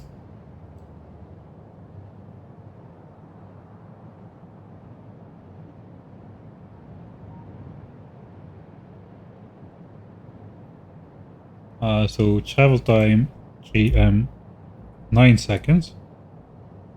Because the top speed is 15% lower, and the acceleration was actually not all that significantly different. Yeah, 3 minutes. All right, thanks, Wonky John. Why wood? Because we've got 500,000 of it, and I think it will be the first 10,000 signs per minute mega base where the trains are driving on wood and on a train track without rail signals. Okay, so we gotta send it back basically just to here. Suppose we'll make a full loop. We're gonna run out of wood though, right?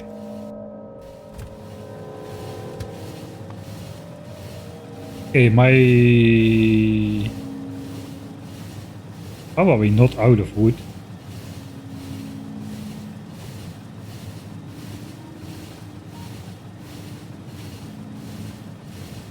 We used 200 megajoules.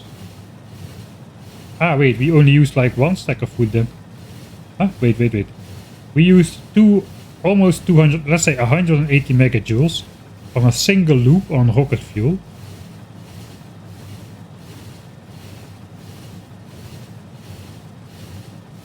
Okay, we are using way less wood somehow.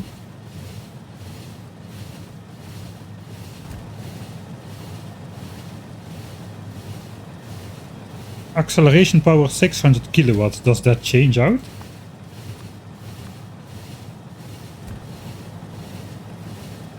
Oh yeah, okay, so now the acceleration power is 600 kilowatts plus 480 kilowatts, which means when it's going on rocket fuel, a locomotive uses like over a megawatt of power, but when it's going on wood, it uses only 600 kilowatts. So that's good news for our wood longevity. We predicted about 15 to 17 hours. It looks like it's gonna be more close to 30 hours of wood.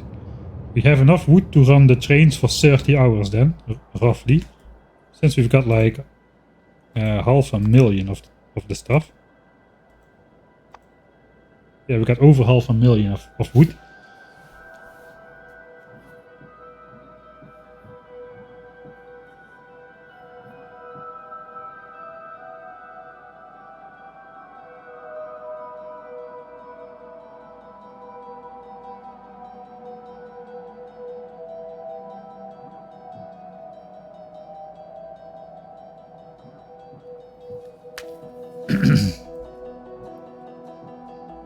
Alright. Where are we going? Are we... Looks like we're going for another loop because I wasn't paying attention. Sorry about that. And cargo full. We can speed up the game. Look at how fast this wood train is going.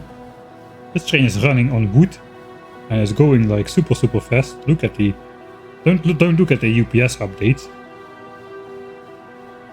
Yeah, I gotta take out the...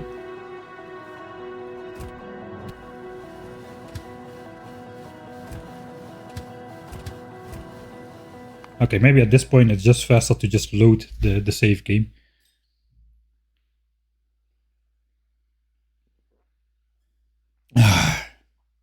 Cheers.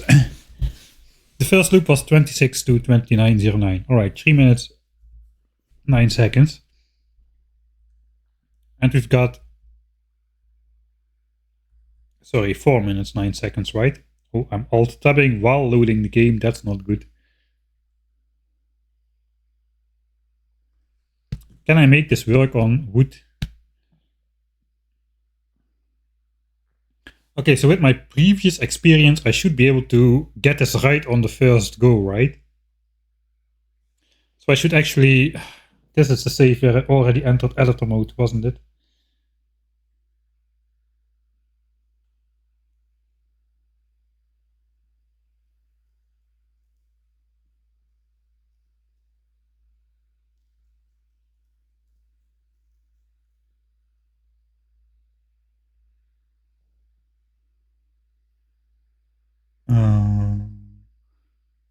First try or bust. I think I gotta just restart the game after this, just to cut down on loading times. Yeah, already entered editor mode.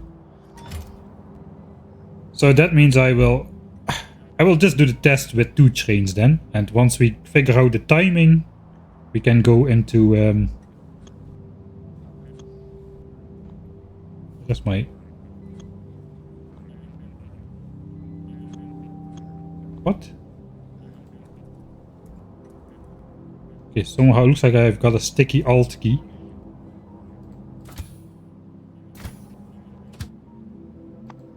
Wood is in there. Wood is in there. Alright. So here we go again. We have 3 minutes 09 travel time. Clean. No, that's not true. Minus 4 seconds. 3 minutes 05. Clean travel time. 3 minutes 09 minus 4 seconds for the stop. Right? Okay, so then this basically changes to 185 seconds plus 4 times the stop time. This might actually work.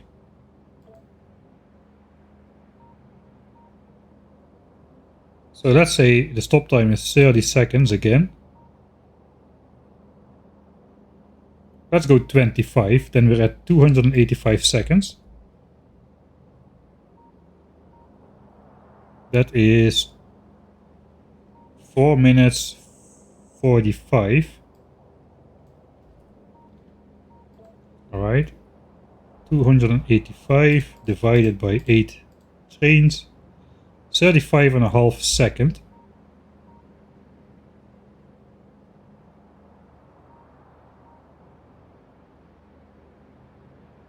Oh, this is not going to be first try. I want to try that.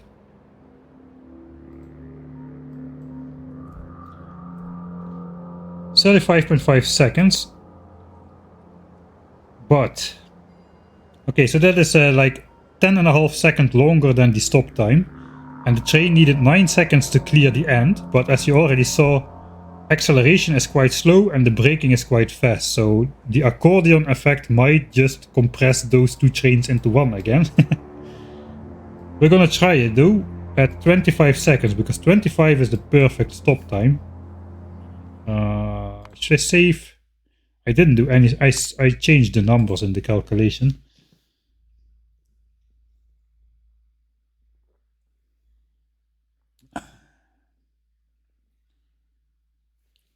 Alright, so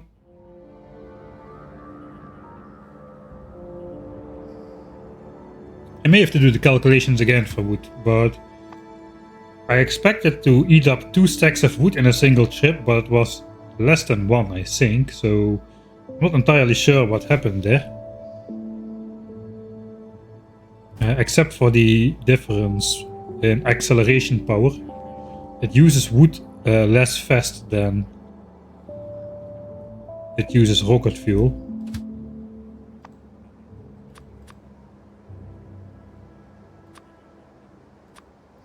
Yeah, so I'm not gonna change that now. We'll do the wood calculation again. If need be, we have plenty of wood which we can still collect over here. We might just expand the solar field just for the heck of it. Well, yeah. So the next blueprint will go out until about here. So we will get a lot more wood if we cut down another section there. Okay then. I'm ready to test this. What do I need to do? I forgot. I need to send the trains every 35.5 seconds. So we'll do 2 trains then. I need to go out of editor mode. The blueprint was updated, right? With wood? No, it's not.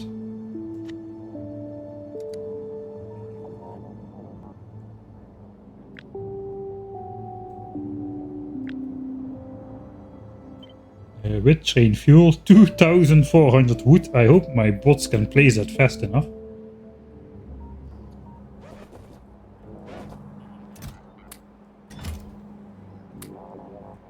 Alright.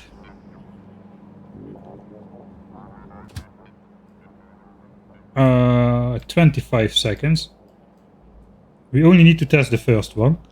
5, 4, 3, 2, 1. Go. Right, I forgot the timing. Can't look right now. 35.5 seconds. Oh, that's easy. I have plenty of time to wait for the bots to bring in all the wood.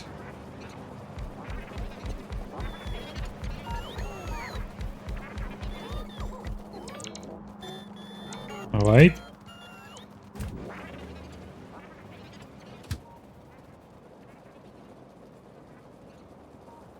2, 3, 4, and 5, and... Alright, there we go. Let's see. First try or not? Yes, yes, yes, yes. First try. It helps me that the acceleration is slower. It takes a lot more time for this train to get up to speed. That should be the same, right? That should not be worse in any circumstance. Also, the trains are going to be better spaced out this time, because instead of sacrificing a quarter second, I'm only sacrificing like 1/8 of a second or so. So the last 2 trains are going to be closer together if we do it with wood. Oh god, are we going to do it with wood? It looks like we're going to do it with wood. Where's the first train?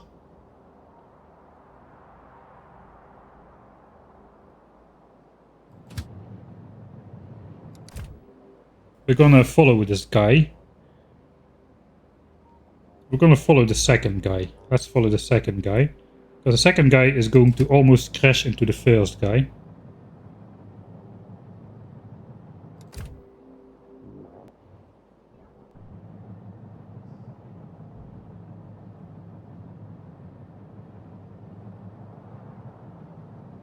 I like the wood power trains. They go nice and slow. Not so zippy.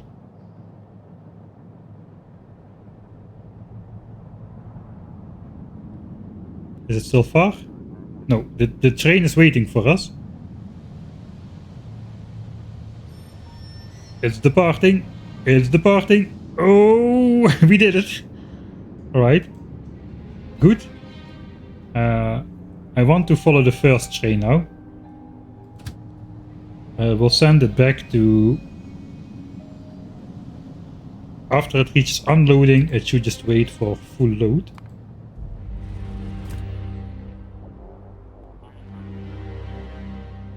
And then I can check how much wood still is left in the train after it arrives back.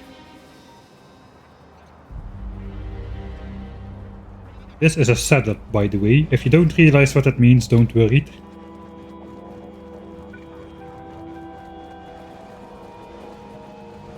Let's stand on the rails because we can with the spider.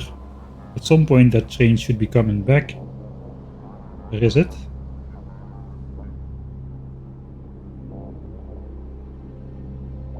Okay, the train is gonna crash again, almost into the back of it. Probably around here. Go train, go! Don't you feel what's coming?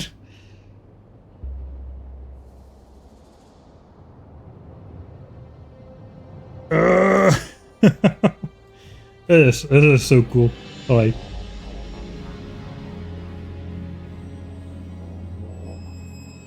This definitely... I mean, the train looks normal. It's a normal train. There's no rearward facing locomotives or artillery wagons or lubricant wagons on board. It's a normal train with 8 locomotives and 24 wagons. So we have to find another way to make it cursed. Hopefully this will suffice. Right, this train is gonna stop now. I want to check how much fuel's in there. We used like less than half a stack of wood per locomotive. Okay. That is good. With 500,000 wood. The train is running for a longer time as well. Why is it departing? I thought I set it to wait. It's gonna wait on the second station, is it not?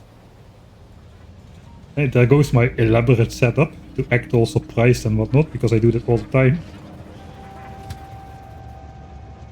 I probably set the other train to just wait forever. I was going to crash the train into they crashed the trains into each other. Ha ha ha. Looks like I just didn't save that thing. Wait, what? How is this set to 22 seconds? Wait, what?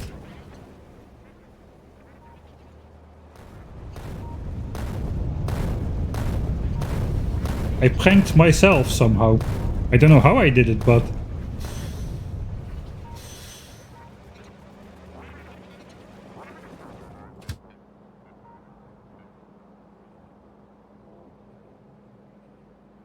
Probably something about being lazy. Alright. So I will delete the save where I went into editor mode. Now we know. 30.5 seconds apart. 3 minutes 05 clean travel time.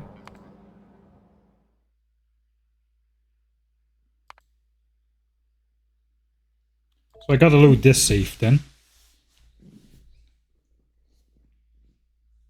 Or full cargo, right. I should have set it to end full cargo. Thanks, that was the mistake I made.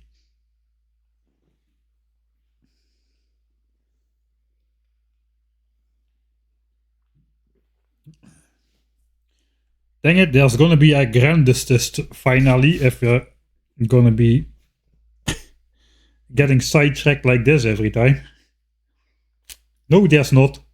We're almost done. We're almost done. We're almost done. We just gotta leave it on in the end for a little bit.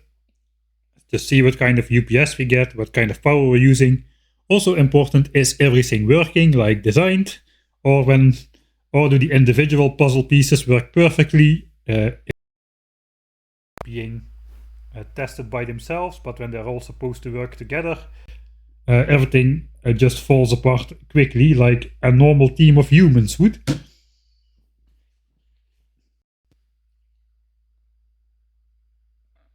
Yeah, we need to hook up robot frames, but that we're gonna do while the wood trains are running. Oh, it's gonna be a lot harder to keep these guys supplied on wood though.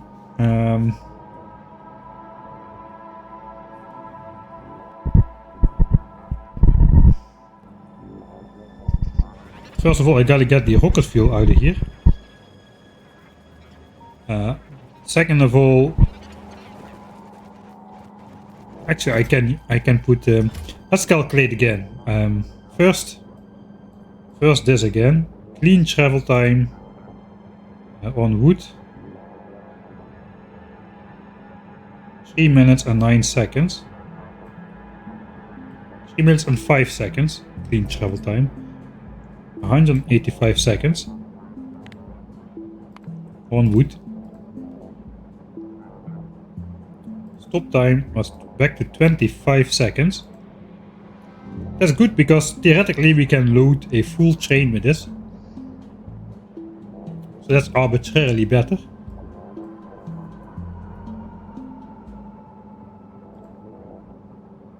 Then we have 285 seconds total. And that meant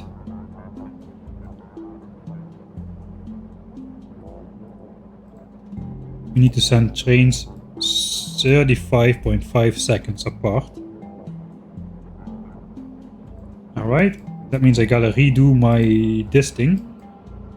35.5, and this is gonna be 11. It's gonna be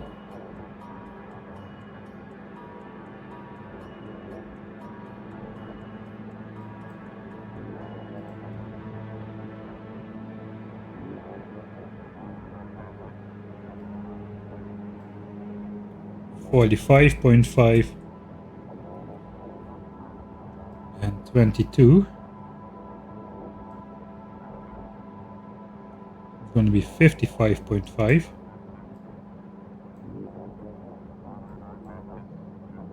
and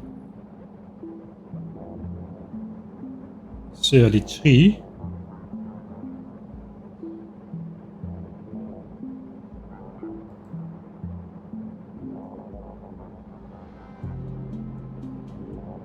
I'm making mistakes here. 35.5, 70 plus 1, 35.5 added, 71. That's right. 33. And then it's going to be 65.5, but that, of course, that does not exist. But I'm going to keep it like this anyway. It's basically 0.5.5 from the next minute. That is how we got to send them. Then a single trip, which takes 4 minutes 45 seconds, took 53 wood. So we are using 53 wood times 8 trains per 4 minutes 45 seconds wood usage.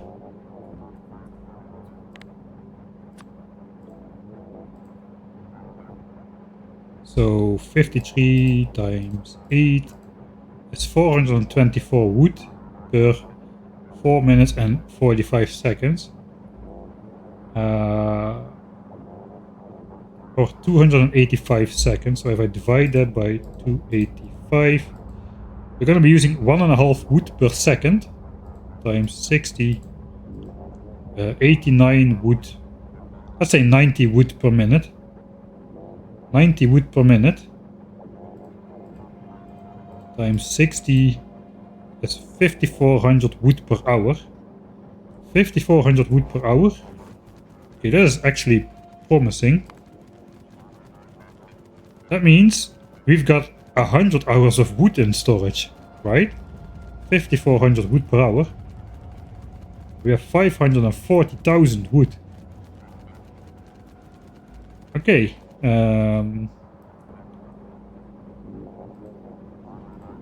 Equals 5400 wood per hour. Never mind the units here. So have 100 hours of wood. That is excellent. Okay, then I don't need to worry. I can get my 50-hour production graph without chopping a single tree anymore. We've got enough. We just gotta get it in here somehow. And of course, I did not account for that.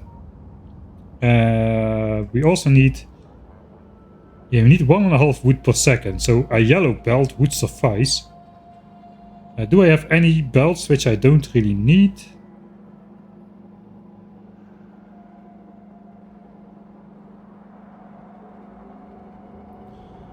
It would... Now every wood pun is a wood pun. It would be kind of funny to perhaps load... I can put wood on this belt, on half of the rocket fuel belt. Since rocket fuel is not required as much as the other ingredients anyway, compared to the 100 processing units and low density structures, solar panels and accumulators, we only need 50 rocket fuel. So instead of what we have now, I could be doing underground side loading belts. Have rocket fuel go to one chest, wood go to the other chest. Of course, wood is not an ingredient in satellites, at least not until they become like designer luxurious ones. I can make this a logistics chest, and then the bots can bring wood from this chest over to the fuel chests, right? I think that would work.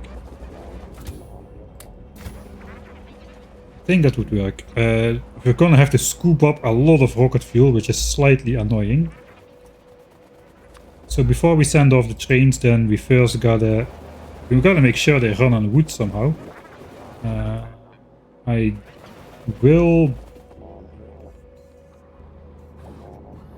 will just put my train stuff in here.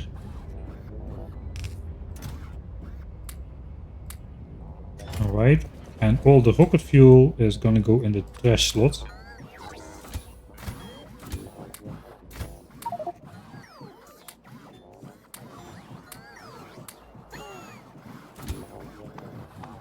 This is gonna be slightly annoying to get the rocket fuel out of there now.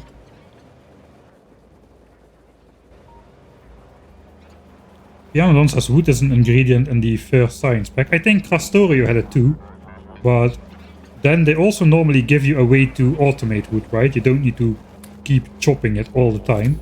Maybe in the beginning, but not at the very end anymore, at least.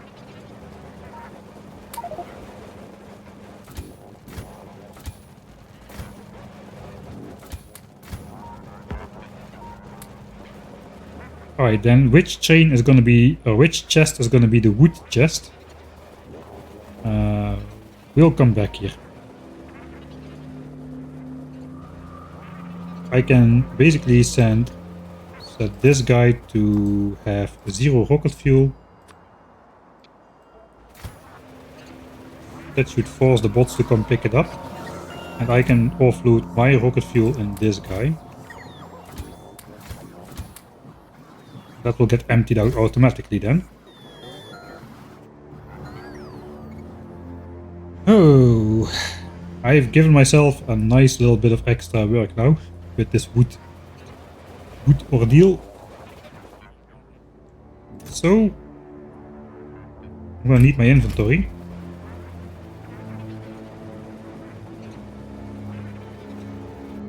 So technically rocket fuel is coming in from the top.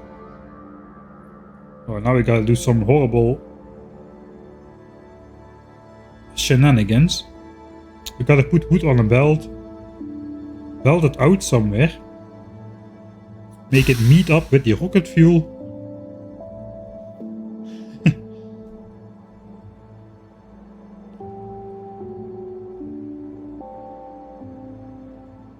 Which means we gotta cross this belt somehow.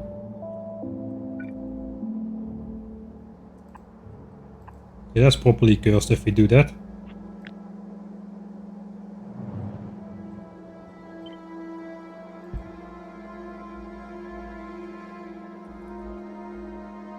Wood can come out like so. Then we can mix it in with the rocket fuel belt. So that means rocket fuel is gonna be on the right side. Rocket fuel is gonna be on the bottom side. Rocket fuel is gonna be on the bottom side. So rocket fuel is gonna go up if I do this. And wood is gonna go down. That is good. That means I gotta empty out this chest. Get out of the way, spiders. So we're gonna do this basically. And we're gonna empty out this chest. As you can see now only half of the belt is loaded.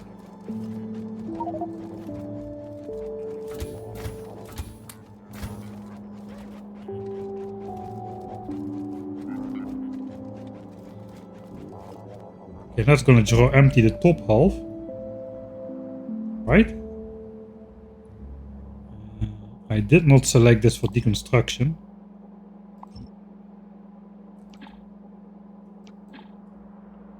Alright, so that's automatically gonna draw empty the top half, so I don't need to pick all of that up myself. Except that this chest is gonna get filled up every time.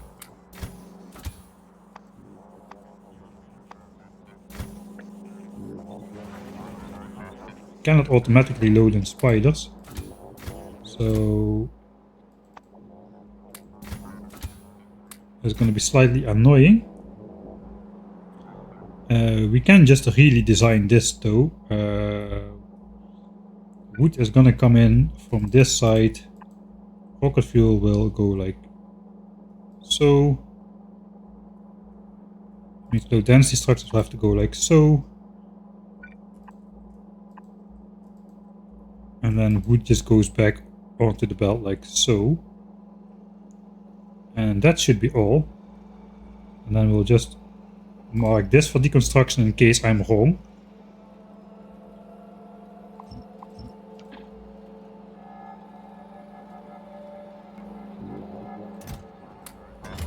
Now, this is a lot of rocket fuel.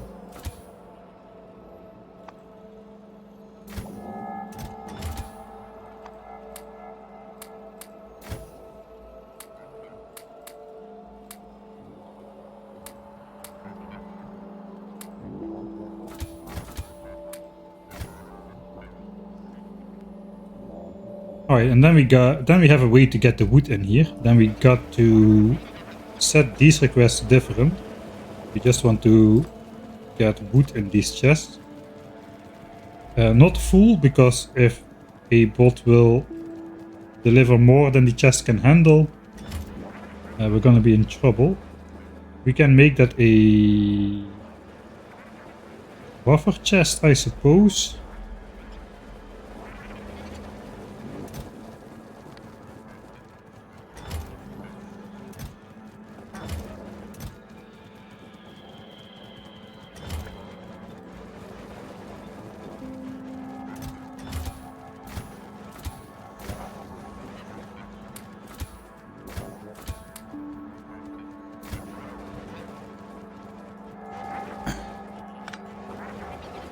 We gotta keep picking up this chest now.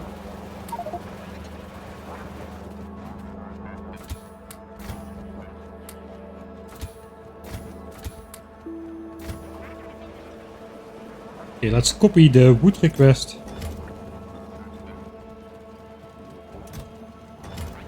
Over to the other chains. I think we gotta upgrade this to stack inserters then as well.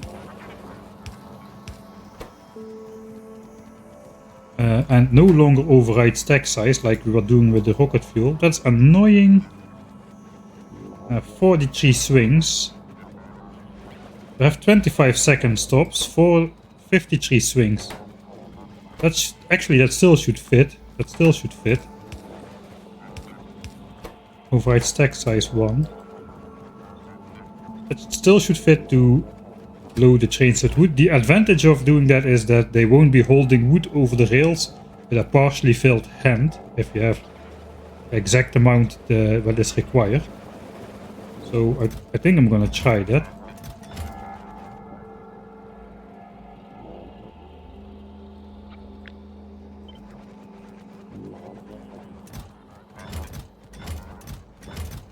Alright, all the chests are set correctly.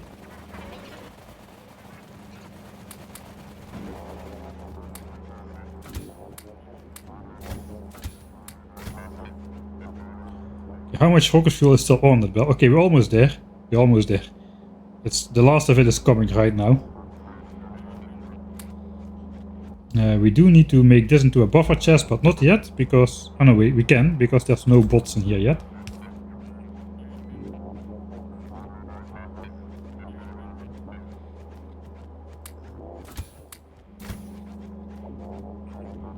And that's the last of it.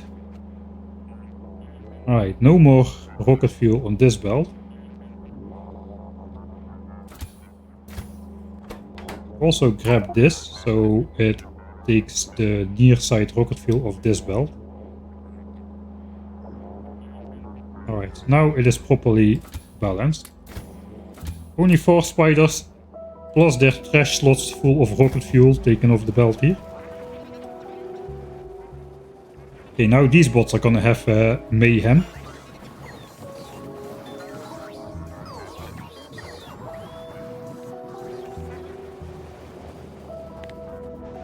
I got construction bots in here, so we can also delete this part.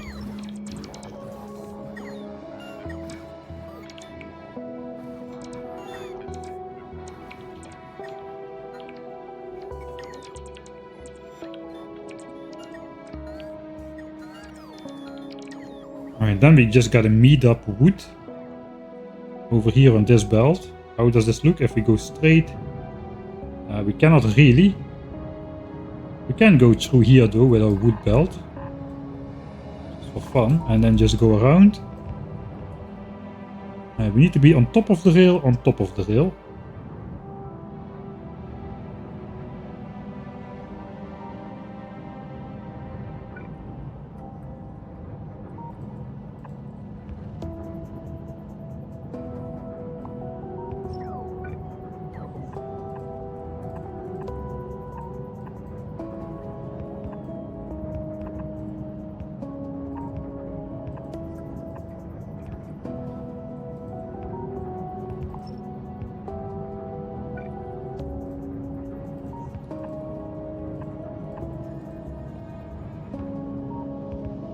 Oh wait, this is the wrong side. Okay, I already think, why is it not lining up?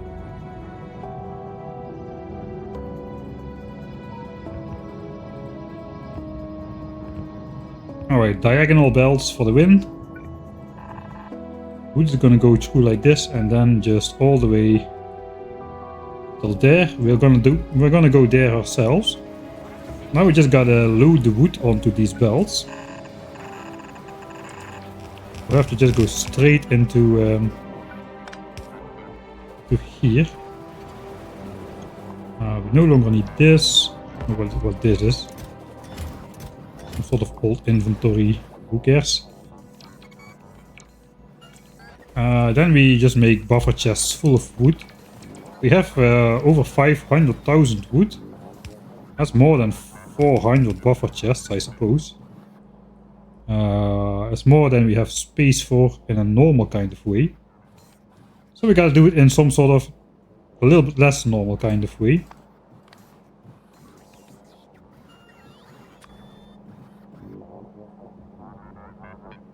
I am afraid.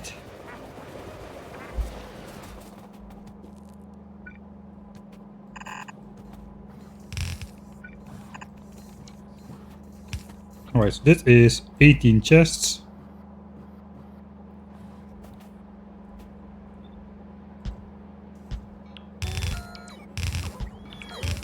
And this is 88 chests. 88 chests. And this is 176 chests times 500 times 5k wood. That should be more than plenty.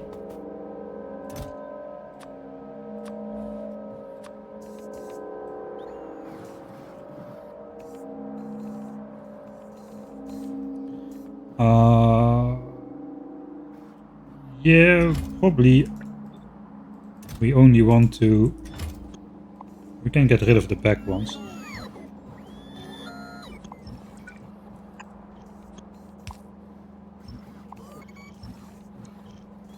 If we request wood to only the back ones, it should go to the front. I do want to get all the wood in here though.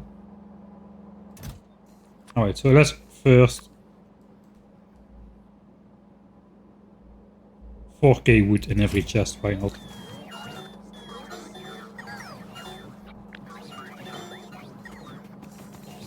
Alright. Now the bots are gonna have a party. They need to move 500,000 wood over. That's gonna take them a while because I've got nowhere near enough robots to charge them. Yeah, that's fine. Then we do stack and sales everywhere. And the bots will get confused.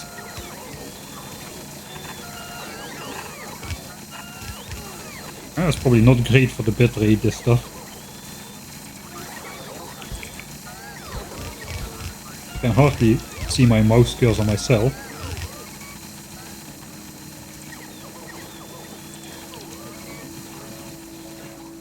But at least we're gonna get cleaned up out of wood and these chests over here. Rip bitrate, yeah.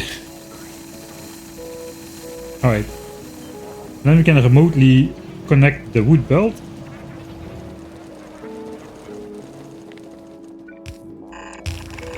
And now we're just gonna have the belt follow the rails. Oop. And I'm out of belts. Because I forgot to take some. Could be a good reason to run out of belts, not taking them. We're here for the bot rate. I didn't hear that one before. So where is some belts between all these solar panels? The logistics bots are kind of busy at the moment. Here is some. Not sure how far it is. It's not that far.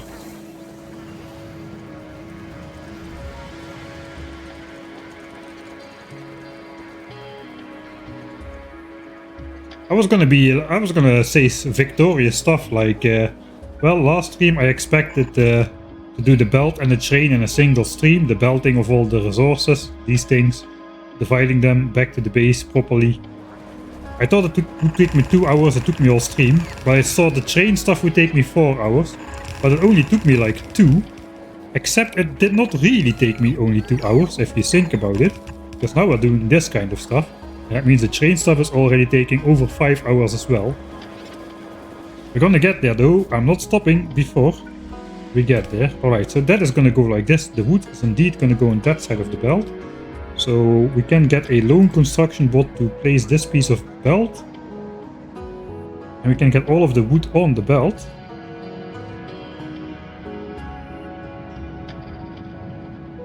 Go through the uranium field where it is nicely backlit. With a nice green glow infused in the wood so our trains go faster. Alright. So that should meet up all the way over here. It's actually not gonna take that long, we can watch that. Just a little bit of a gap in the power. We're gonna need to light up the train as well eventually, but for now, not quite yet. Okay, so this can now extend again, right? Oh god. Right, yeah, that will back up here again. Right? Okay, there it comes. That is the rocket fuel. On only a side of the belt. There's the wood. There comes the wood. The wood comes on both sides of the belt.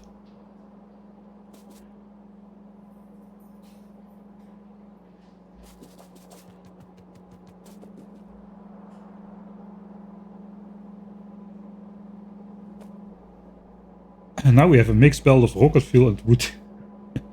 Going into the 10,000 science per minute launch facility. That is just dumb.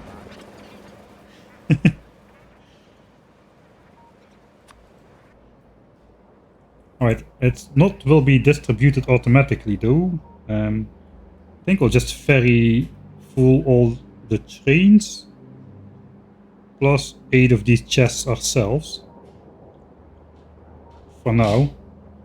I don't want to put bots in here just yet. Can I put bots in there? I'm not sure I can. The satellites are gonna get distributed to the rocket silo.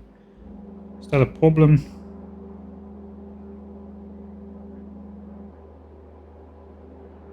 Maybe not.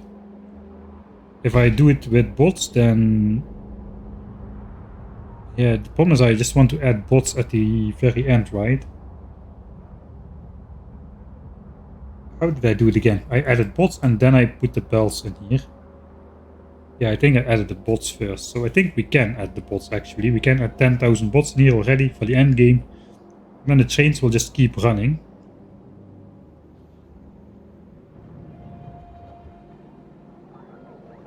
That's gonna take a while.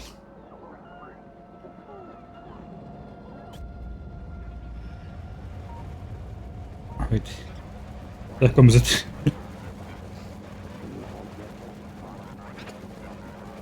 So please tell me, in what kind of mega base did you see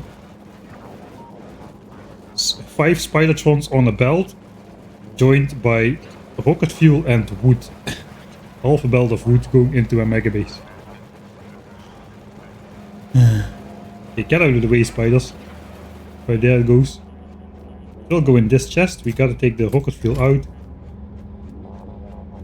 And now this will fill up with wood. And this will be available for the bots.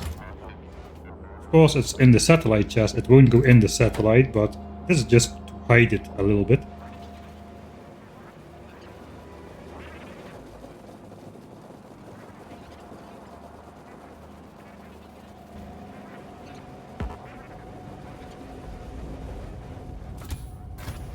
Yeah, the bots are gonna have a busy time, I think.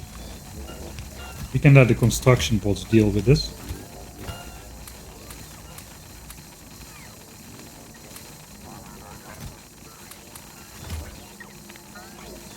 Those have time for us. Okay. Good. That means I weigh my inventory again. I think we're ready then to start doing the train stuff, almost.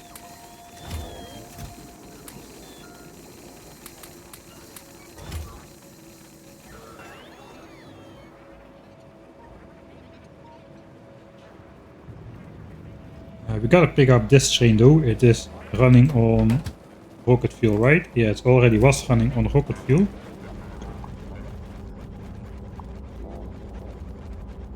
Yeah, I just do it manually.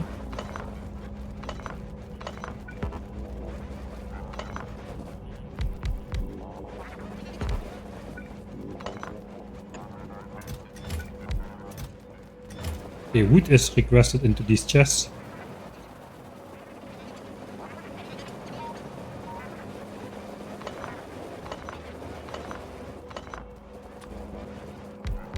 And by not deconstructing all locomotives simultaneously, we should keep the schedule. The schedule should be back to 25 seconds.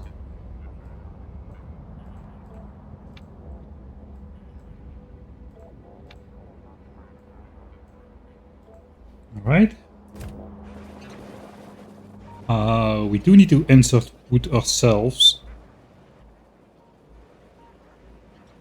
So now it is time to grab some steel chests, I suppose.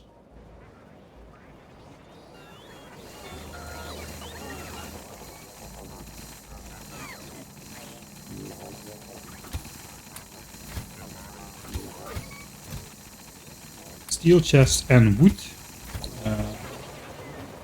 That's a good thing the construction bots are busy, I suppose.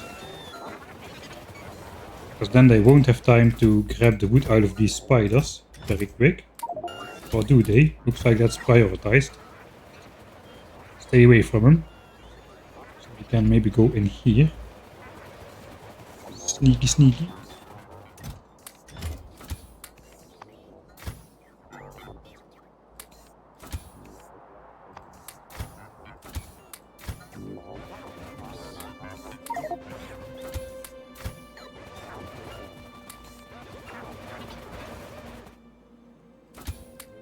That probably will do.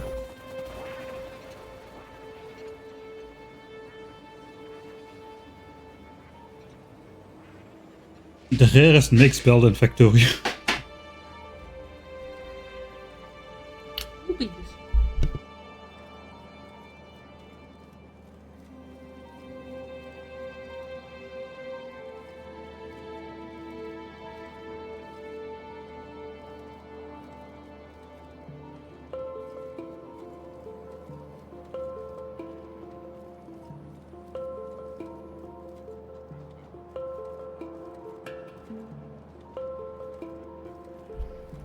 Right.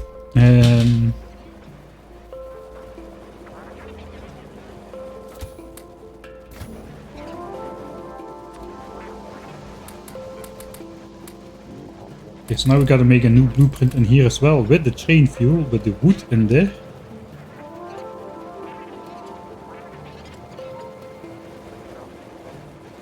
Yeah, I already accounted for the 8 trains. So 8 trains make a loop every, what was it again, like 4 minutes 45 seconds. Each train uses up. Oh no! Oh oh oh oh oh oh oh oh oh oh!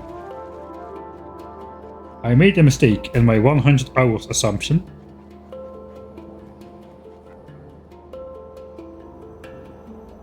Uh, 53 times 8 trains. But that's not true, because each train also has 8 locomotives. Oh, that is annoying. So that's not 5400 wood, but that is 42,000 wood per hour on average. And that is not 100 hours of wood. That's like 12 hours of wood.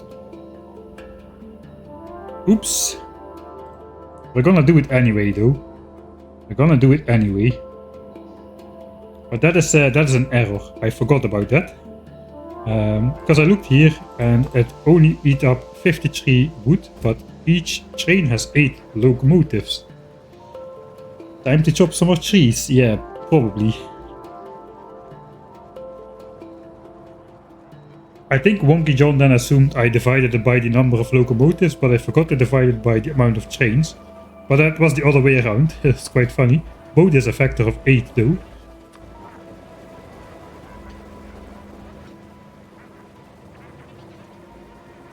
Alright, maybe I should not have gotten rid of my construction bot network then. I would have needed them to chop more trees. Maybe I'll install a mod that lets me grow trees then. Okay, I think this this blueprint can be remade.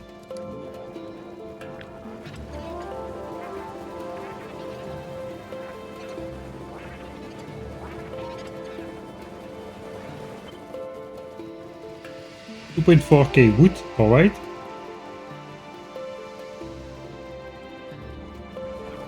So then now I need to prepare myself with chests of wood instead of chests of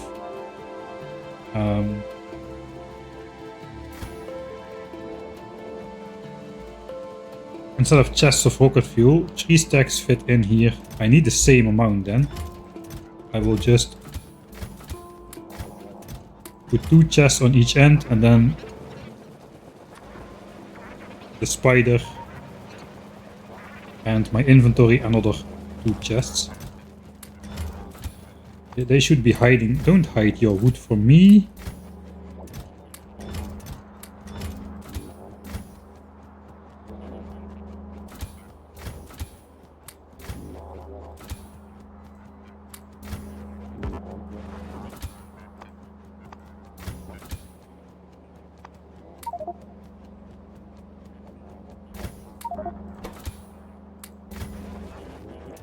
Alright, that is 4 chests of wood.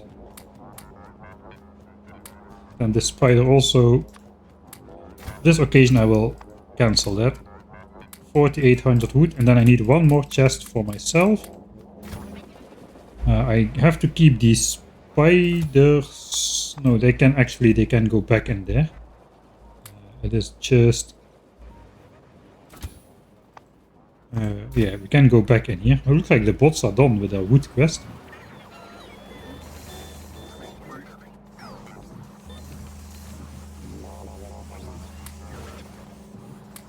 So I'll just grab 2 chests of wood for myself. Should have. Wait, that is not good.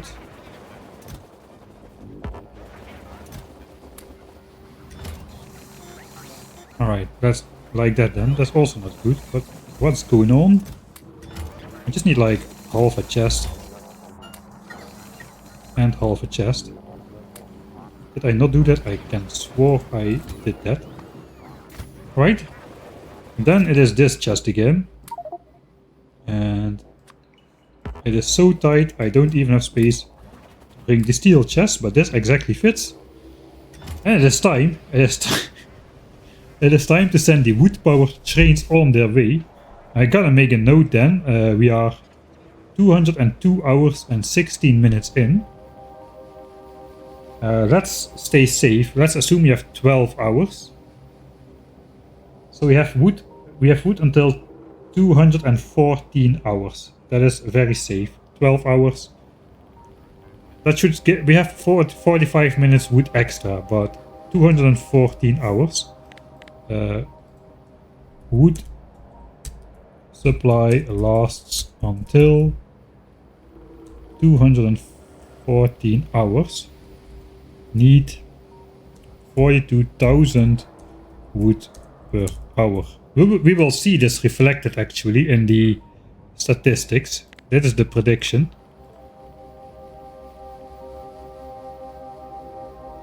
We'll put that up here. This can go.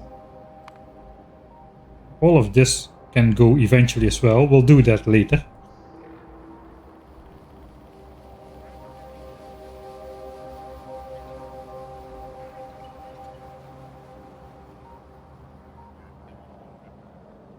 Right, then we go for the train deployment 2.0. I updated the blueprint. Yeah, there's wood in there. Okay. Okay, what is the times again? 35.5 seconds. It's a little bit hard to remember. Basically 5.5, 11. 45.5, 22. 55.5, 33.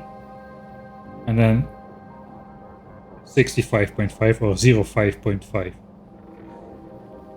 Okay, good luck. Good luck me. We're gonna go straight to 426. New trains on wood. This is gonna burn through my wood a lot. Deployment. This is gonna burn through my wood a lot faster than my steel furnaces could. So how much wood for wood trains chuck if a wood chuck train could chuck wood? It's 42,000 wood per hour on 8 trains with 8 wagons in this specific configuration. Alright, we're gonna wait then for 00. 600 is when train 1 is gonna go here. Right, and then 35.5 seconds every time. It's gonna be a bit harder, because I need to calculate when to send the next train instead of just sending it on half a minute or something. Okay, here we go. 4, 3, 2, 1, go. Alright. Wait for the train to leave the station. This takes forever. Put this down, and my construction bolts are off. I need all the wood in there. Okay, go, go, go, go, go, go, go, go, go. 35.5, it's gonna be close actually.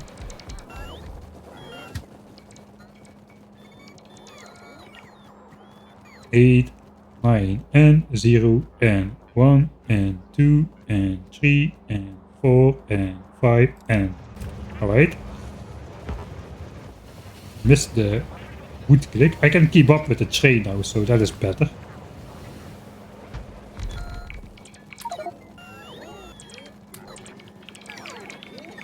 Okay, next one is then at 11. 11, and then it's 46.5. 11.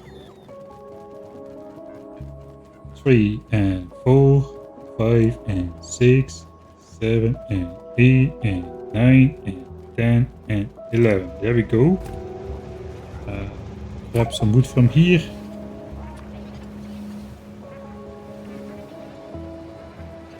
Alright, this one goes.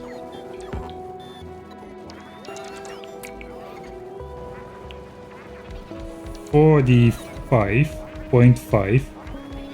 45.5, right? 45.5.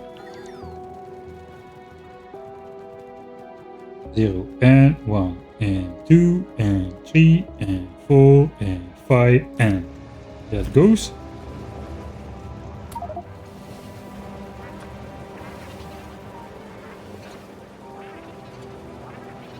Next. Next is gonna be 22. 22.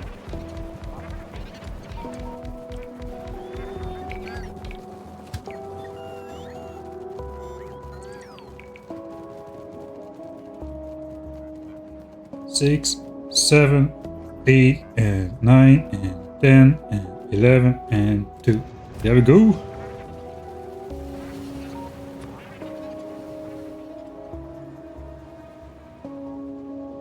It looks a little bit more safe than the rocket fuel one did.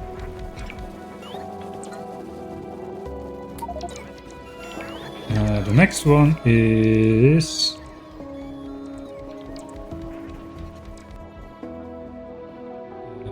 55.5. 4 and 5, 5 and okay, that was a little bit too close for comfort.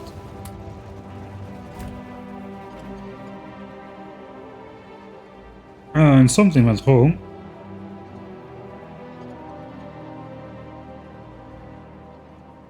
Something went wrong already. Oh, well, I must have sent one of the trains off wrong, right?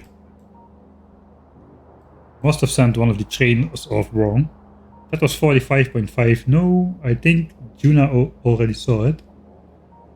One was ahead of schedule.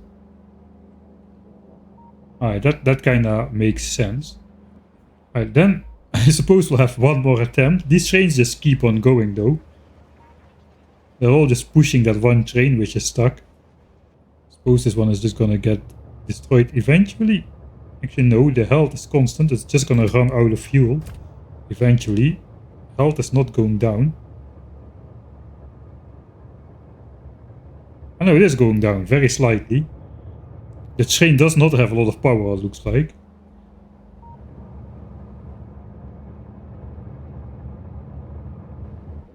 Wait, that's a big pile up. Okay, the first train actually was right. The first train is coming back here. The second train on the way as well. Can I have a look at that?